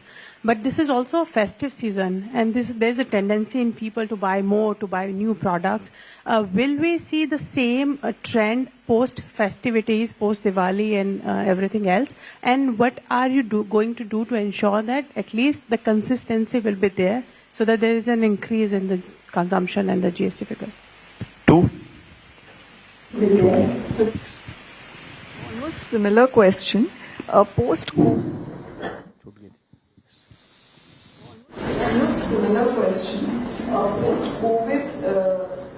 we saw there was a lot of revenge buying for a very prolonged period. With these GST cuts, how do we see this demand story, consumption story playing out for what kind of a period? What kind of a support would it provide to the growth overall? 13. Thank you very much, ma'am. This is a related question. What is the government's estimate of, the total consumption boost expected from this exercise? Thank you. 76. Thank you, sir. Sir, Manoj Kumar from Reuters. Ma'am, you have given a huge bonanza to the consumers with the GST relief, but there is a... Hello. Thank you. Manoj Kumar from Reuters News Agency. Sir, you have... Ma'am, you have given a big bonanza to the consumers, definitely, so they are feeling a relief in the festival season. But there is a segment on the production side, particularly small manufacturers like textiles, leathers, so which have been hit hard by this US 50% tariffs, as well as this inverter duty structures, which are like 7 to 10%, so compared to Vietnam enjoying like 0%. So will there be also some relief to them also in view of this circumstance? Thank you. 17. हमारा भी सवाल हाँ आएंगे आप। मैं मनोहर सिंह हूँ यूनिवार्ता से। मेरा भी सवाल इसी तरह का है कंजम्पशन की, जो चूंकि प्राइम मिनिस्टर ने लाल किले से अगस्त में ही घोषणा कर दी थी, तो लोगों ने डिमांड रोक रखी थी इस उम्मीद में कि हम जो है जब दिवाली से पहले या दिवाली के समय लागू होगा उस समय खरीदेंगे। तो एक तरह से एक्युमुलेटेड डिमांड का भी इस समय जो है और फेस्टिव डिमांड भी है, प्लस जो हमारा ऑटोमोबाइल है या इलेक्ट्रॉनिक्स में जो हमारे अमेरिका का सबसे बड़ा बाजार था उस पर भी प्रभाव पड़ा है। तो जो इस तरह से रिडक्शन है, जो प्राइस रिडक्शन है, और एक कितनी सस्टेनेबल है, और दूसरा इसका जो आपको संकेत मिल रहे होंगे इन्वेस्टमेंट के लिए, कंपनियां जो है नया इन्वेस्टमेंट करने के लिए कुछ उद्यत दिखती हैं या नहीं। और मैडम से एक पर्टिकुलर सवाल है कि आपने एपेलेट ट्रिब्यूनल जीएसटी का जो अभी फॉर्म कर दिया है, वो जो नाउ इट इज़ रनिंग, तो नए सिस्टम में क्लैरिटी कितनी है, डिस्प्यूट कितने आ रहे हैं, जरा इस पे भी इंसाइट अगर कुछ। धन्यवाद। मनोहर जी एक सवाल अगर पूछेंगे तो अच्छा होगा। 9 नंबर और 262, इसके बाद हम उधर से आएंगे। Rishabh ma'am please welcome. Wait, हाँ 9 चलिए। Rishabh Bhatnagar with NDTV profit.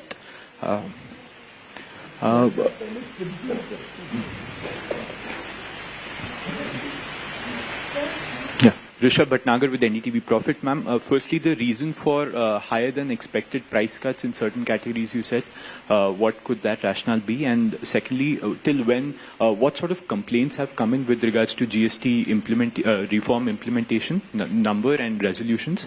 And also, till when is this monitoring expected to go on? You may have to repeat all your 3 questions. Oh, you just seem to be stringing too many things together. Sorry. So the first one, the rationale on the higher than expected price cuts that have been passed on in certain products. And secondly, the monitoring of these GST reforms, these prices, till when is this expected? And the sort of complaints, any figures on complaints that have been coming in against retailers that have not passed this on? Just your name, please, and which group are you representing? Rishabh Bhatnagar with NDTV Profit. Okay. Hello, ma'am. Hello, sirs. Harsh Kumar from Business Standard. 2 questions. Ma'am, Consumer Affairs said that it has received around 4,000 complaints regarding this GST rate thing. So any action has been taken on those? Second is related to this tariff thing. A couple of MSMEs exporters are expecting some credit guarantees. So anything on the line in the future? Thank you. Yes, we'll take answer. We will have answer. I think with this answer, I'll be able to cover a few of you all who sort of had similar questions. So I hope you don't take it amiss if I say I've answered that already. I'm answering it now. About this pent-up demand, revenge purchases, festival season. Tax reduction has not happened only for the season. Tax reduction is now onwards. So pent-up demands can happen. I remember very similar questions being asked post-COVID. People said, oh yes, pent-up demand, after that nobody will buy, after that will be as bad as COVID time. No, please. It is important for us to understand these tax reductions are required from the point of view of making the system a lot more nimble. Better collections means you have greater room, fiscal room to give back something. So now that the collections are improved and steadily we are touching almost close to 2 lakh crore gross collection per month, there is a reason for us to cut the rate also and give the benefit, pass on the benefit to the consumers. And all these items are mostly day-to-day items. Yes, you won't buy your car every year. But the fact remains, for that person who goes and buys it, it may be a lifetime's purchase. He gets a better rate. So this thing about the pent-up and purchases not happening was, once people got to know sometime late August that a GST with a proposal of considerable reduction in taxes is happening, they thought, yes, it's going to be a good reduction because PM also said it will be a good Deepavali gift. So people waited. It's a pent-up of 1 month, if anything. So let's not conflate things much beyond their actual. People waited once they got an inkling that there will be a reduction, and that was the pent-up which opened up on 22nd September. So beyond the point, if we build up on these pent-up demand, revenge, will it sustain, we'll not be on sound grounds. All of us should have a good understanding of what this is like and how it plays out. So will it sustain even afterwards, times now? Yes, as I said, it is something which is going to benefit every consumer on a day-to-day basis, and even on those rare once in a couple of years purchase, a AC or a higher, better digital television and so on. So it will sustain. The consumption story will continue. Then you had this, will the consumption boost climate continue? This answers, all this which I've said now will answer that. And on Manoj, I think from Reuters, asking question on US tariff and the inverted duty structure. Inverted duty structure aspect, I have answered it. We have corrected most of the inverted duty structure.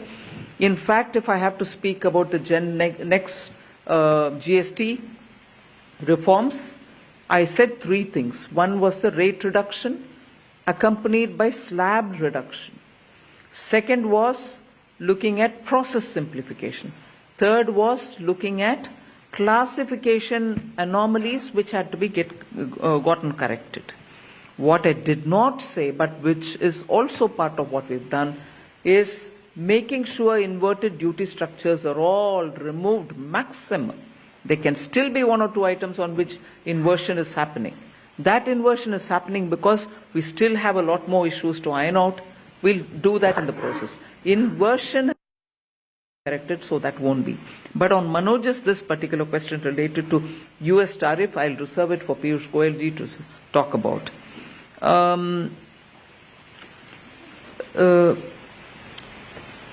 Univarta, I don't know how to respond. A virtuous cycle beginning with a tax reduction, leading to better consumption and greater demand, moves further for greater capacity increase by people who sell commodities. From there it increases investment. It is a part of the virtuous cycle. So if you were to forget 1, 2, 3 stages and say straight to the investment and tell us that are you doing this for increasing investment? Increasing investment inevitably will happen.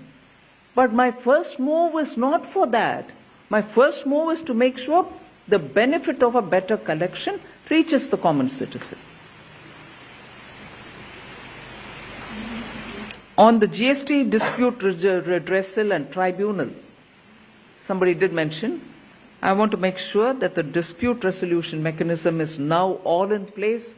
The GST tribunal is working. They've been given the necessary office space, necessary manpower, and also the equipments which they will need. Everything is in place all over the country. And the tribunals have been established in every state in accordance with the state's requirement as to where they want it. If it is one state which wants 2 places, if it is one place, and the other places per their choice. Every place is per the state's choice. So that should actually take off and do very well, the dispute redressal. I was quite curious on this question by Rishabh Bhatnagar, NDTV, profit. What is the rationale for higher than given tax rate being passed by companies?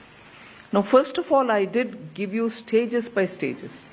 If something was at 12 and it came down to 5, and if there are issues of input cost going up, and as a result of the input cost being higher, there would be some kind of a reduction in the actual tax that is being passed on because their output is being taxed far lesser.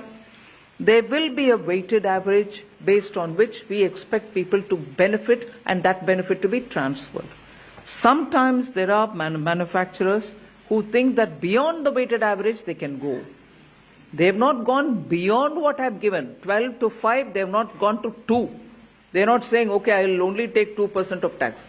But within that realm of reaching 5, weighted average is what I am saying. They could have given this much because of tax at the input stage being different from tax at the output stage. But they've gone beyond the weighted average. So that's where they're passing on more than what you expect them to give because of the differential between the input tax and the output tax. So nowhere have they gone beyond what we have reduced. It'll be a utopian world, I would think, if that happens. But that is the answer for your first one, rationale for higher than. And the monitoring of complaints, what is the level of complaints received? I'd like to say this for also somebody who asked about questions on consumer affairs, receiving complaints, how many have been attended to, and so on. See, the total number of cases which the consumer affairs have received, or complaints or grievances that they've received, is 3,169 grievances which have been received by the Department of Consumer Affairs. And 3,075 grievance of this 3,169, from that 3,075 grievances have been forwarded to nodal officer in the CBIC. Because about 94 of them, the grievances have been resolved at the Consumer Affairs Ministry's level itself. So 3,169 total grievances received, 94 sorted out by Department of Consumer Affairs themselves, 3,075 grievances have been forwarded to the nodal officer of CBIC, who has started handling it, and that is why if you go to the website you will find in process. The grievance is in process. We are handling them. So I want to also assure that majority at a first go, the preliminary first cut understanding of these grievances that we have is majority of the cases pertain to complainants have perceived the GST taxation cut to be like this, whereas it is something else, and they think, oh my, that is the number. Like this weighted average aspect, they probably didn't know. So as a result, they have come up with complaints. The Department of Consumer Affairs has been requested to enable a functionality in their portal itself, which will allow the nodal office and on the portal so that the nodal officer will be able to forward such complaints to the respective chief commissioners for the necessary examination and resolution. Because a complaint coming to Department of Consumer Affairs may be true, but probably true of that one particular zone and not of everybody else. So we are asking them to give a functionality in the Consumer Affairs portal in which they will give us that information so that we can immediately pass it on to the principal commissioner who needs to handle that. So complaints are being handled, and this is how it goes, and that's for NDTV profit. The rest will go to Minister Piyush Goyal. Thank you, Nirmala ji. Just one data point that seems to have omitted your attention. Otherwise, you wouldn't have asked that question about pent-up demand. In September 2025, the GST collection went up, gross GST collection went up by 9.1% compared to September 24. Now, we are all aware that the GST collection of September is for purchases and sales done in August, which goes to show that even in August 25, after the Honorable Prime Minister announced that from Diwali you will have lower GST on almost every item, despite that our August trade in goods and services was 9.1% higher than the last year, which is reflected in the GST collection of September 2025. All the business journalists will of course catch this on very quickly. And this demonstrates that India is resilient, India has clarity in its vision, and India continues to purchase goods and enjoy the fruits of services even after the announcement on 15th August. The growth trend continued in the rest of the August month. Another data point that will interest you is the outward foreign portfolio investor amount, FPI. In August, the outward FPI was about $4 billion. As soon as the GST announcement came in, people quickly, investors are sharp, they can see the future. They quickly realized that this is a bonanza. And Indian business, Indian industry, Indian growth story, Indian demand of goods and services is surely going to see a massive upswing. And therefore, in the month of September, the outward FPI fell straight away from 4 billion to less than 900 million.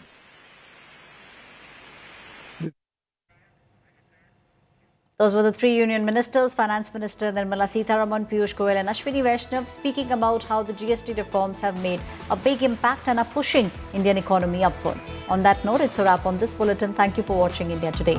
For more news and updates, you can log on to indiatoday.in. You can even download the app. This is me, Aishwarya Paliwal, signing off.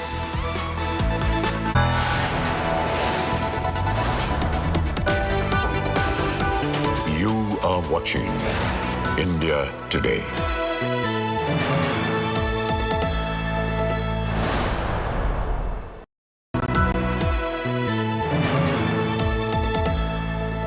Motorola Edge 60 Pro, the true flagship killer. Bliss. It dances on your skin like first rain. Experience bliss in all its forms with Hindware. Hindware, designed for bliss.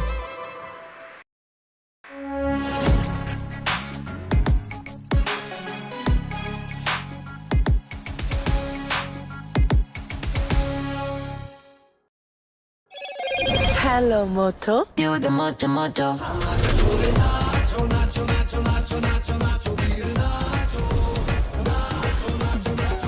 Motorola Edge 60 Fusion, the undisputed, most loved phone. Every story finds a place. Every voice gets a platform. Every side has its say. Your channel for every headline. Prime Team on India Today, India's only democratic newsroom.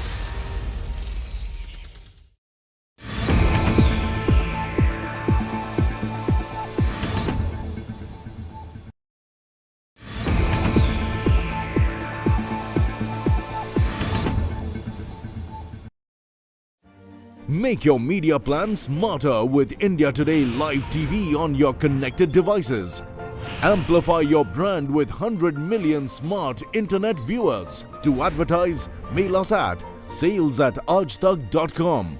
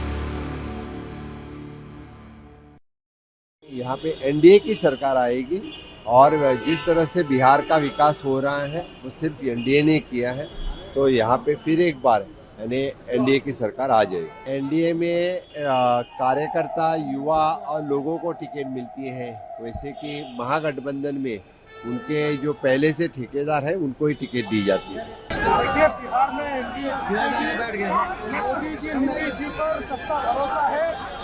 लोग एक बहुत बड़ा mandate देने जा रहे हैं और बिहार फिर एनडीए के साथ चलेगा और बिहार में बिहार में पकड़िए रफ्तार, एनडीए सरकार फिर एक बार।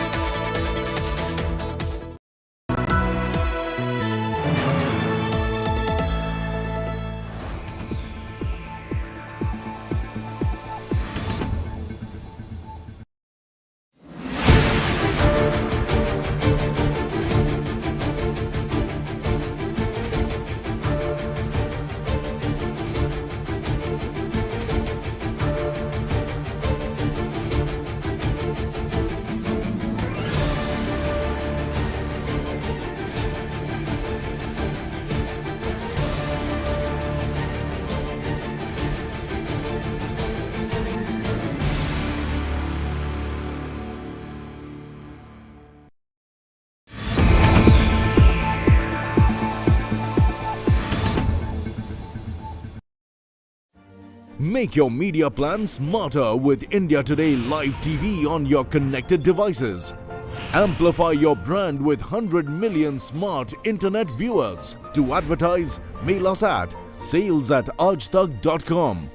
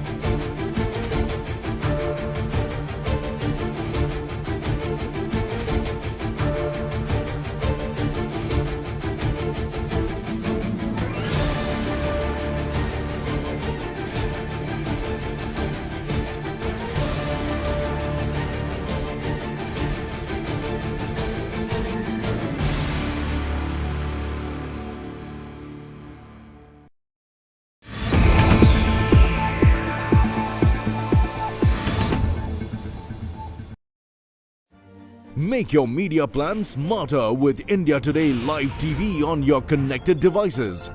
Amplify your brand with 100 million smart internet viewers. To advertise, mail us at sales@aajtak.com.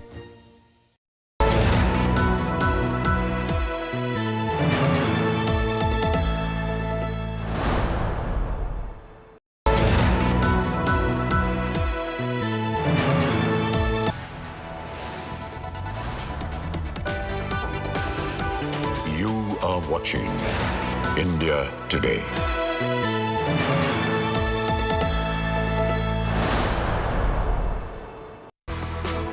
Hello, you're watching India Today and I'm Aishwarya Paliwal. Let's start the show with the headlines. After successful rollout of GST 2.0, the government has now released a report card on the GST Bachat Utsav.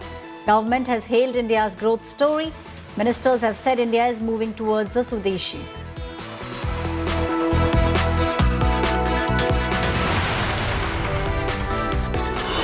Pakistan carried out fresh airstrikes along the Afghanistan border. Afghanistan has withdrawn from the tri-series with Pakistan.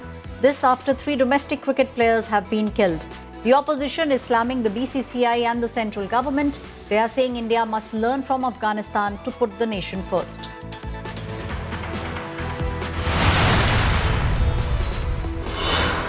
Prime Minister Modi to sound the poll bugle in Bihar from 23rd of October. 12 NDA rallies will take place in Bihar. Key Chirag Paswan and Home Minister Amit Shah meeting held in Patna to discuss the poll campaigning. The deadlock continues in Mahagathbandhan.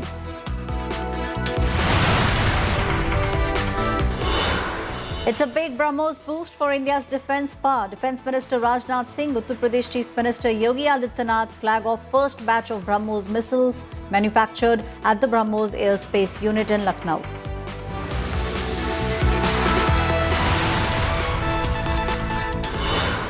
The air quality plummets in Delhi NCR. Smoke has engulfed the national capital. Very poor air quality reported across Delhi just ahead of Diwali.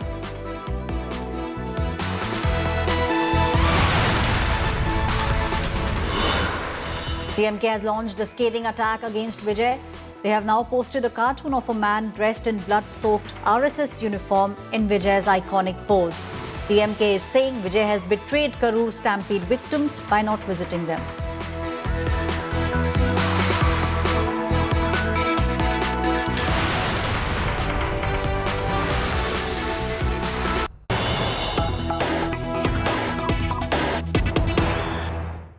News that's coming in from the national capital now. Massive fire has engulfed the MP flats at BD Marg in the national capital.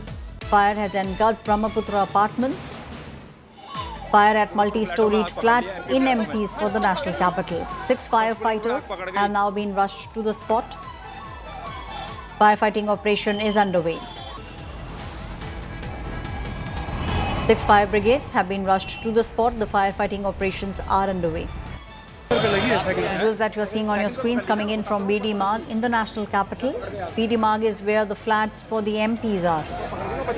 Massive fire at the Member of Parliament flats in BD Marg. Many MPs from Rajya Sabha and Lok Sabha, they have their residences in this area. A fire incident was reported at the BD Marg MP flats. 6 fire tenders have been rushed to the spot. Fire department received a call at about 1:20. Images that you are seeing on your screens coming in from the national capital. These are residences for the members of parliament.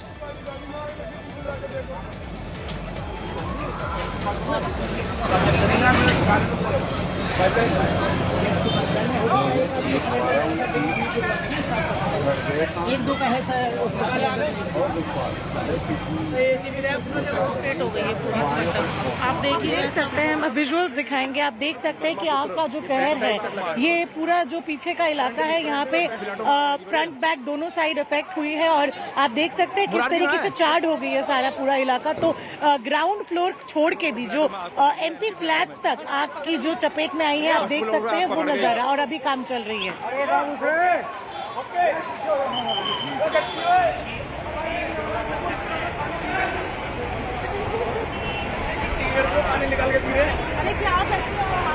देखिए एक बात आपसे पूछेंगे कि जब ये आग लगी तब लोग अंदर मौजूद थे? लोग अंदर मौजूद थे, जितना हमसे हो सका उतना हमने निकाला, और ऐसा कोई व्यक्ति नहीं है कि जिसको हमने नहीं निकाला, हर कोई बच चुका है इसमें। सबसे बड़ी बात है कि हमने सेफली ये चीज हमने कर दी। और जानवर भी अंदर फंसे हुए थे? तो कोई नहीं था। एक डॉगी को लेकर आए अभी निकाल के, यहाँ से अंदर फंसा हुआ था, फायर ब्रिगेड वाले लेकर आए।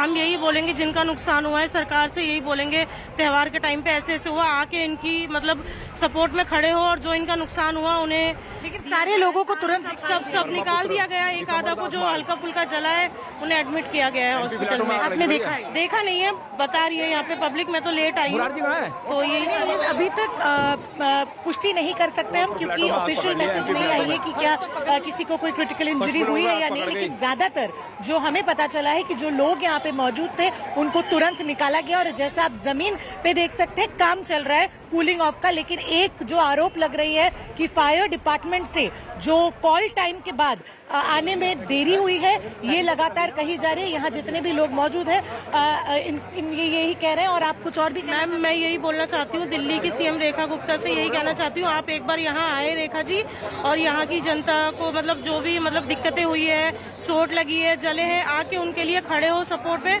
और उनकी मदद की जाए जो मतलब उनका नुकसान हुआ, घर या बच्चे जिनको भी। कितने घर यहाँ? काफी कम से कम 4 मंजिल तक यहाँ दिखाई दे रहा है जो चपेट में आ गए। ऊपर और जले हैं, तो ऊपर अभी हम गए नहीं है। चलिए एक चीज हम आपको दिखाएंगे कि यहाँ पे आग लगने की आप समझ तो यहाँ सकते हैं कि कैसे चीजें जल गई है, लेकिन ऊपर भी जो तीसरी चौथी मंजिल है, आग की जो स्मोक है उससे लोग चपेट में आए। और आप समझ सकते हैं कि एस्फिक्सिया एक बहुत बड़ा रीजन होता है आग लगने के बाद जो कोई भी क्रिटिकल इंजरी होती है। तो सारे जो ऊपर के फ्लैट्स है उसमें भी स्मोक चली गई थी। और लगातार जो लोग आरोप लगा रहे हैं वो ये है कि लेट हो गई थी। जो मेन दिल्ली फायर सर्विस की तरफ से फायर टेंडर आना था, वो यहाँ के लोगों का आरोप है कि फायर सर्विस और फायर टेंडर्स आने में देरी कर दिए थे, कम से कम आधा घंटे लगा दिया था। मुरार जी कहाँ है?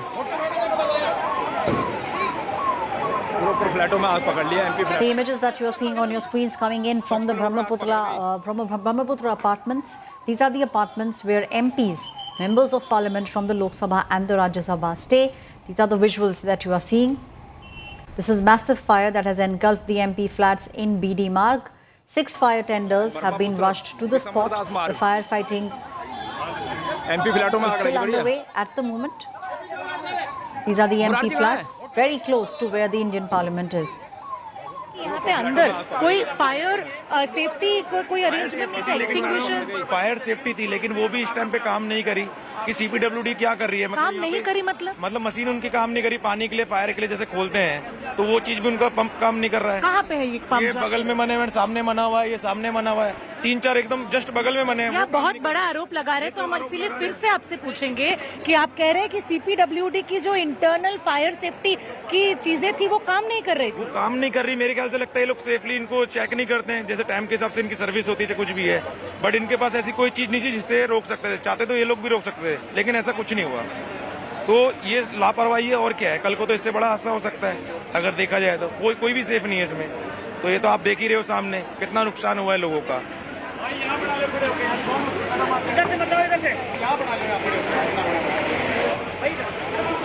6 fire tenders are on the spot at the moment. These are images that are coming in from the Brahmaputra apartments. These are the apartments where members of parliament stay. So far, no casualty has been reported. Fire has engulfed the Brahmaputra apartment in the national capital. This is a fire at a multi-storied flat. These are flats made for the members of parliament. 6 fire tenders already on the spot. Firefighting operations underway at the moment.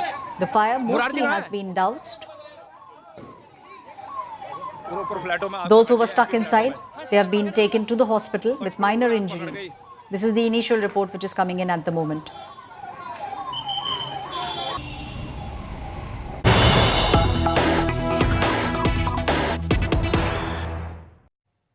News that's coming in at the moment. It's Defence Minister Rajnath Singh and his big message to Pakistan.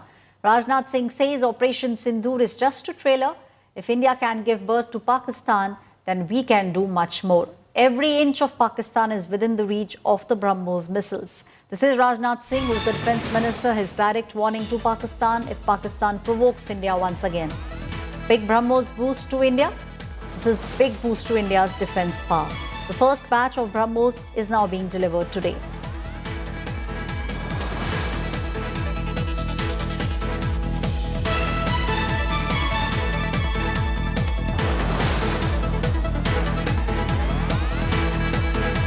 Rajnath Singh is now saying every inch of Pakistan is within BrahMos reach. This is the latest statement which is coming in from our defense minister Rajnath Singh, who's saying that every inch of Pakistan is within BrahMos missile, is within the range of the new BrahMos missile. If India can actually give birth to Pakistan, we can do much more. Every inch of Pakistan within the reach of the BrahMos missiles. This is a direct warning which is being given by India's defense minister to Pakistan. A warning given if Pakistan provokes India once again. Big BrahMos boost to India's defense power. The first batch of the BrahMos, it will be delivered today. The manufacturing unit in Lucknow, that's the place where the defense minister Rajnath Singh and UP Chief Minister Yogi Adityanath were today. This is defense minister Rajnath Singh's big message to Pakistan. Listen in to what the defense minister has said. सबको ब्रह्मोस की ताकत के बारे में अच्छी तरह पता है। देश को यह विश्वास है कि हमारे जो विरोधी हैं, एडवर्सरीज हैं, अब ब्रह्मोस से बच नहीं पाएंगे। यह देश को पूरा भरोसा है। पाकिस्तान की जहां तक बात है, तो अब उसकी एक एक इंच जमीन हमारी ब्रह्मोस की पहुंच में है।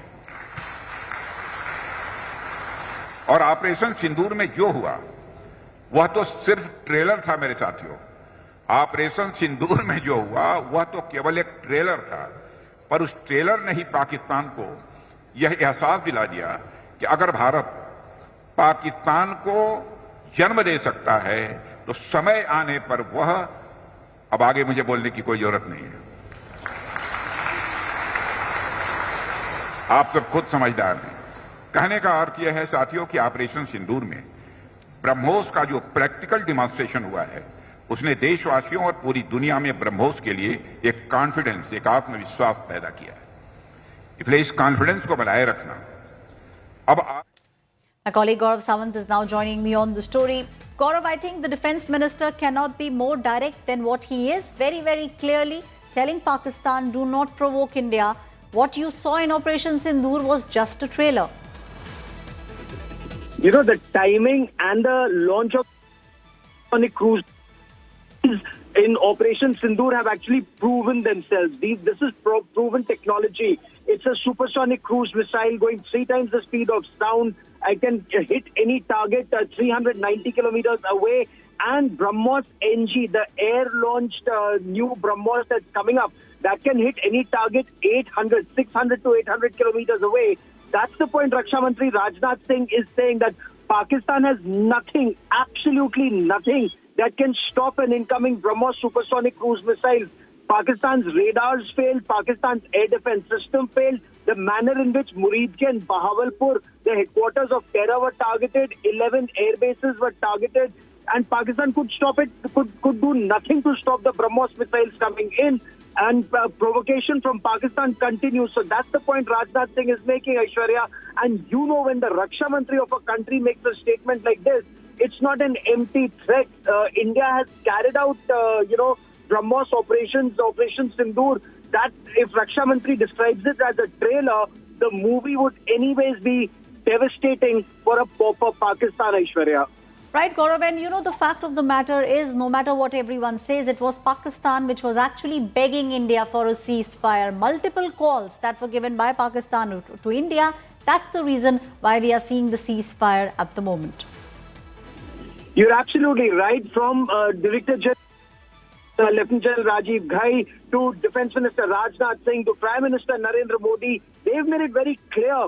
It was after India's operations on the 10th of May that Pakistani DGM was seeing the devastation across 6 radar stations, 9 terror camps, 11 air bases. They realized that there is no way that they can withstand India's onslaught. And if there's a second salvo of India's attacks, Pakistan would have nothing left. The manner in which they lost 2 airborne early warning systems 5 aircraft in the air, 5 aircraft on ground. It just goes on to show the devastation that India caused, and that is why Pakistan was seeking a ceasefire. However, next time India's information warfare will have to be perhaps, even sharper. The continues to lie to its people, and that weapons factory, China, America and Pakistan together, they continue to build a false narrative.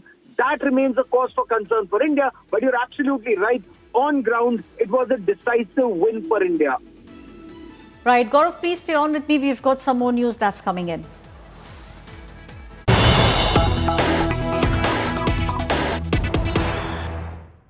News that's coming in at the moment. Rattled by Taliban, it's scoured Pakistan, which is provoking India once again.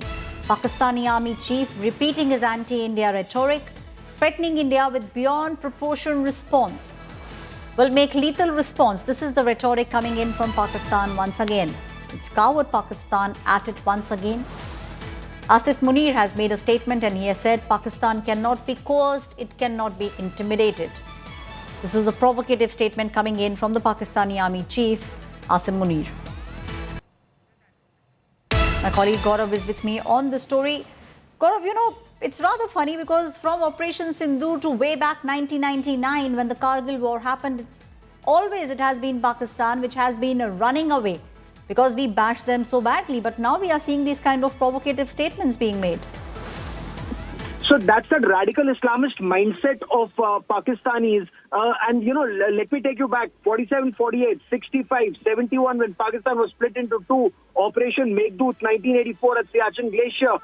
Then you have, the Kargil War of 1999, as you very rightly pointed out, on the 4th of July, on America's holiday, Nawaz Sharif went running to America seeking a ceasefire. And then again in Operation Sindoor, desperately reaching out to Saudi Arabia and to United States seeking a ceasefire, and yet lying to its own people. But look at that mindset, Aishwarya. Where would you see an army chief who's lost every war overseas and has killed his own people and yet promoted himself? Look at the manner in which the Pakistanis have killed more than 200 people in Pakistan's Lahore, in Muridke, the Tehreek-e-Labbaik activists. They've had more than 100 casualties on the Afghan border just to divert attention from their internal failures. They are blaming India. That's the mindset of Pakistan. And unfortunately, that's the nature of the beast that we have to live with. Next time, India will not only have to punish Pakistan harder, but also make sure that, how badly they've been punished so that their lives do not continue, which is begging, literally begging to survive, continues to push, an agenda where they will be able to enrich themselves and continue their fight against India. That's the only thing that unites a radical Islamist Pakistan, Aishwarya.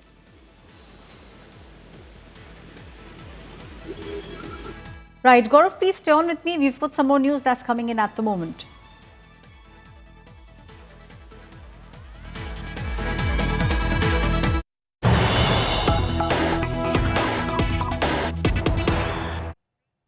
News that's coming in, it's the Taliban leadership which is now heading to Doha for peace talks. Pakistan and Afghanistan, they'll be holding peace talks in Doha. Afghanistan Defense Minister, Pakistani military, both of them will now be holding conversations. Pakistan, in fact, carried out fresh attack in Afghanistan. Afghanistan has termed Pakistan's recent attack as a crime. Afghanistan has said that this is a response that they gave because Pakistan has attacked them. Also, Afghanistan said that they will come out with a response very soon. Gaurav Sawant is with me on the story. Gaurav, very old saying, getting a taste of your own medicine. We are now seeing how it is Afghanistan which is telling Pakistan that they will give them a befitting response very soon. And Pakistan is suffering. The pain that Pakistan has been suffering in Khyber Pakhtunkhwa province since 2021, ever since Taliban took over Kandahar and Kabul. Look at those images that we saw of then Pakistan's DG-ISI General Faiz Hamid. He went to Kabul, went to the Serena Hotel, was having a cup of chai and claiming all is well, claiming that they're completely in control of Afghanistan. Afghans don't want to be run by Pakistanis anymore. India's relationship with the Taliban, but that's holding both countries in good stead. There are more than 700 Pakistani soldiers on an average who are dying every year since 2021. Security forces, whether it's in Baluchistan or in Khyber Pakhtunkhwa, and the fact that three Afghan cricketers are among the 8 people who were last night, it just goes on to show that Pakistan is targeting civilian areas, and Afghanistan has already cancelled their participation in tournament to be held in Pakistan. Now it remains to be seen how this will be taken forward, because Afghans will avenge the killings on ground. There are already reports that Afghan Taliban and Tehreek-e-Taliban Pakistan, so both TTP and TTA, are getting active in Khyber Pakhtunkhwa. They're already in touch with Baluch fighters in Baluchistan, and this fire is likely to burn Pakistan down, not just in KPK, but also in Baluchistan, and its heat will be felt even in Islamabad and Pakistan's Punjab province in times to come, Aishwarya. Right. Thank you, Gaurav, bringing us all those details, putting things in perspective. And as my colleague rightly pointed out, this is a fresh war that we are seeing brewing right in the backyard of Pakistan. What we are seeing now are tensions between Afghanistan and Pakistan, which have been escalating over the past few days. In a recent airstrike, which has now taken place in a district of Afghanistan launched by Pakistan, innocent civilians have been killed. This attack by Pakistan has claimed lives of women and children and aspiring young cricketers. These cricketers, they dreamed of representing their nation on the world stage. Afghanistan Cricket Board has announced that they will now withdraw from the upcoming Tri-Nation T20 series, which involved Pakistan and Sri Lanka, following the death of 3 Afghan cricketers. Now, these airstrikes allegedly were carried out by Pakistan's military regime. Afghanistan cricket team captain Rashid Khan has issued a strongly worded statement condemning the barbaric airstrikes. He said he is supporting Afghanistan's decision to withdraw from the Tri-Series.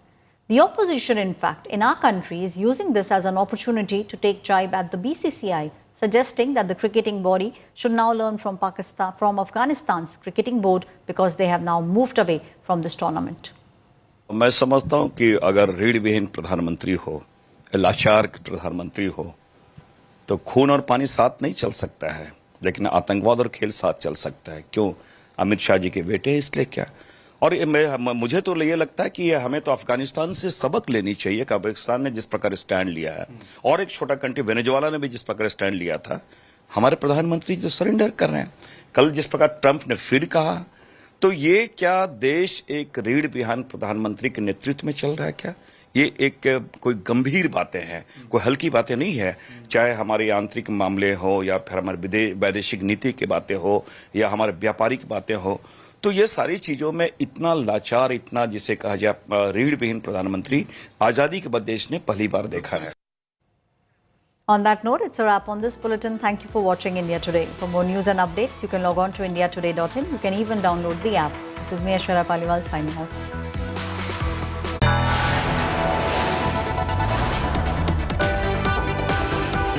You are watching India Today.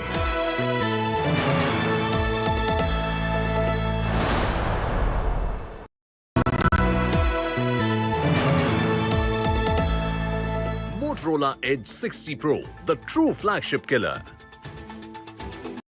अरे बेटा, Dulux है और उसकी warranty तो और भी शानदार। Paint से भी शानदार वारंटी, से शानदार पेंट, से शानदार वारंटी, से शानदार paint warranty.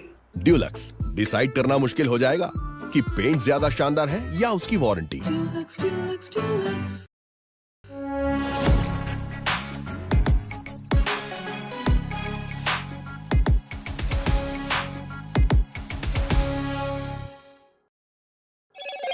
Hello, Moto. Do the Moto Moto.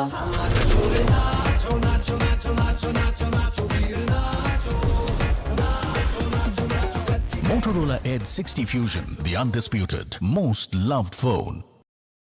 Motorola Edge 60 Pro, the true flagship killer. Hi, here are the top headlines. Presented by Motorola. Congress, RJD row over seat. Sharing escalates. Several seats in conflict. Massive fire engulfs Amritsar-Saharsa Garib Rath train. All passengers escape safely. Afghanistan withdraws from Tri-Series following death of several cricketers.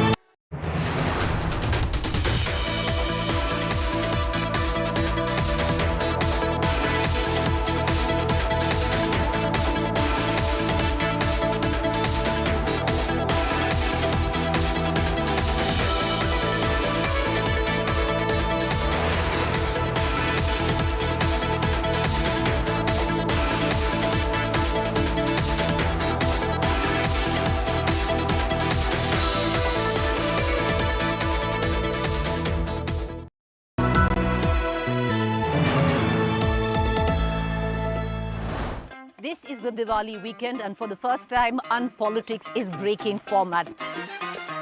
One of the best astrologers in India joining me is Mr. Dipanshu Giri. How is this Diwali different in terms of the planetary positions, and what can we expect and what should we do? What is your advice for stock market? You're saying the West is going to go through the worst time. After 1.5 years, it is going to be extremely tragic for US. 2030, India and Pakistan will go to war. A major kind of a war-like situation. March 2026, the government is going to be in deep crisis because one of the allies will switch. We should watch out for a tsunami. When I say Odisha bill. There's a Bihar election coming, Dipanshu ji. Who is winning Bihar?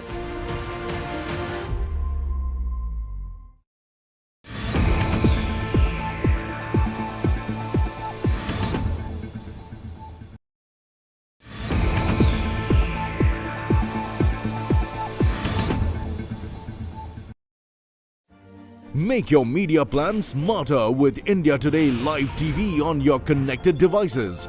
Amplify your brand with 100 million smart internet viewers. To advertise, mail us at sales@aajtak.com.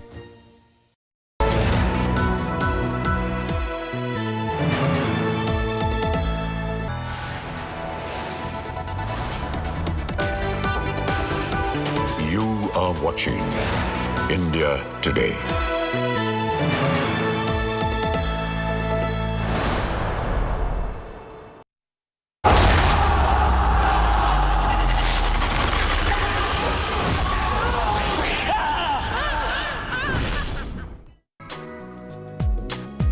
Hello and welcome. You're watching In the Club, and this is your place, one-stop destination for all things entertainment. And I am Sriya Kundu, and this Diwali, Maddock film expands with Thama, unleashing a thrilling mix of mythology, horror and comedy.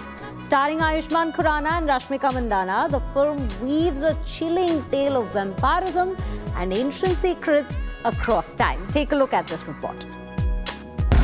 तुम्हें पृथ्वी और इंसानों की सुरक्षा के लिए बनाया गया है। की सुरक्षा? आज से हम इंसानों का खून पिएंगे, नए बेताल पैदा करेंगे, हमारी सेना बनाएंगे और मैं बनूंगा तुम्हारा थामा। This Diwali, the darkness isn't just outside your window.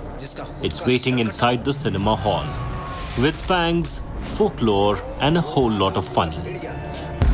तुम्हें पृथ्वी और इंसानों की सुरक्षा के लिए बनाया गया है। की सुरक्षा? आज से हम इंसानों का खून पिएंगे। Bollywood just got bloodier, bolder and brilliantly bizarre with Maddock's genre-blending horror comedy Thama.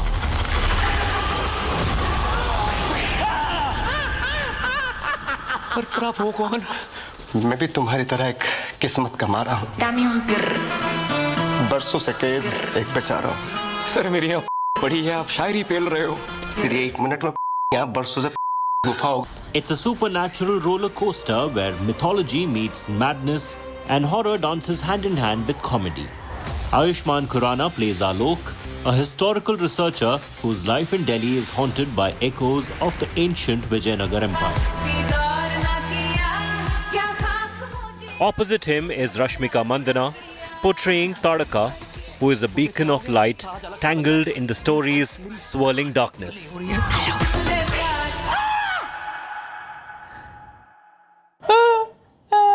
अब मैं क्या करूंगा? मेरी लाइफ, मेरे एम्बिशन सब खत्म। राजमा चावल कैसे खाऊंगा? ए, नाटक मत करो, कुछ नहीं हुआ है तुम्हें। क्रेजी हो गया। But the chills and thrills don't end there, as Nawazuddin Siddiqui sets the screens on fire as the antagonist for the lore, playing Yakshasan. क्या हुआ? रुक क्यों गए?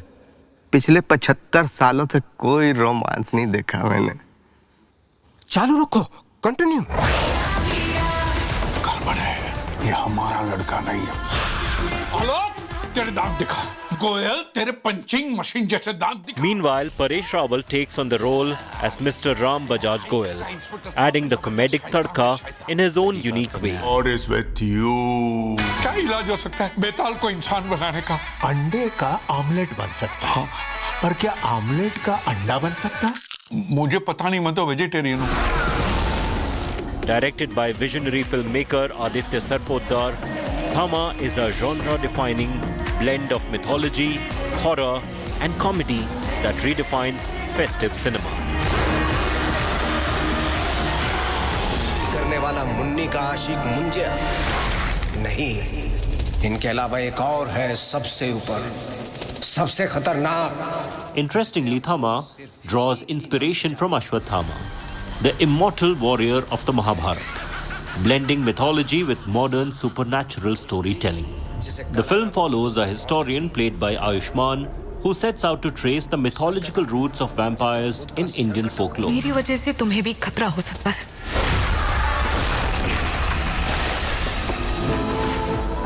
Spanning two timelines, the narrative shifts between modern-day India and the ancient kingdom of Vijayanagar, bound together by a haunting tale of unfulfilled love.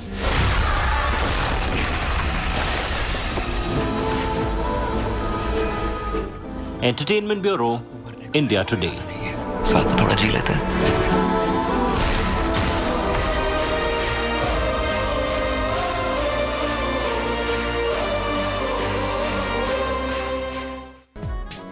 Maroc Films has rewritten the rule book by turning horror into hilarity and comedy into chaos.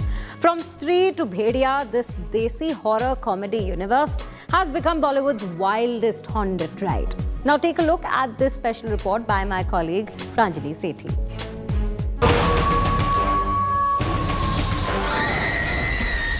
अगले 4 रात वो शिकार पे आने वाली है.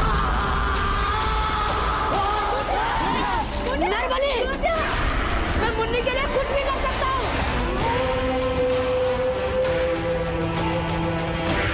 Who said horror can't make you giggle?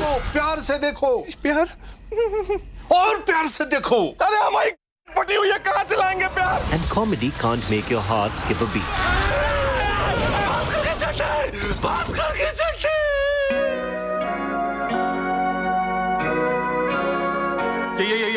यही चड्डी पहन के कल रात को फूल खिला था.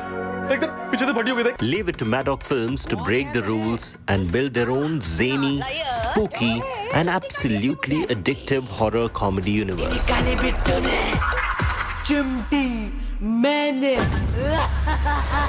A cinematic universe where Bhutnis flirt. कौन? स्त्री पुरुषों को उठाती है और सिर्फ वस्त्र छोड़ती है. Werewolves fall in love. And tantrics give travel advice. तुम्हारा मुझे को एकदम बढ़ाया, लेकिन इसका charge extra. This Desi universe has slowly become Bollywood's ultimate haunted laugh ride. And honestly, we're here for it. स्त्री के बारे में क्या पता है आपको? कई साल पहले शहर में एक सुंदर आकर्षक वेश्या हुआ करती थी. Stree and Stree 2. The origin point. The OG. नहीं, उसकी आत्मा से प्यार करता था. सच्चा प्यार. Set in the sleepy town of Chanderi, Stree introduced us to vengeful spirit who kidnaps men. तुम्हें तुम्हारे नाम से पुकारेगी. तुम्हें क्या करना है? फौरन चप्पल निकालो, हाथ में लो और भागो. उसको सबका नाम कैसे पता चल? But politely asks for permission first. कुछ भी हो जाए, पलटना मत. With Rajkumar Rao's comic timing and Shraddha Kapoor's eerie mystery, the film became a cult classic. मैं तो यहाँ नहीं रहती, लेकिन पूजा के टाइम हर साल आ जाती हूँ. And instantly turned Os 3 Kal Aana into pop culture gold. And if that wasn't enough, the sequel smashed box office records and proved that this universe is only getting crazier. आप सच में आ गई! आप सच में आ गई! आप आ गई! Bhediya. This time, Madoc took us deep into the forests of Arunachal Pradesh, where Bhaskar, played by Varun Dhawan, gets bitten by a werewolf and starts turning into one himself. The mix of folklore, outstanding VFX and hilarious one-liners from Abhishek Banerjee made it a blockbuster. यही चड्डी पहन के कल रात को फूल खिला था, एकदम पीछे से फटी हो गई थी। चटोकवाड़ी Munjia. श्रापित है वो जगह। Set in Pune and Konkan, Munjia follows the story of Bittu, portrayed by Abhay Verma, who is deeply in love with Bela, played by Sharwani. However, upon returning to his hometown, he uncovers a hidden past filled with ancestral history, demons, and paranormal occurrences that were unknown to him. The film earned a lifetime collection of 107 crore net in theatres. In fact, on New Year 2025, Maddock Films has made a major revelation. The filmmaker announced 8 films that are going to be a part of their horror comedy universe. These 8 films also include Shraddha Kapoor and Rajkumar Rao starrers 3-3 and Varun Dhawan Kriti Sanon starrer Bhediya 2.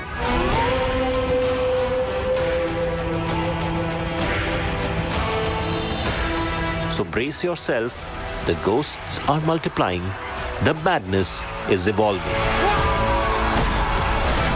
With Pranjali Sethi, Entertainment Bureau, India Today.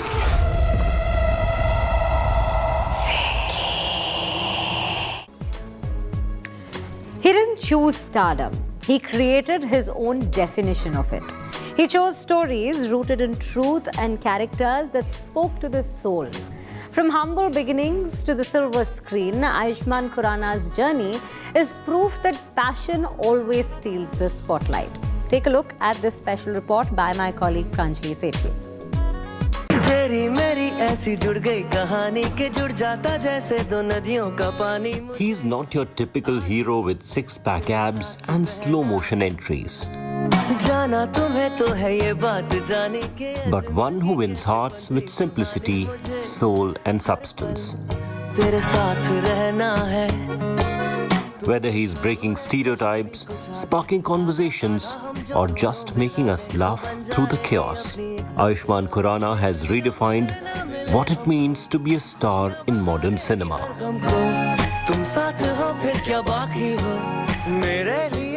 Born in a Punjabi family in Chandigarh as Nishant Khurrana, his parents changed his name 3 years after his birth to Ayushmann. Ayushmann started off with a mic, not a movie camera, as an RJ, a reality show winner and a voice that connected instantly with India's youth. But destiny had a bigger stage in mind. And soon Ayushmann Khurrana became the voice of India itself. The actor made his acting debut in Bollywood back in 2012 with the film Vicky Donor. He portrayed the character Vicky Arora, who was a sperm donor in the movie, and he is still regarded as one of the most iconic characters in Hindi cinema. घर पे बैठे-बैठे बाप बन रहा हूँ मैं. His next outing as the main lead was Rohan Sippy's Nautanki Sala, वो किसी भी तरह मुझसे impress हो. a 2013 film which he co-starred with Pooja Salvi, Kunal Roy Kapoor and Elvin Sharma. मैं उससे उसका प्यार छीन लूंगा. Made in China रामायण है. Though the film did not set the box office on fire, Ayushmann's charm and sincerity kept him on the radar, proving he was here to stay, not just flash and fade. जब ईंधन उबलेगा ना, तो फड़फड़ करके engine की आवाज आएगी. फिर ये घूमेगा. Released in 2015, in a movie titled Hawai Zada, Ayushmann played a scientist, Shivkar Bapuji Talpade, alongside Mithun Chakrabarti. The movie failed to connect with the audience.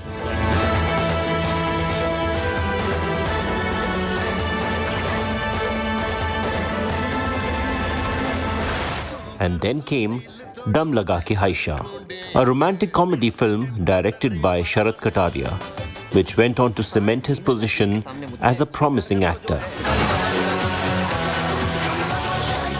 After a brief gap, 2017 turned out to be a turning point. The actor appeared in Hindi romance dramas like Meri Pyari Bindu, followed by Bareli Ki Barfi and Shubh Mangal Savdhan, which were critically and commercially successful.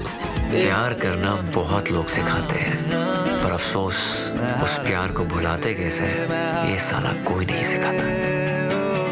And then he raised the bar. With Andhadhun, he delivered a masterclass in suspense, for which he also bagged a national award.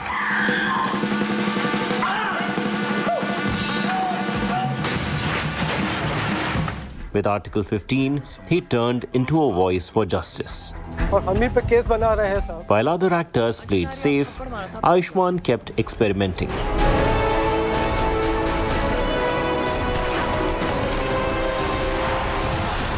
From mimicking female voices in Dream Girl to addressing insecurities in Bala and gender bias in Dr. G, he made discomfort his comfort zone.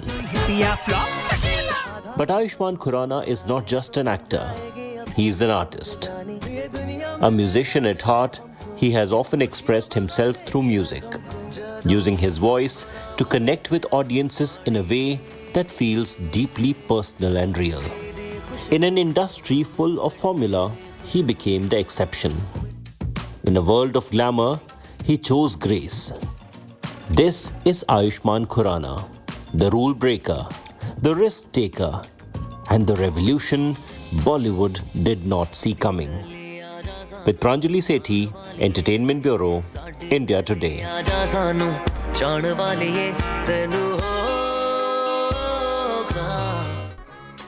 Rashmika Mandanna rules 2025 with a power-packed lineup of films spanning multiple genres, from the historical epic Chhawa to intense dramas like Sikandar and Kubera. She continues to showcase her impressive range, and with upcoming titles like Animal Park, Pushpa 3, Maisa and more, Rashmika is all set to dominate the screen with talent, charm and unstoppable momentum. Take a look at this report filed by my colleague Alice.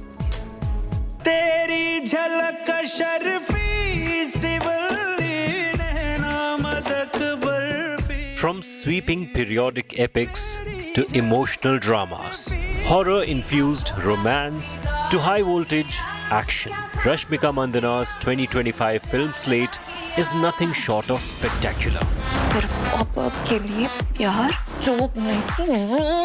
I really wish she had died that day. In fact, her upcoming film lineup is equally diverse and ambitious, with everything rolled into one power-packed calendar. She began the year with Chhawa, a historical drama released on February 14th opposite Vicky Kaushal. Rashmika plays Maharani Yesubai Bhosle, who is the queen and strength behind Maratha ruler Chhatrapati Sambhaji. A sweeping historical drama directed by Lakshman Utekar, it explores royal duty, betrayal and emotional sacrifice.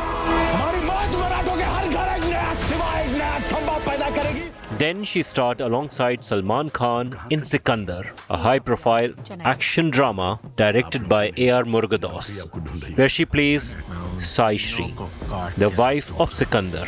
Her character faces tragedy when Sai Shri is killed by a corrupt minister, triggering a quest for justice and protection.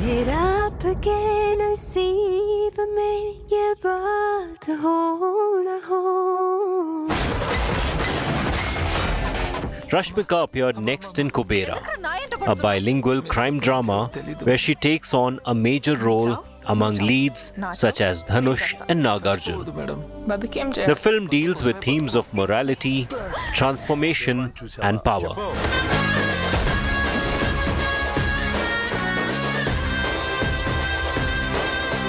Also in her 2025 lineup is Thama, a horror romantic film also starring Ayushmann Khurrana in the Maddock horror comedy universe, revolving around two star-crossed souls fighting for love in a world where nature, bloodlines and destiny conspire to tear them apart.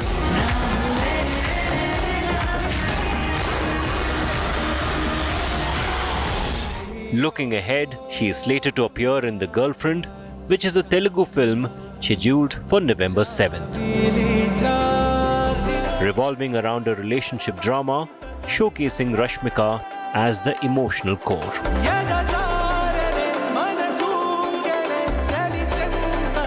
Another major project is Animal Park, the sequel to Animal, in which she reprises the role of Geetanjali. Once again alongside Ranbir Kapoor, and is slated to hit the theatres in 2026. You're fighting ghosts in your head. Do you even realize that? मैं ghost से लड़ता नहीं हूँ, उन्हें कहा जाता हूँ. She will also be part of fans' favourite Pushpa 3, The Rampage. Returning as Srivalli, opposite Allu Arjun, in the third installment of the Pushpa Powerhouse franchise.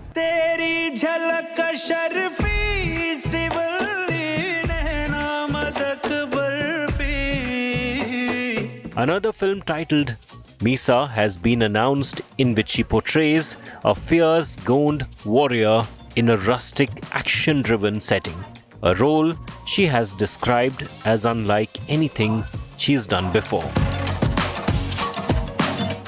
Rashmika has also apparently joined AA22 into A6, a sci-fi actioner directed by Atlee. And finally, there is Rainbow in Her Kitty, which tends to be a romantic drama in which she stars opposite Dev Mohan. Directed by Shantaruban, promising a more emotional and intimate narrative. With Alice, Entertainment Bureau, India Today.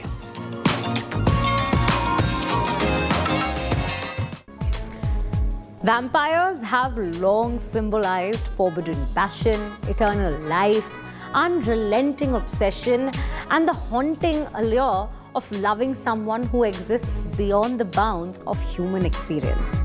From Dracula, a love tale, to Near Dark and Twilight, these tales explore love that defies time, humanity, and death. Take a look at this report by my colleague Alice.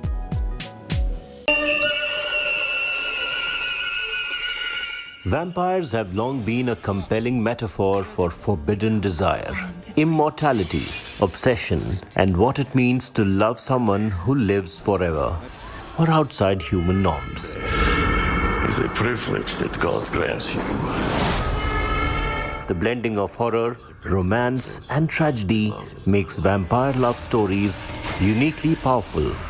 Case in point, the 2025's Dracula, A Love Tale, which is directed and written by Luc Besson and starred Caleb Landry Jones, Christoph Waltz, Zoe in prominent roles. Revolving around a 15th century prince devastated by his wife's death, renounces God and is cursed to eternal life as Dracula.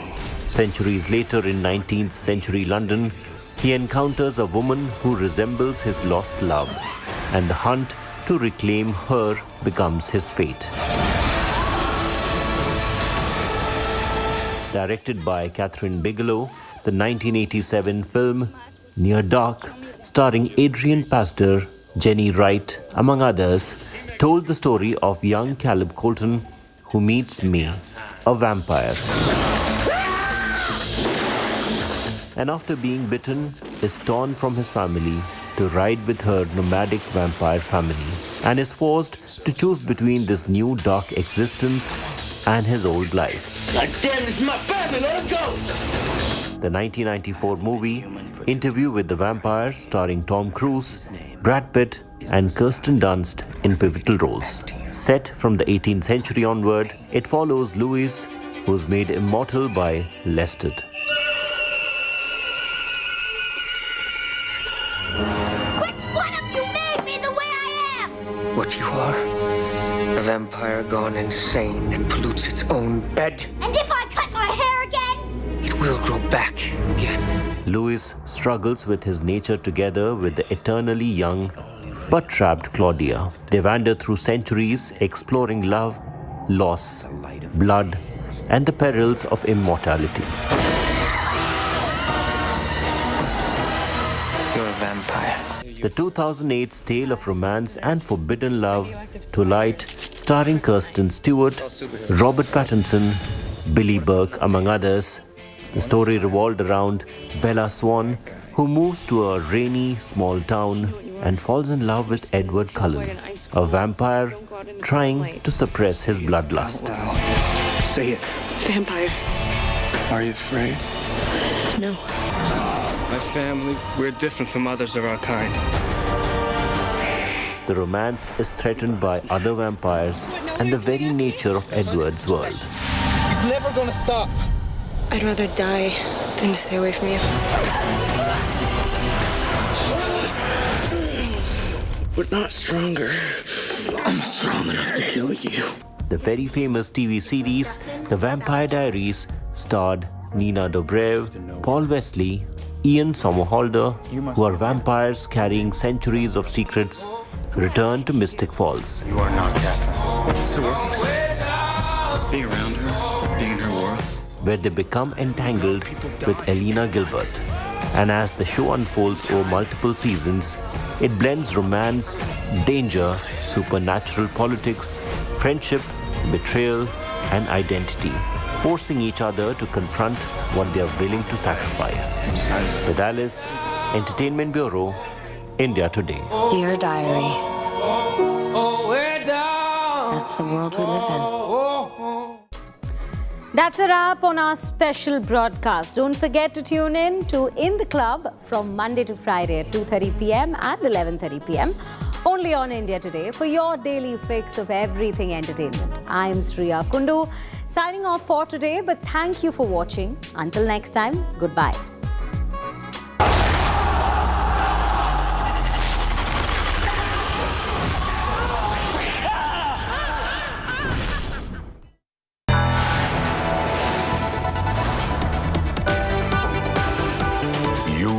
Watching India Today.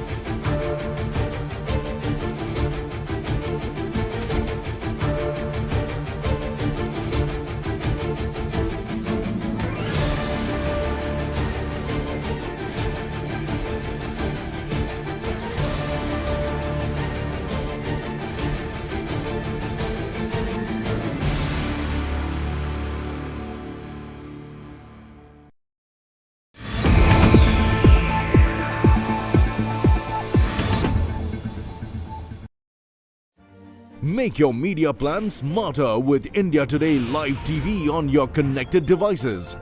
Amplify your brand with 100 million smart internet viewers. To advertise, mail us at sales@aajtak.com. Make your media plan smarter with India Today Live TV on your connected devices. Amplify your brand with 100 million smart internet viewers. To advertise, mail us at sales@aajtak.com.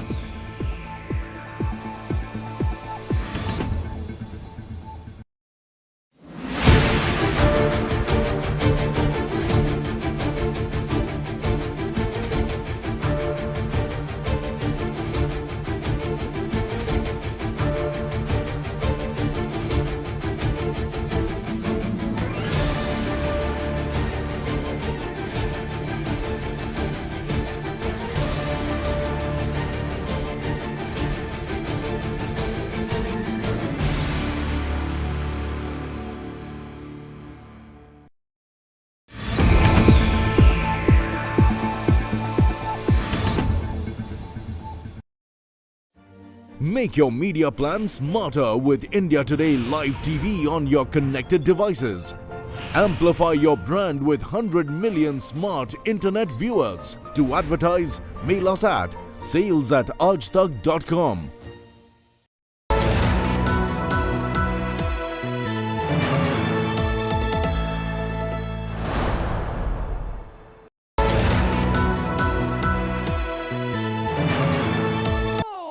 Sorry.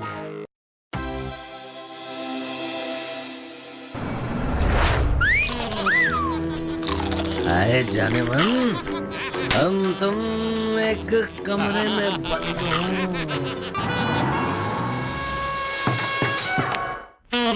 और चाबी खो जाए, जरा हमारे साथ 2 minute हो जाए।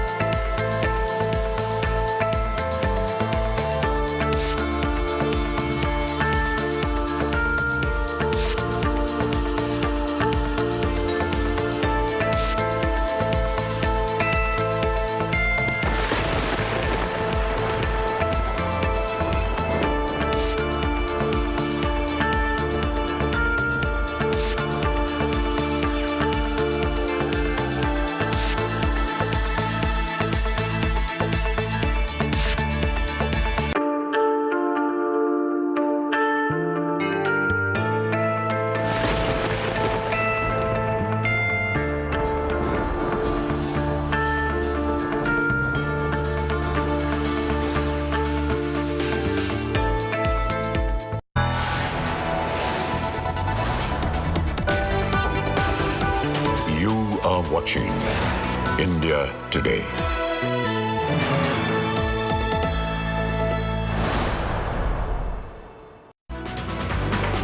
Hi, good afternoon and thank you for tuning in. You're watching the news at 3 p.m. on India Today with me, Suesha Sound. We'll get to the top headlines first. Defence Minister Rajnath Singh's big message to Pakistan says Operation Sindoor is just a trailer, warns of dire consequences if Pakistan crosses its line again. Rattled by Taliban, Pak Army Chief provokes India with his anti-India rhetoric.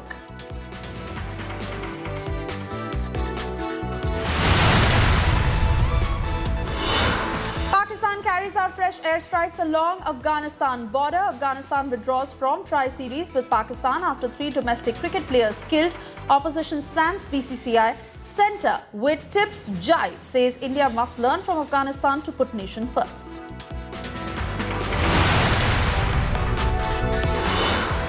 It is a big BrahMos boost for India's defence power. Defence Minister Rajnath Singh, UP Chief Minister Yogi Adityanath flag off first batch of BrahMos missiles manufactured at BrahMos Aerospace Unit in Lucknow.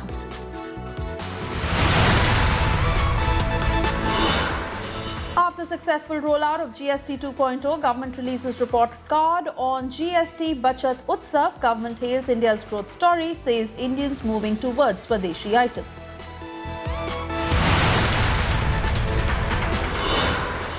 Prime Minister Modi to sound poll bugle in Bihar from October 23rd. 12 NDA rallies to take place in Bihar. Key Chirag Paswan, Home Minister Amit Shah meet that is to be held in Patna to discuss campaign for polls. Meanwhile, deadlock continues in Mahagathbandhan.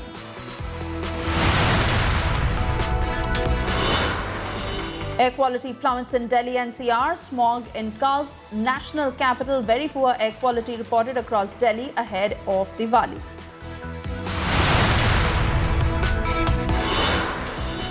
DMK launches scathing attack at Vijay, posts cartoon of a man dressed in blood-soaked RSS uniform in Vijay's iconic pose. DMK says betraying Karur stampede victim families by not visiting them.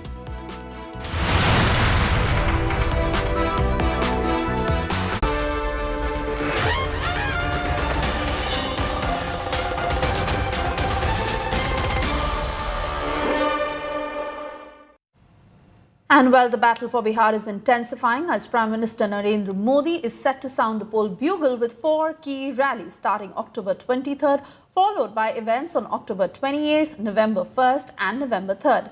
In total, the NDA is expected to hold 12 mega rallies across the state. LJP's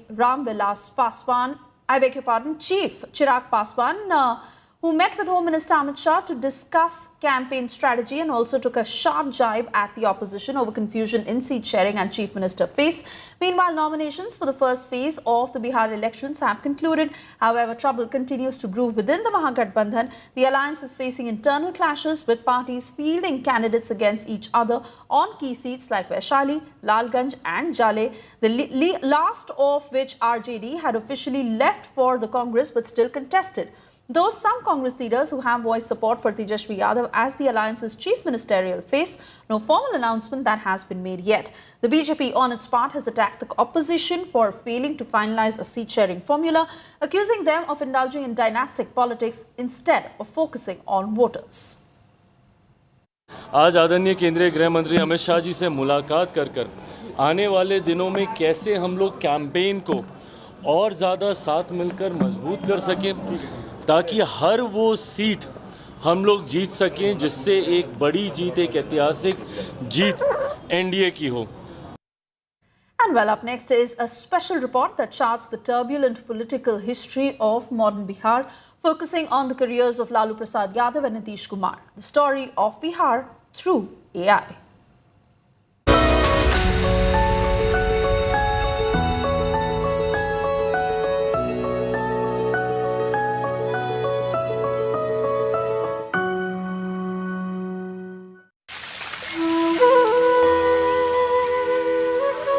Bihar, the land where history breathes and legends were born.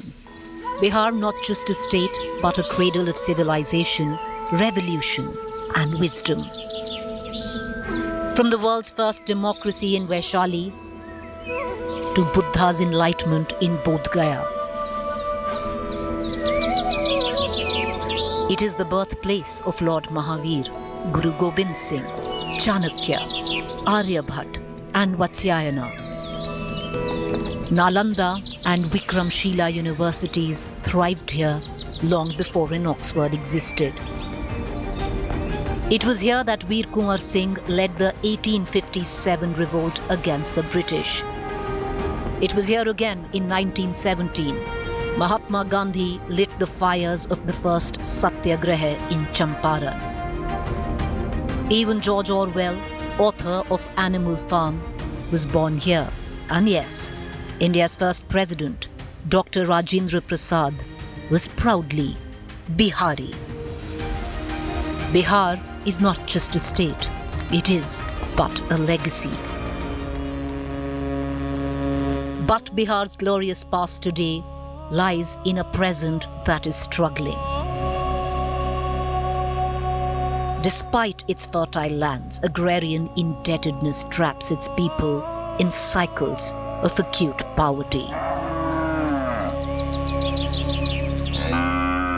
Malnutrition and starvation persists in many districts, especially amongst children and marginalized communities. Lack of industrialization has stifled employment opportunities, pushing migration to other states. Development remains uneven, and Bihar's potential is too often lost in systematic neglect and policy failures. I am Bihar, and this is my story. In the decades after 1947, Bihar produced some of India's most influential political minds. Agrarian movements, land struggles, and students' protest challenged the status quo and questioned the dominance of the Indian National Congress. Leaders like Jayaprakash Narayan and Ram Manohar Lohia molded and shaped India's first non-Congress political space here. Bihar became the epicenter of the total revolution, led by JP against Indira Gandhi's emergency in the 1970s. This movement birthed a new generation of leaders: Lalu Prasad Yadav, Nitish Kumar, Sushil Modi, Ramvilas Paswan, and many others, who would come to dominate Bihar's political landscape. Before 1990, Bihar was not just another Indian state. It was a crucible of political thought, social unrest, and leadership churn. The political ground beneath India's democracy was beginning to shift, and the tremors were felt strongest in Bihar. Two competing ideas of India clashed head-on in 1990, setting off a string of events that would shape the country's politics in years to come. In August 1990, Prime Minister VP Singh announced the implementation of the Mandal Commission recommendations. This, in one stroke, gave 27% reservation in central government jobs and educational institutes for other backward classes. Aimed at correcting centuries of caste-based discrimination, this decision led to immediate backlash in many urban and upper caste pockets of India. Enter Bihar's newly elected Chief Minister Lalu Yadav, the Mandal Revolution's natural torchbearer, himself an OBC leader. Lalu saw in Mandal a chance to reverse the dominance of upper caste in both power and perception. Lalu quickly positioned himself as the champion of the Mandal cause, aggressively promoting the rights of OBCs, Dalits and minorities. His politics drew from the legacy of socialist leaders like Jayaprakash Narayan and Karpuri Thakur, but he added his own rustic style and direct rural appeal and rhetorical populism. But across northern India, protests erupted, largely led by upper caste students and youth who saw Mandal as a threat to merit and opportunity. In cities like Patna, Allahabad and Delhi, self-immolations, violent demonstrations and political resignations filled the headlines. What catapulted Lalu to the national stage was a bold, high-stake move. On September 25, 1990, L.K. Advani, the BJP's most prominent face at the time, launched a Rath Yatra from Somnath in Gujarat to Ayodhya, demanding the construction of a Ram temple on the site of the Babri Masjid. Advani's Yatra was more than just religious symbolism. It was political mobilization. Dressed in saffron, the Yatra cut across hundreds of towns and villages, igniting the Hindu nationalist sentiment. But it never reached Ayodhya. On October 23, 1990, in Samastipur, Bihar, Lalu ordered the arrest of Advani. हम अपने राज्य में मतलब दंगा फसाद को फैलने नहीं देंगे। जहां फैलाने का नाम लिया और जहां बवेला खड़ा करने का नाम लिया, तो फिर हमारे साथ चाहे राज रहे या राज चला जाए, हम इस पर कोई समझौता करने वाले नहीं हैं। The arrest was hailed by secular forces but also sparked anger amongst BJP supporters, triggering riots in several parts of the country. Lalu's rustic, unpolished, unfiltered style deeply resonated with Bihar's marginalized. His rise after Mandal and Mandir was not just about policy or events. It was about timing, it was about instinct, it was about political courage. In the months that followed, Lalu Yadav's political image was transformed. Amongst OBCs and Dalits, he became a hero. Someone who stood up for their dignity through Mandal and resisting upper caste dominance in politics and society.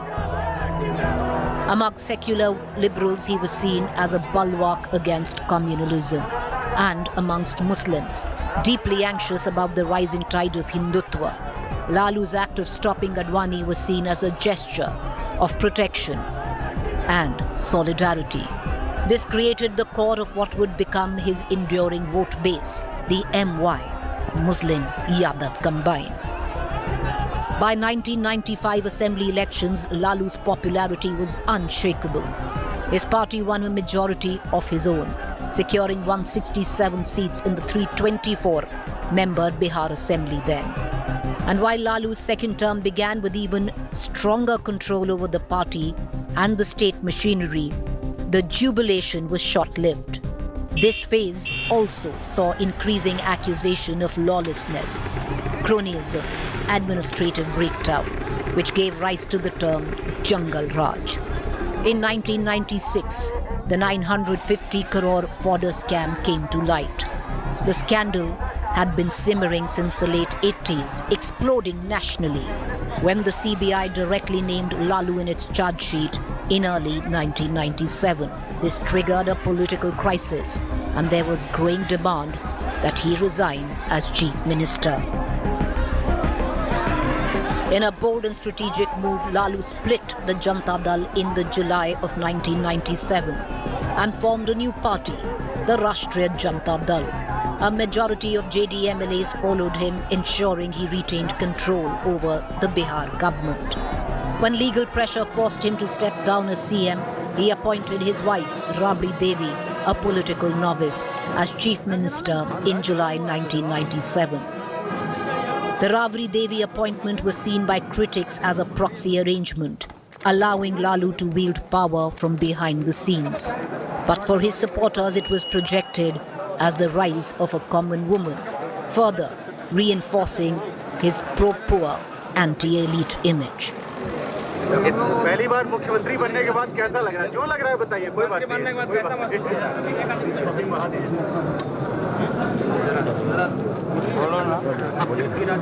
खुशी है ना? खुशी है, कैसा है, क्या लग रहा है?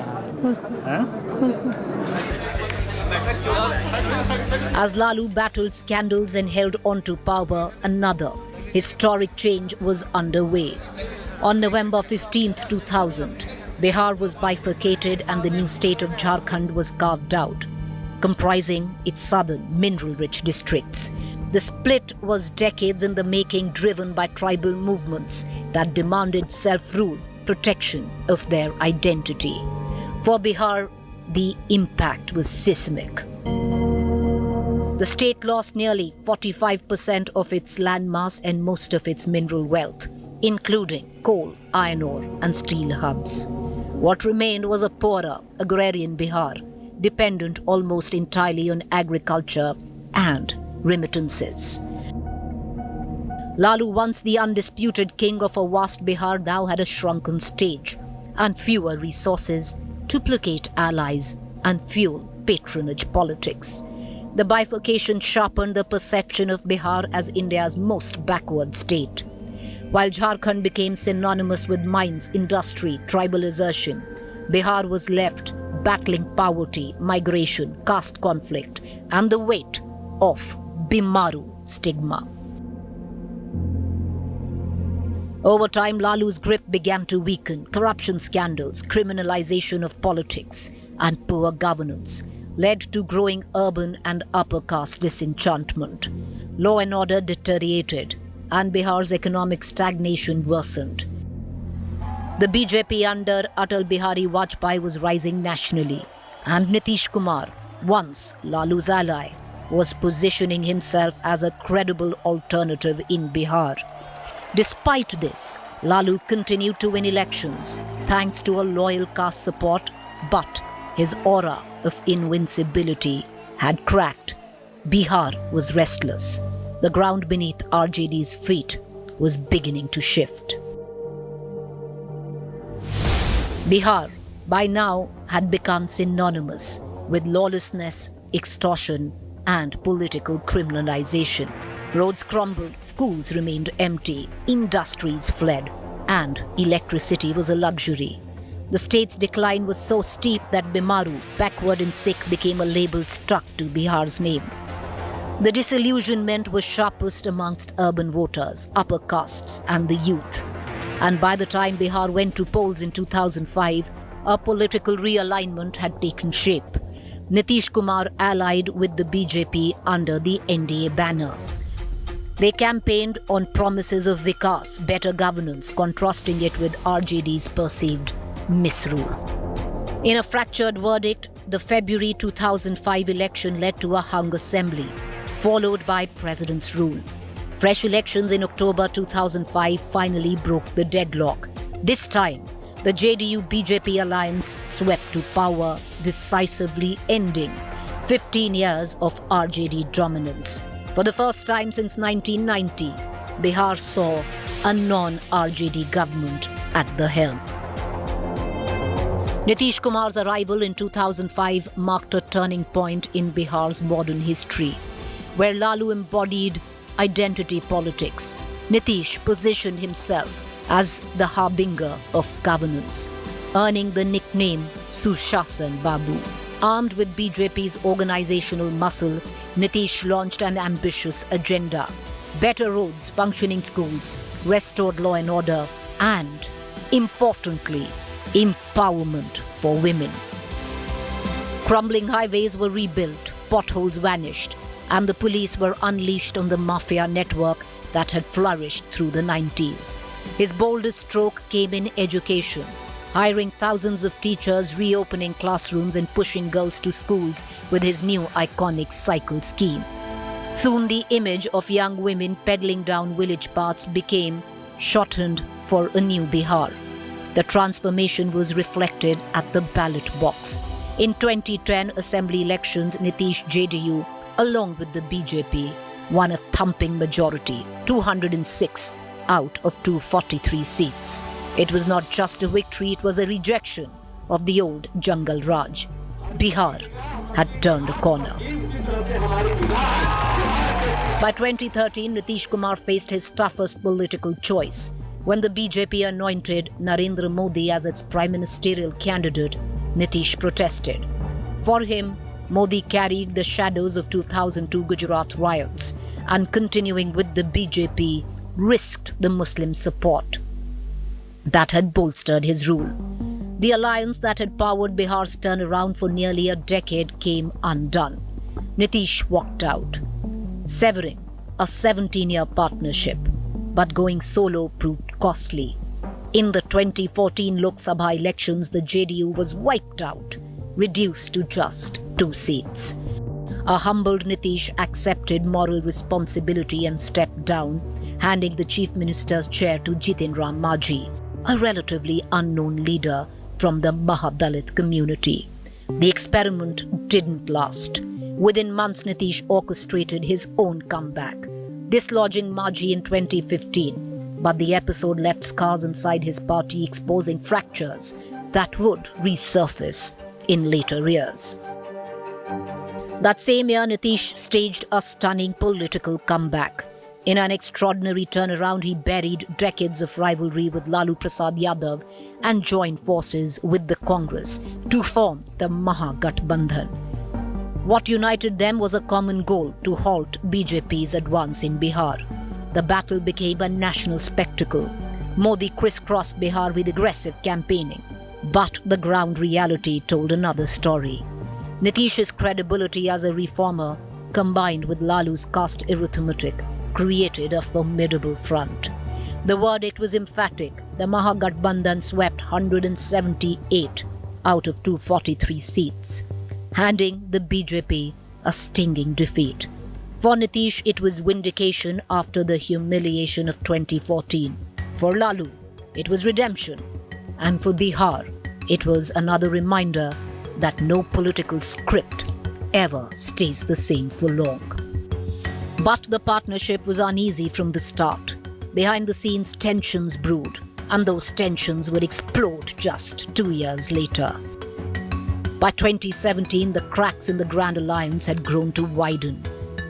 The flashpoint came when the CBI filed corruption charges against Tejaswi Yadav. Lalu's son and Bihar's deputy CM. Nitish, who had built his brand on clean governance, found himself cornered. Supporting Tejaswi risked his credibility.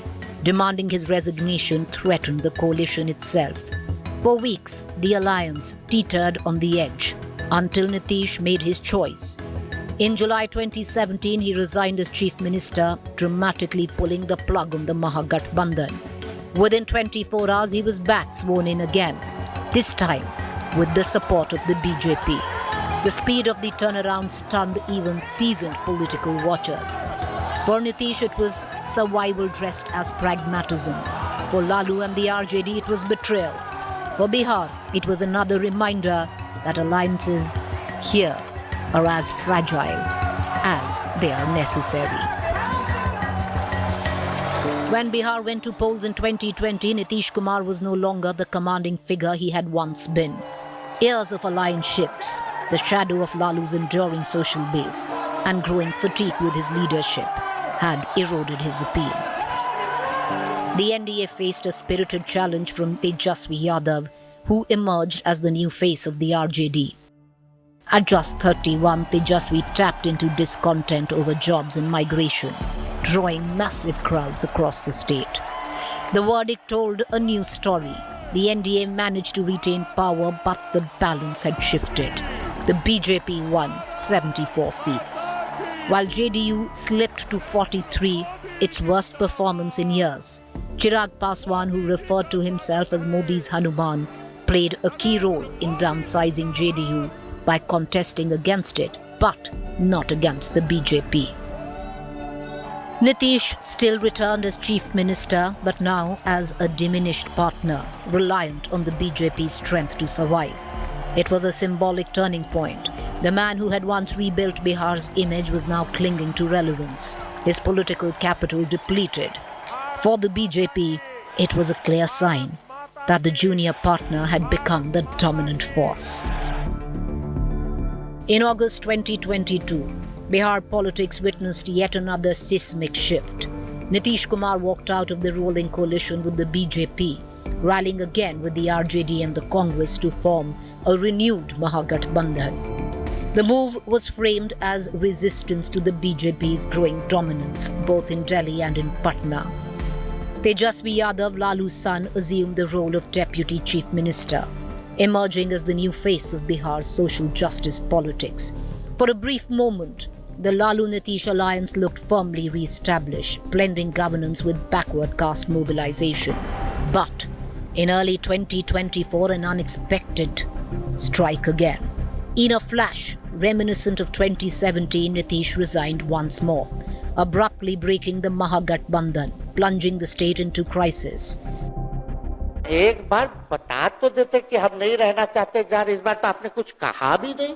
सबसे बड़ा दल हमारा है, कम से कम एक बार बुला के बोल देना चाहिए कोनो आपको हम कुछ कहते हैं, आप बताइए हम आपको कुछ कहे हैं।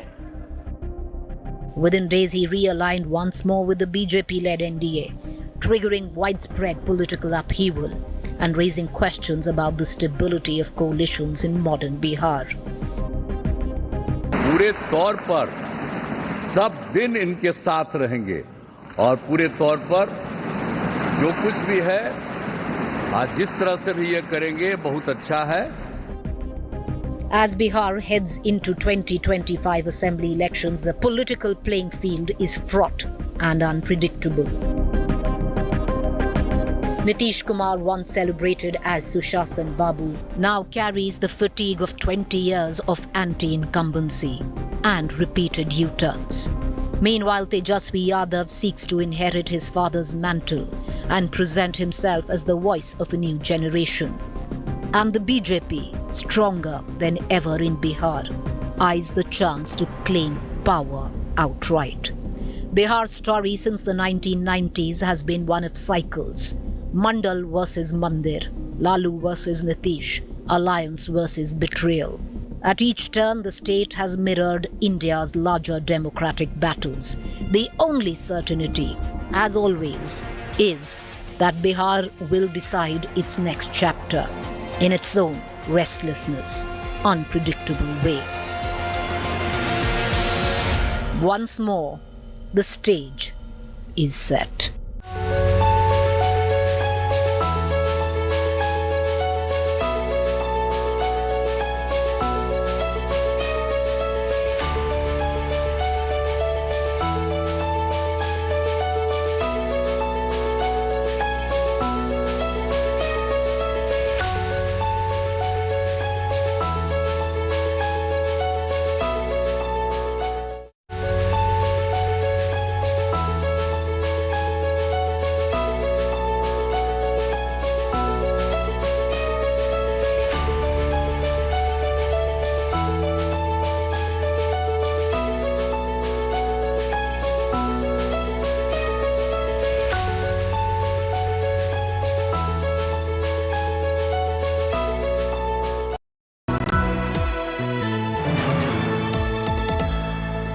Motorola Edge 60 Pro, the true flagship killer.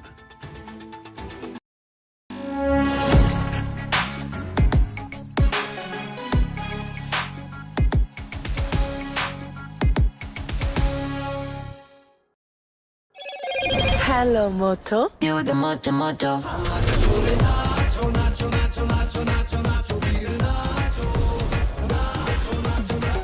Motorola Edge 60 Fusion, the undisputed, most loved phone. Motorola Edge 60 Pro, the true flagship killer. Hi, here are the top headlines. Presented by Motorola. Congress, RJD row over seat. Sharing escalates. Several seats in conflict. Massive fire engulfs Amritsar-Saharsa Garib Rath train. All passengers escape safely. Afghanistan withdraws from Tri-Series following death of several cricketers.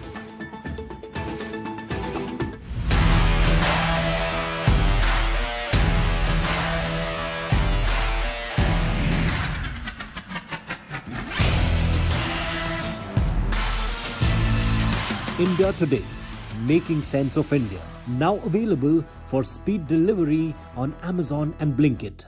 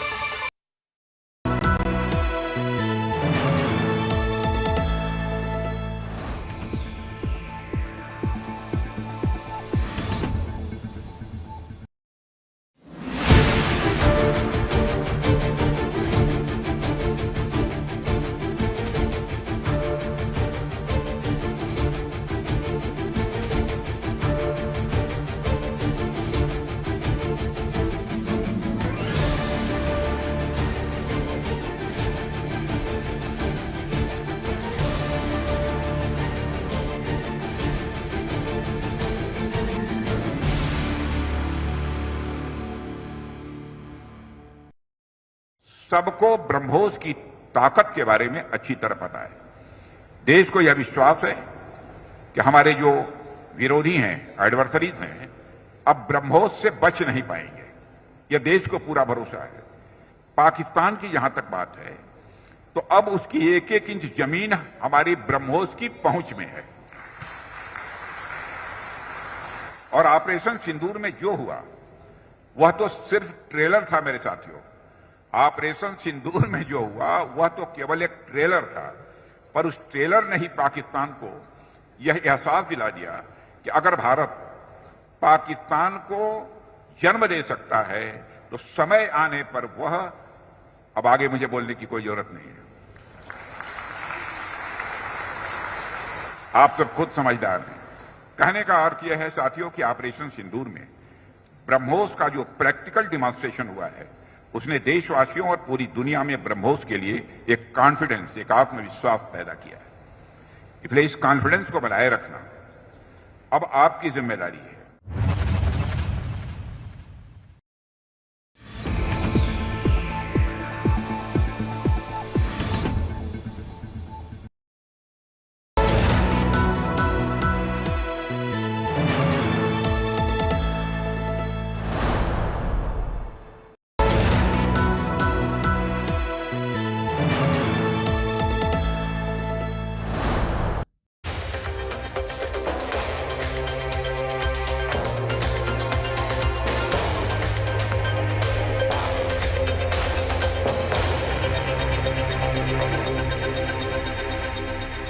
Hello and welcome to India Today Global's weekend edition. We have two big stories from the week for you. One is the Pakistan-Afghanistan clashes. What's happening on the ground and why are the two factions really, or the two countries, fighting at this point in time? The other big story is with regards to all the conflicts and Trump's pressure on India.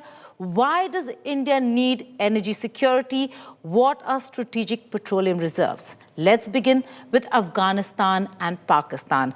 The border clashes tell a very different story, where on the one hand, you're looking at Pakistan and looking at the conflict within, but on the other hand, who created this conflict? Who created these terror networks? And why is it that Pakistan is now suffering at the hands of its own doing? Watch this report.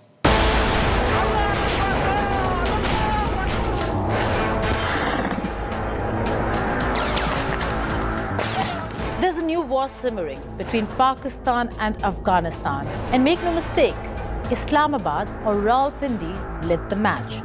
For years, Pakistan played the double game, feeding terror across the border, sheltering the Taliban, and thinking it would control the chaos. Now that chaos has come home.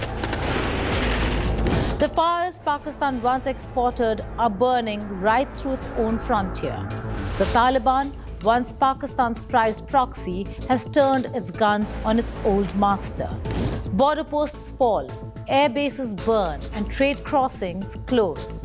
Afghanistan, under the Taliban, is fighting not America this time, but Pakistan itself.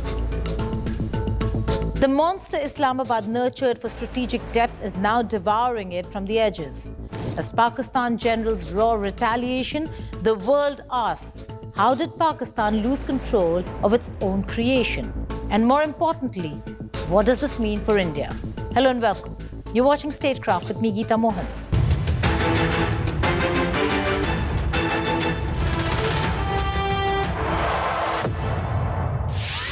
In October 2025, Pakistan launched airstrikes deep into Afghanistan, claiming to target the Tehreek-e-Taliban Pakistan or TTP, a militant outfit sheltering across the border. But the strikes didn't just kill militants, they hit Afghan soil, igniting one of the fiercest border wars in decades. The Taliban responded with artillery and drone assaults on Pakistani posts. Hundreds were killed, border crossings sealed, and diplomacy buried under smoke. As Islamabad blames Kabul for harboring terrorists and Kabul accuses Pakistan of violating sovereignty, one thing is clear: the house Pakistan built is collapsing. And amid the ruins, India quietly watches. Should it worry or celebrate? The 2025 Pakistan-Afghanistan clashes aren't just border skirmishes, they're poetic justice. For 40 years, Pakistan's establishment built an empire of militants, jihadists, and terrorists for strategic depth. Today, that empire has exploded at its doorstep. The trigger came early October. An ambush by the TTP in Pakistan's Kurram district left 11 soldiers dead. Enraged, Islamabad bombed Afghanistan provinces Kabul, Khost, Jalalabad, Paktika, claiming to target TTP chief Noor Wali Mahsood. But Mahsood survived, and Afghanistan's Taliban hit back harder than anyone in Rawalpindi expected. For a country that once fancied itself the Taliban's benefactor, this was humiliation, loud, fiery, and self-inflicted. Let's be blunt. Pakistan created the conditions for this chaos. Since the 1970s, its military intelligence complex, the infamous ISI, weaponized Islamism in Afghanistan to serve its own agenda. During the Soviet war, Pakistan trained, armed, and sheltered thousands of Mujahideen fighters. After 1989, those networks mutated into the Taliban. By the 1990s, Islamabad openly backed Mullah Omar's regime, dreaming of an Afghanistan that would give Pakistan strategic depth against India. But you can't control a storm you started. US withdrew in the year 2021 and the Taliban returned to power. Islamabad celebrated, prematurely of course. It expected gratitude, obedience, and open borders for trade routes. What it got instead was defiance. The Taliban refused to recognize the Durand Line, sheltered the TTP, and demanded Pakistan stop interfering. Imran Khan, once Prime Minister, now sits in jail, silenced, humiliated, and replaced by the military puppets. Khan had once tried a dialogue-based approach with both the Afghan Taliban and the TTP. It wasn't perfect, but it reduced violence for a while. Then came his ouster, and with it, the army's monopoly on foreign policy. Prime Minister Shehbaz Sharif and Army Chief Munir have proven a disastrous duo. Sharif talks peace while Munir drops bombs, a policy that convinces neither ally nor enemy. Islamabad accuses the Afghan Taliban of harboring the TTP, yet refuses to admit its own decades of double-dealing. Munir's military mindset sees every border dispute as a nail that only Pakistan's hammer can fix. But the Taliban have sent a clear message. Afghanistan is no longer Pakistan's backyard. When Islamabad sealed the Torkham and Chaman crossings, Kabul didn't blink. It hit back harder. Pakistan's internal collapse has worsened everything. Amid a free-falling economy and soaring inflation, Islamabad found a new scapegoat: Afghan refugees. Nearly 4 million of them are being deported in waves, branded as security threats. The Taliban call the expulsions inhumane, accusing Pakistan of collective punishment. But the deportations weren't just policy, they were propaganda. They were meant to distract from Pakistan's economic rot and political chaos. While citizens face record inflation, electricity cuts, and unemployment, the regime blames foreign elements. And now, that narrative has come full circle. The Taliban, once Pakistan's foreign asset, has become its nightmare. In typical fashion, Pakistan's rulers have tried to mask their border failures by amplifying anti-Israel rhetoric. From fiery speeches to symbolic condemnations, Islamabad's leaders shout about Gaza to distract from their disaster in Kurram. Afghan Taliban fighters stormed Pakistani border posts in October 2025. It was more than just revenge. It was rebellion. They captured Pakistani positions, hoisted their flags, and paraded prisoners on social media. For decades, Pakistan dictated terms to Kabul. Now Kabul is dictating terms back. The Taliban's military maturity, their drone warfare, and their discipline shocked Pakistan's commanders. The student has become the teacher, and the teacher has no answer. As the Taliban government announced a pause in operations from New Delhi, yes, New Delhi, it sent a deeper signal. Afghanistan is no longer under Pakistan's thumb. For India, this conflict is both a caution and an opportunity because Pakistan's implosion opens space for New Delhi's quiet diplomacy. India has already begun cautiously re-engaging the Taliban, inviting Afghan officials to New Delhi. It's not about friendship, it's about strategy. By maintaining dialogue, India gains influence in a region Pakistan long tried to monopolize.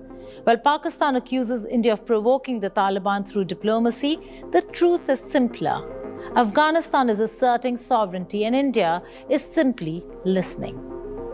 The core of the 2025 crisis lies in Pakistan's pathological obsession with control over Afghanistan, over Kashmir that they try very hard, or over its own people. It believes coercion equals power. but coercion has produced only enemies.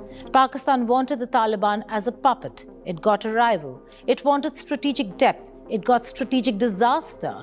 It wanted security. It created the TTP. Every Pakistani general's nightmare is coming true. A two-front instability, India to the east, Afghanistan to the west, and chaos within. And as Imran Khan sits in jail, the army that jailed him now grapples with a crisis it can neither contain nor comprehend. The message from Kabul is loud and brutal. You cannot control Afghanistan with brawn. Airstrikes may destroy villages, but not resolve history. The Taliban, born of decades of war, will not bow to Pakistan's commands. The Durand Line, that colonial scar drawn in 1893, remains unresolved, and no number of F-16 sorties will fix it.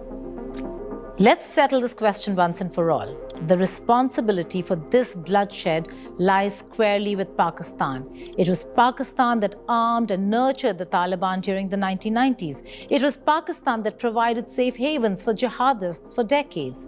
It was Pakistan indeed that used religion as a geopolitical weapon. And it was Pakistan that bombed Afghanistan in 2025, igniting a war it cannot control.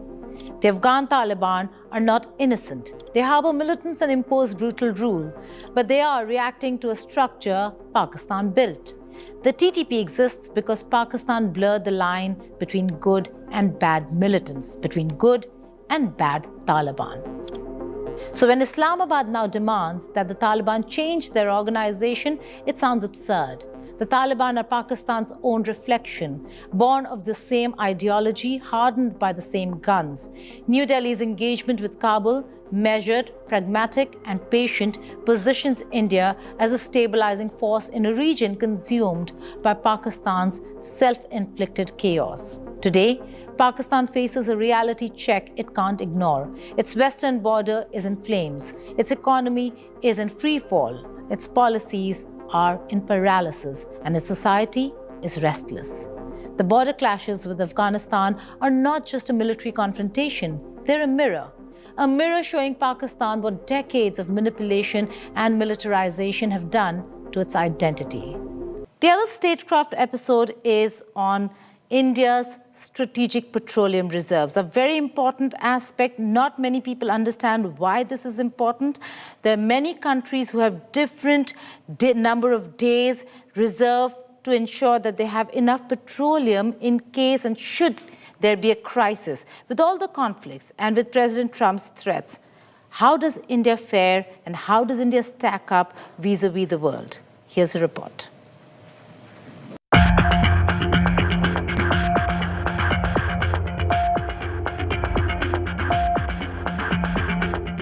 Tucked deep underground, inside secretive caverns, is India's insurance policy against energy doom. Strategic petroleum reserves. Their story is more thrilling than you may think. Strategic petroleum reserves, or SPRs, are massive government-held stockpiles of crude oil, untouched until crisis falls. Let's set off on a journey beneath the surface of India's energy security. So what makes SPRs so special? Well, unlike the oil that refineries use every day, SPRs are shelved for emergencies, wars, supply choke points, market meltdowns. The idea is simple. When the world stops running, the nation doesn't. That's peace of mind in barrels. We are importing nearly 75 to 80%. We have dependencies on imports, and therefore the import is very, very high and indigenous production is low.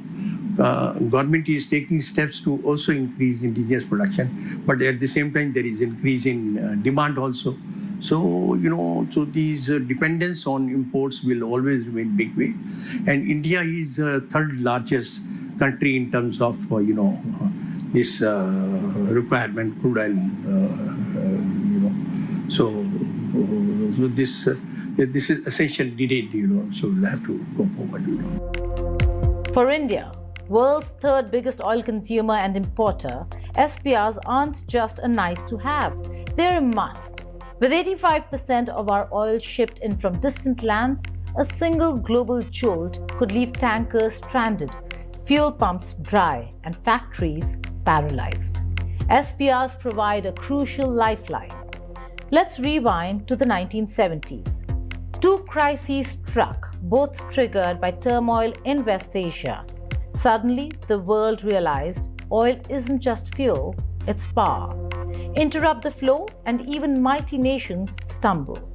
In response, countries flipped from managing plenty to managing scarcity. By 1974, the International Energy Agency, or IEA, was born. Member countries, mostly the rich ones, pledged to stash away oil for at least 90 days of imports, enough to handle shocks and avoid economic disaster. For India, still industrializing and dependent on imports, SPRs offered even more. Bargaining chips in international negotiations, a chance to buy cheap and sell dear, and a badge showing the world we're ready. In 2021, when major nations took the bold step of releasing SPR oil to cool prices, India joined in, chipping in 5 million barrels. SPRs became tools of both diplomacy and defense. India's serious tryst with SPRs began in the year 2004, with Indian Strategic Petroleum Reserves Limited, or ISPRL, created to run the show. Ownership shifted into government hands, underlining just how important this was. Today, 3 giant underground vaults anchor India's energy security. Visakhapatnam in Andhra Pradesh, 1.33 million tons. Mangaluru in Karnataka, 1.5 million tons. And the behemoth at Padur, also in Karnataka, stashing 2.5 million tons. That's enough for just under 10 days of the nation's oil needs. All of this comes at a price. Costs ballooned from 24 billion to 41 billion rupees. Not surprising when you're drilling rock, waterproofing caves, and installing military-grade security systems. But can you put a price on peace of mind? The story doesn't stop there. In 2021, the government greenlit Phase 2. More tanks, more oil, more security. Chandikol in Odisha, 4 million tons, and more capacity in Padur. These sites, still under construction, will boost reserves to cover 21 days. A major leap, but still a way to go. Ambitions running high. Studies are afoot for massive new caverns in Rajasthan, more at Mangaluru and Bina in Madhya Pradesh. The dream is matching IEA countries, 90 days cover. But building underground bunkers isn't quick. Each site needs years of surveys, drills, and careful engineering. How do we stack up against the world's big oil players? The United States leads with staggering capacity, over 700 million barrels, nestled inside salt caverns beneath Texas and Louisiana. The US isn't shy about flexing its muscles. When oil prices bite or political goals align, they open the spigots. Sometimes to influence markets, sometimes to calm their own people, sometimes to send a message to other nations. China is hungry, with its own strategic reserves now surpassing 500 million barrels, some bought at bargain prices from Russia. Their plan? Eventually, 90 days worth of imports matching the West. Japan, though, is the stockpiling champion, over 130 days cover. With their island status, having oil in hand is truly a matter of national survival. South Korea, too, boasts deep reserves, peaking above 240 days at times. In Europe, the number changes by country. Germany leads there. France prefers jet fuel. The UK is steady around 67 days. Even Switzerland plans for almost 5 months of consumption. Closer to home, India's neighbors also play the reserve game. China's reserves don't just dwarf India's, but offer a huge strategic edge, enough to keep their industries and armies running for almost 2 months without a drop coming in. Their strategy is multi-layered. Pipelines from Russia and Central Asia, tankers landing at special ports, even pipelines threading through Myanmar. It's more than reserves, it's insurance from all angles. Pakistan, on the other hand, trails far behind. Barely a month's worth in hand, and their plans for expansion are just that, plans on paper, yet to break ground. History has lessons though.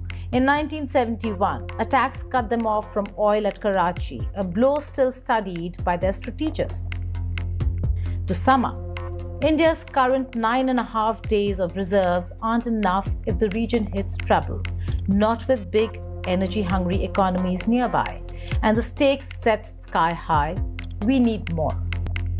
Future sites should spread out, west to cover Gujarat's refineries, north for the big markets. It's not just about storing oil, it's about making sure you can reach every corner of India, come what may. Underground caverns are safest, both from military strikes and from Mother Nature. Salt caverns take longer and need the right geography, but their protection is second to none. But what if India could store oil abroad? Enter the Trincomalee oil tank farm, Sri Lanka. Built in World War II, now back in the game, thanks to a three-way deal between India, Sri Lanka and the UAE.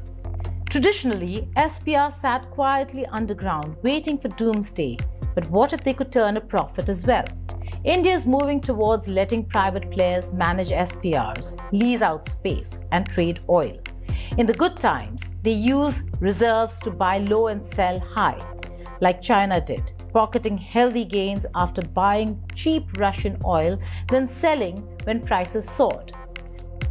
Deals with companies like Abu Dhabi National Oil Company, leasing them space while retaining first rights in a crisis, turn an expensive security task into a business opportunity.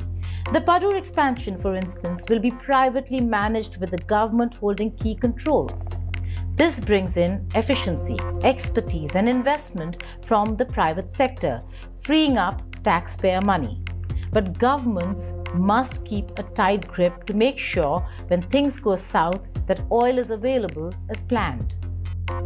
There's no denying building and keeping up SPRs costs a bundle. Construction bill run into tens of billions, with more on the way if new sites go ahead. Running costs alone topped ₹1 billion in recent years. The biggest hidden cost though, opportunity. Every barrel in storage is money tied up, not earning returns elsewhere. But compare this with the economic wreckage from a major oil cutoff, price spikes, factory shutdowns, growth stalling, inflation. It's not a risk worth taking. Strategic reserves are a form of insurance. You pay up, hoping never to claim. But if you must, it's worth every rupee. Plus, with clever trading, some of the cost can be offset. Selling at the right time, leasing to foreign partners, and running efficient facilities all help balance the books. What's next for India's SPR program? The immediate priority: speed up the projects already underway, finish the expansion, and spread storage sites geographically. Partnerships, both with private players and overseas allies, will be key. The future is hybrid, state and private, domestic and overseas, physical barrels and digital trading. Smarter tech will keep storage secure, automate operations, and predict the best moments to buy or sell. And while the world shifts towards renewables, oil will still power our vehicles, industries, and economies for decades. Strategic reserves won't lose relevance anytime soon. India's strategic petroleum reserves are more than cavernous tanks of oil. They're a shield, a bargaining chip, and soon a potential profit center. In a turbulent world filled with blockades and blackouts, they're India's line of last defense. The road ahead demands vision, investment, technical wizardry, and strong alliances. Ensuring energy security isn't just an economic task. It's a strategic quest at the heart of national strength. The next time you fill your tank, remember, deep beneath your feet and across distant shores, there's a silent sentry standing guard, keeping India moving, no matter what storms the world brings. Thank you for watching Statecraft. That's all in this edition of India Today Global's Weekend Edition. Do stay tuned to India Today for all the latest news and updates. Goodbye and take care.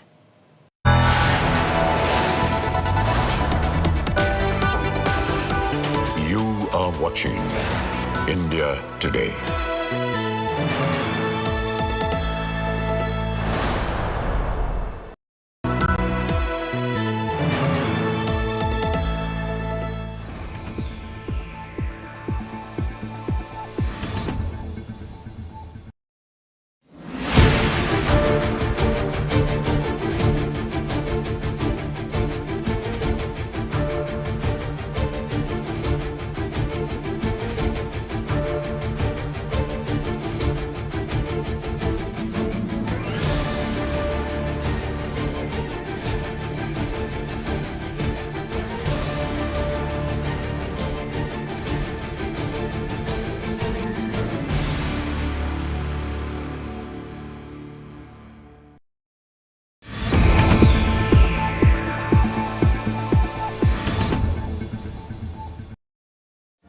Make your media plan smarter with India Today Live TV on your connected devices. Amplify your brand with 100 million smart internet viewers. To advertise, mail us at sales@aajtak.com.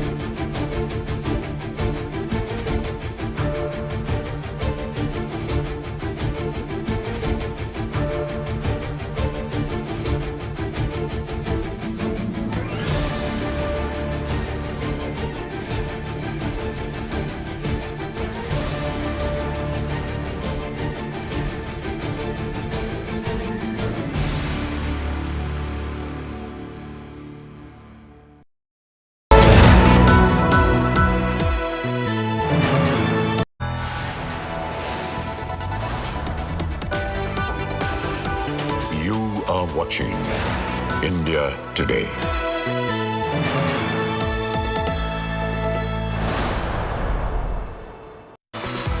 Very good afternoon and thank you for tuning in to India Today. I'm Suesha Sound, getting you the top headlines we're tracking for you at 4 p.m. this afternoon.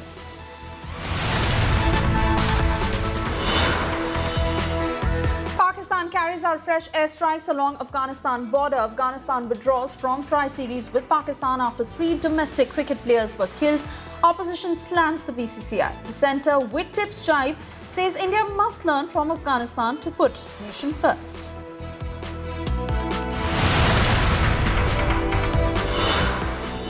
Defence Minister Rajnath Singh's big message to Pakistan says Operation Sindoor just a trailer, warns of dire consequences if Pakistan crosses its line again. Rattled by Taliban, Pak Army Chief provokes India with his anti-India rhetoric.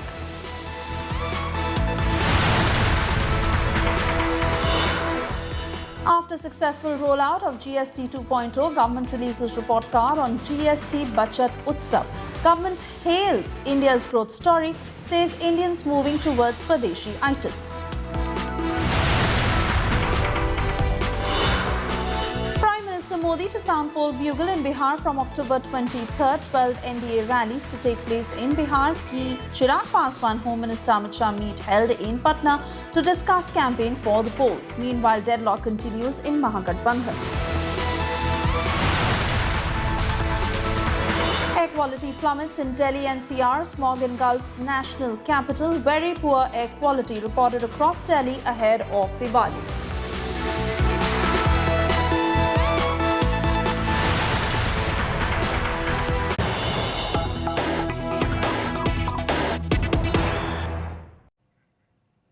Mega backward classes protest that is underway in Telangana. More breaking news coming in as Telangana Bandh has turned violent in Hyderabad. Petrol bunk where shops were attacked during the Bandh.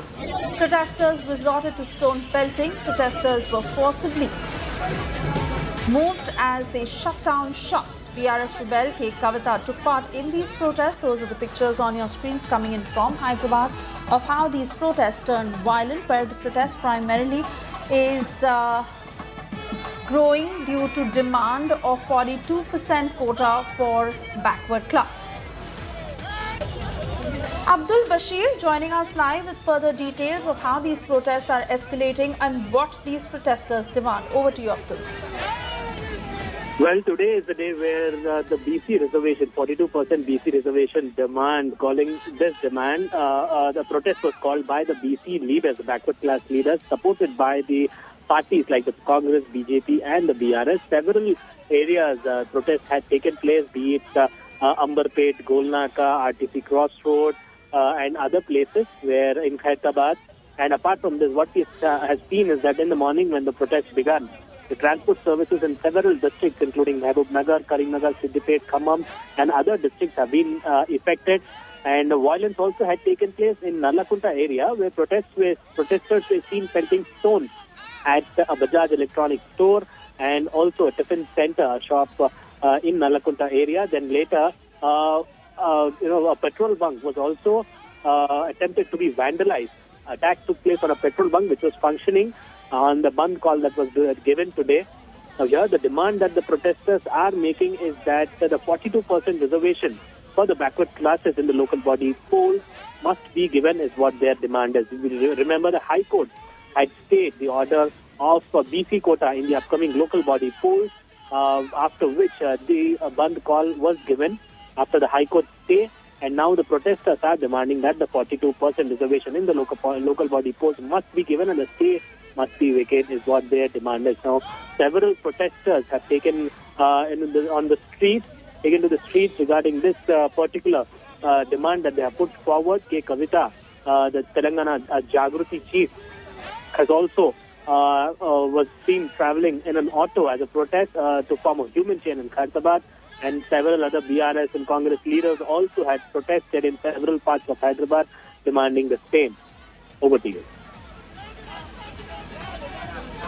All right, Abdul there getting us all the details of how these protests are being staged. Remember, the protests have escalated, especially the fact that there was damage to the shops that were vandalized. I believe Abdul continues to stay with us, especially with regards to details of how K. Kavita was a part of these protests and how the BRS is responding to it. With regards to the demands now being staged, what are the future plans? How is the police looking at the security situation? Well, the Telangana Congress, the BJP and the BRS have extended support to the BC leaders regarding this particular protest. Now, the Telangana court on October 9th had issued an interim stay on the government order granting 42% to the BCs, the 42% BC reservation in the local body polls, following which, after the stay, the unions of the backward caste communities have given a call, which was supported by the BJP, BRS and the Telangana Congress as well. They have extended their support and several rallies have been taken up in the city of Hyderabad.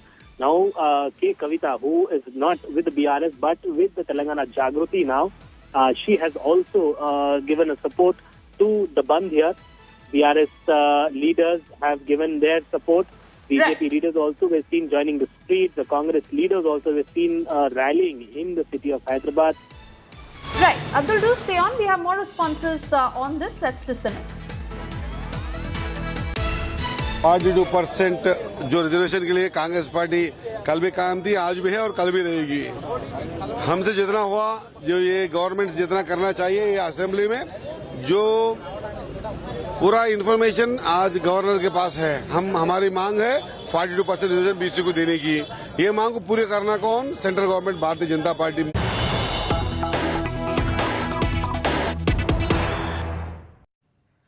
More breaking news coming in as TVK is mourning the Karur stampede death tragedy, where TVK has now announced that there will be no Diwali celebrations for TVK this year.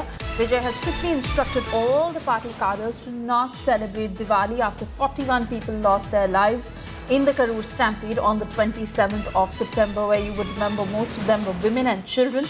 And while widespread criticism continues of how Vijay has still not met with the families of the victims, Vijay has instructed party cadres to not celebrate Diwali this year. Anagha Keshav joining us live with further details on what the instructions that have been put out by Vijay to all the party cadres with regards to Diwali celebrations. But in fact, Swesha, we believe that it was an internal messaging that's given by TVK Chief Vijay as well as the General Secretary N. Anand. These two top leaders have given a strong message to TVK's party cadre and their district secretaries to not celebrate Diwali this year on behalf of Tamiliga Vetri Kalagam, in remembrance, in order to pay respects and obituary to those who lost their lives in the extremely tragic stampede situation that happened at the TVK's Karur rally. And that's why this year around, TVK has decided to not really celebrate Diwali this year. In fact, Vijay is also trying to meet with the families of victims. In fact, he was supposed to meet on the 17th, but due to lack of a venue availability, that has been postponed. So very soon, Vijay will meet with the families of victims who lost their lives in the Karur tragedy. Meanwhile, a strong messaging has been sent by the party's high command to all district secretaries and TVK's party cadre to not really celebrate Deepavali this year in remembrance of those 41 innocent people who lost their lives in the Karur stampede tragedy. All right, Anagha, thank you for getting us those details. This, of course, as there is criticism over how Vijay has still not met with the families of the victims, but he says no Diwali for TVK this year. Moving on, after being battered by India during Operation Sindoor, now Pakistan is at the receiving end from Afghanistan. Battered Pakistan has provoked India yet again, issuing an empty threat. Pak Army Chief Asim Munir has said that if provoked, Pakistan will diminish the notion of India's geographical vastness and the response will be lethal. Munir warned Indian military leadership to refrain from rhetoric and asserted that Pakistan cannot be coerced and intimidated. In a landmark moment for India's defense capabilities, Defense Minister Rajnath Singh on Saturday flagged off the first batch of locally manufactured BrahMos missiles, giving a befitting reply to Pakistan. Rajnath reminded the terror state that Operation Sindoor was just a trailer, and if India went on and gave birth to Pakistan, then it is also capable of much more. सबको ब्रह्मोस की ताकत के बारे में अच्छी तरह पता है। देश को यह विश्वास है कि हमारे जो विरोधी हैं, एडवर्सरीज हैं, अब ब्रह्मोस से बच नहीं पाएंगे। यह देश को पूरा भरोसा है। पाकिस्तान की जहां तक बात है, तो अब उसकी एक एक इंच जमीन हमारी ब्रह्मोस की पहुंच में है। और ऑपरेशन सिंदूर में जो हुआ वह तो सिर्फ ट्रेलर था मेरे साथियों। ऑपरेशन सिंदूर में जो हुआ वह तो केवल एक ट्रेलर था, पर उस ट्रेलर ने ही पाकिस्तान को यह एहसास दिला दिया कि अगर भारत पाकिस्तान को जन्म दे सकता है तो समय आने पर वह, अब आगे मुझे बोलने की कोई जरूरत नहीं है, आप सब खुद समझदार हैं। कहने का अर्थ यह है साथियों कि ऑपरेशन सिंदूर में ब्रह्मोस का जो प्रैक्टिकल डिमॉन्स्ट्रेशन हुआ है, उसने देशवासियों और पूरी दुनिया में ब्रह्मोस के लिए एक कॉन्फिडेंस, एक आत्मविश्वास पैदा किया है।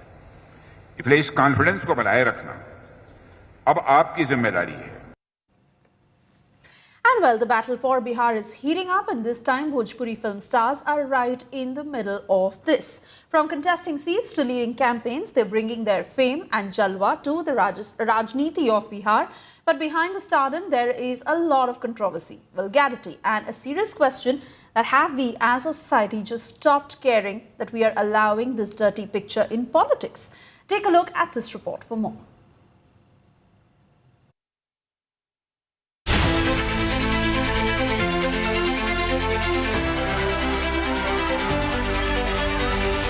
बिहार इलेक्शन में काबा, बवाल और भोजपुरी स्टार्स के जलवाबा।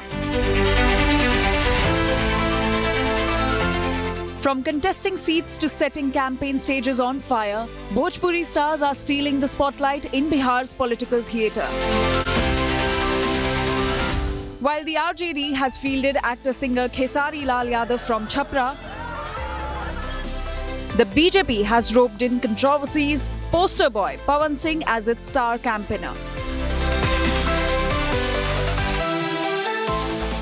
And Prashant Kishore's Jan Suraj party has fielded Ritesh Pandey from Kargahar in Rohtas district.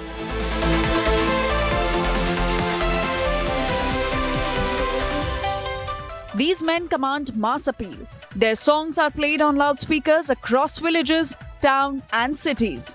Their films run to packed houses. But let's not forget, they're also problematic and often downright vulgar.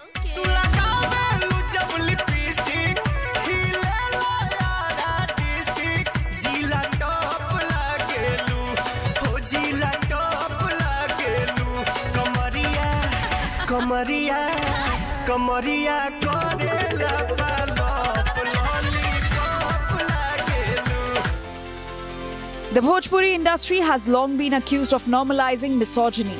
Most songs can't seem to exist without using women's bodies as props, punchlines, or worse, punchbacks. Khesari Yadav, who has joined the RJD and was welcomed by Tejashwi Yadav, was seen flirting with a female fan on stage just 2 months ago, saying, "Jahan chahta hoon, wahin pakad leta hoon."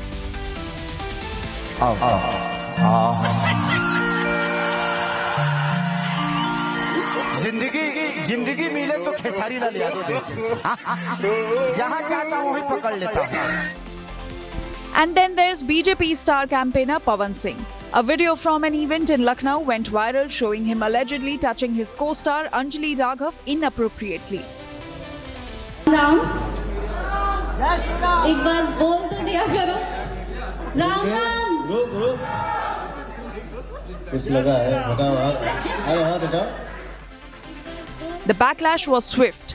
Anjali later took to social media and announced she was quitting the Bhojpuri industry altogether. And Prashant Kishore's Jan Suraj has its own misogyny king too. Ritesh Pandey, whose lyrics often treat women as trophies to be won, bought or brought from abroad.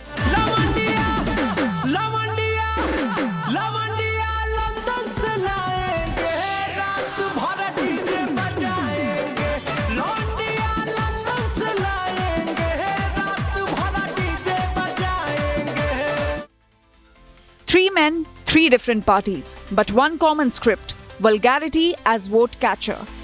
Are these men truly fit to lead the people? Or have we as a society just stopped caring that we allow this dirty picture in politics? With Astha Bhardwaj, Bureau Report, India Today.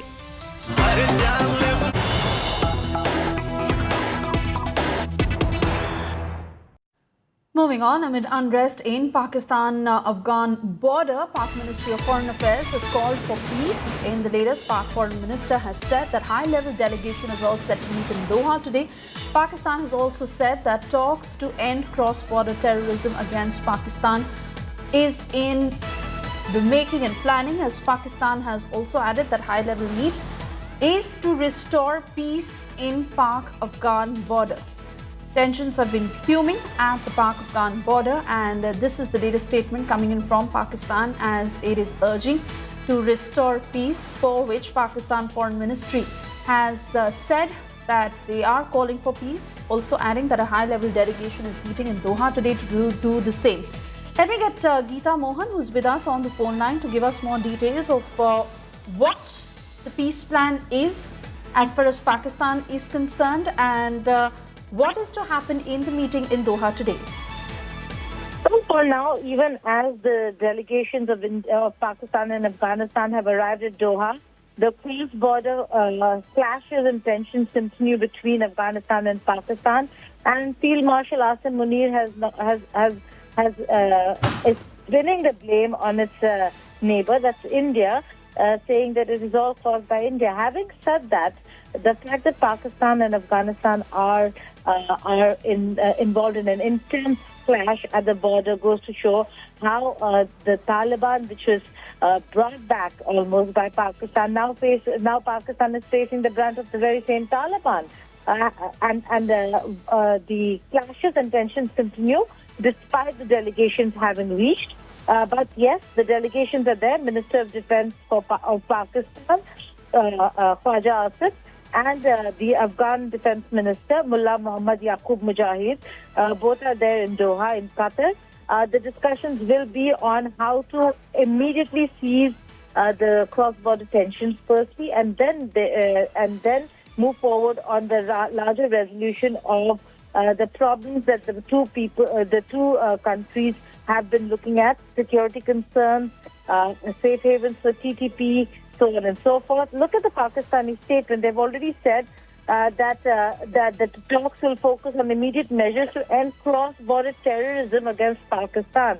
Afghan Taliban has been saying that there is no safe haven that they provide to any of these terror organizations, and the foreign minister in India has said that there is no other way to resolve the crisis but through dialogue. All right, Geeta, thank you for those details. Tensions between Pakistan and Afghanistan have been escalating. In a recent airstrike in Paktika district of Afghanistan launched by Pakistan, innocent civilians were killed. The attack by Pakistan claimed the lives of women, children and aspiring young cricketers who dreamed of representing their nation on the world stage. Afghanistan Cricket Board has announced its decision to withdraw from the upcoming Tri-Nation T20 series involving Pakistan and Sri Lanka following the deaths of 3 Afghan domestic cricketers in airstrikes allegedly carried out by Pakistan's military regime in Paktika province. Afghanistan cricket team captain Rashid Khan issued a strongly worded statement condemning the barbaric airstrikes and said he supported Afghanistan's decision to withdraw from the Tri-Series. Meanwhile, opposition has used this opportunity to take a jibe at the BCCI, suggesting the cricketing body must learn from the Afghanistan Cricket Board. मैं समझता हूं कि अगर रीढ़ विहीन प्रधानमंत्री हो, लाचार प्रधानमंत्री हो, तो खून और पानी साथ नहीं चल सकता है, लेकिन आतंकवाद और खेल साथ चल सकता है। क्यों? अमित शाह जी के बेटे, इसलिए क्या? और मुझे तो ये लगता है कि हमें तो अफगानिस्तान से सबक लेनी चाहिए कि अफगानिस्तान ने जिस प्रकार स्टैंड लिया है, और एक छोटा कंट्री वेनेजुएला ने भी जिस प्रकार स्टैंड लिया था, हमारे प्रधानमंत्री जो सरेंडर कर रहे हैं। कल जिस प्रकार ट्रंप ने फिर कहा, तो ये क्या देश एक रीढ़ विहीन प्रधानमंत्री के नेतृत्व में चल रहा है क्या? ये एक कोई गंभीर बातें हैं, कोई हल्की बातें नहीं है। चाहे हमारे आंतरिक मामले हो या फिर हमारे वैदेशिक नीति की बातें हो या हमारे व्यापारिक बातें हो, तो ये सारी चीजों में इतना लाचार, इतना जिसे कहा जाए रीढ़ विहीन प्रधानमंत्री आजादी के बाद देश ने पहली बार देखा है। And well, get ready for some big fireworks on the cricket field. 2 of Indian cricket's biggest names have landed in Australia for what will be their first international appearance since announcing Test retirement. An ODI series that in most circumstances would fly under the radar now has massive context as it marks the return of Virat Kohli and Rohit Sharma. Take a look at this report.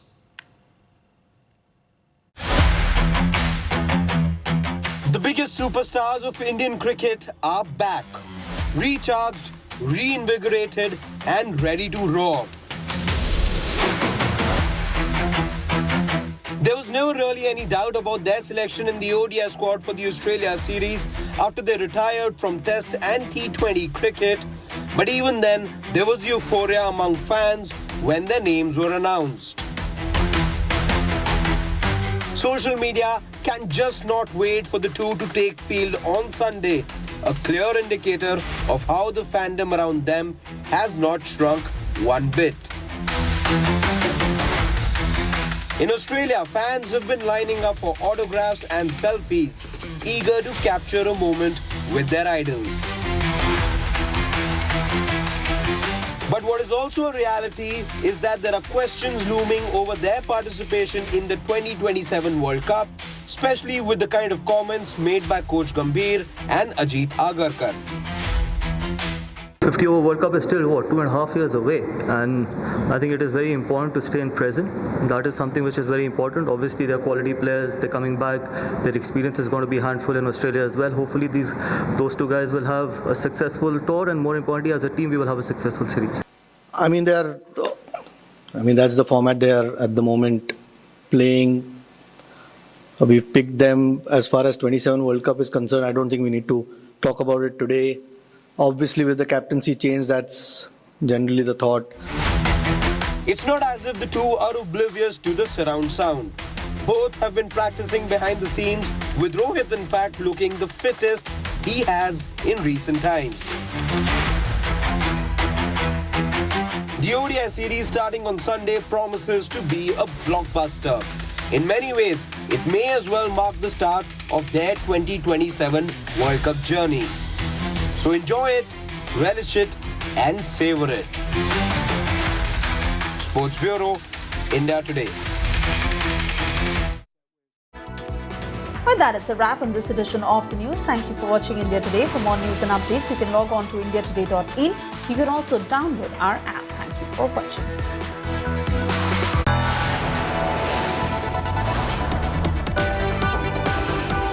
You are watching India Today.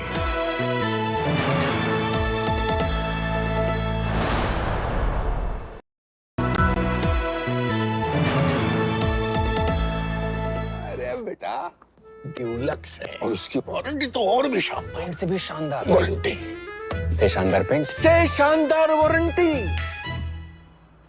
से शानदार paint warranty. Dulux, decide करना मुश्किल हो जाएगा कि paint ज्यादा शानदार है या उसकी warranty. Motorola Edge 60 Pro, the true flagship killer. Bliss weaves the magic of warmth into a cold day.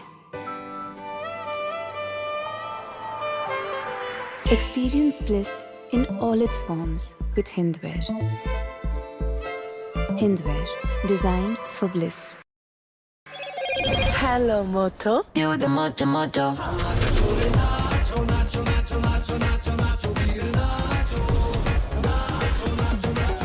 Motorola Edge 60 Fusion, the undisputed, most loved phone.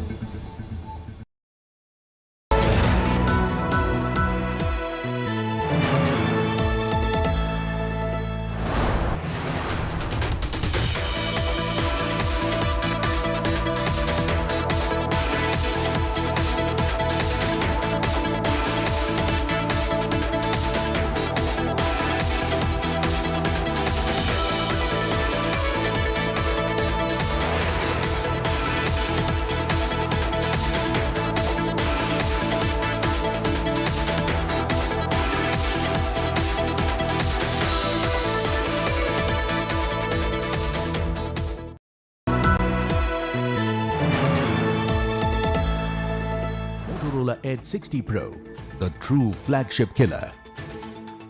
Hi, here are the top headlines. Presented by Motorola, PM Modi. To hold 12 rallies in Bihar as NDA gears up for election, Rajnath Singh says.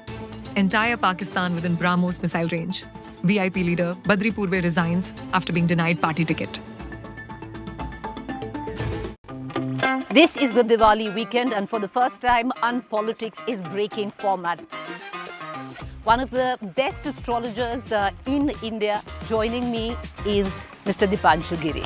How is this Diwali different in terms of the planetary positions, and what can we expect and what should we do? What is your advice for stock market? You're saying the West is going to go through the worst time. After 1.5 years, it is going to be extremely tragic for US. 2030, India and Pakistan will go to war. A major kind of a war-like situation. March 2026, the government is going to be in deep crisis because one of the allies will switch. We should watch out for a tsunami. When I say Odisha belt. There's a Bihar election coming, Dipanshuk ji. Who is winning Bihar?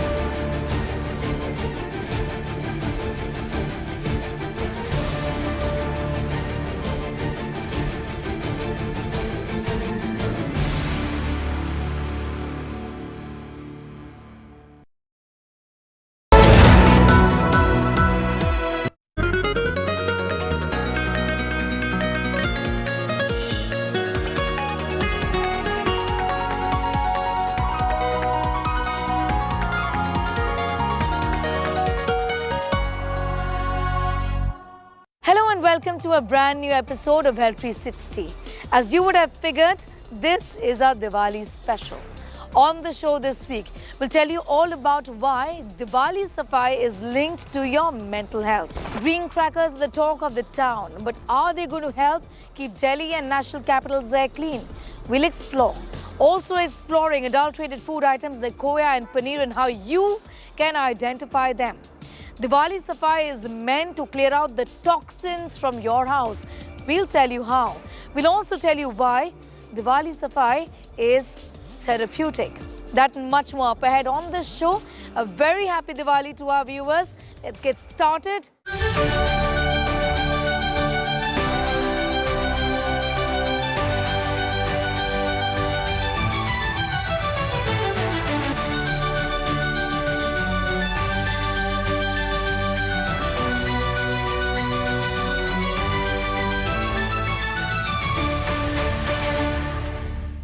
The Supreme Court has finally allowed Delhi and NCR to burst firecrackers, albeit green ones. The permission has been given from the 18th to the 21st of October.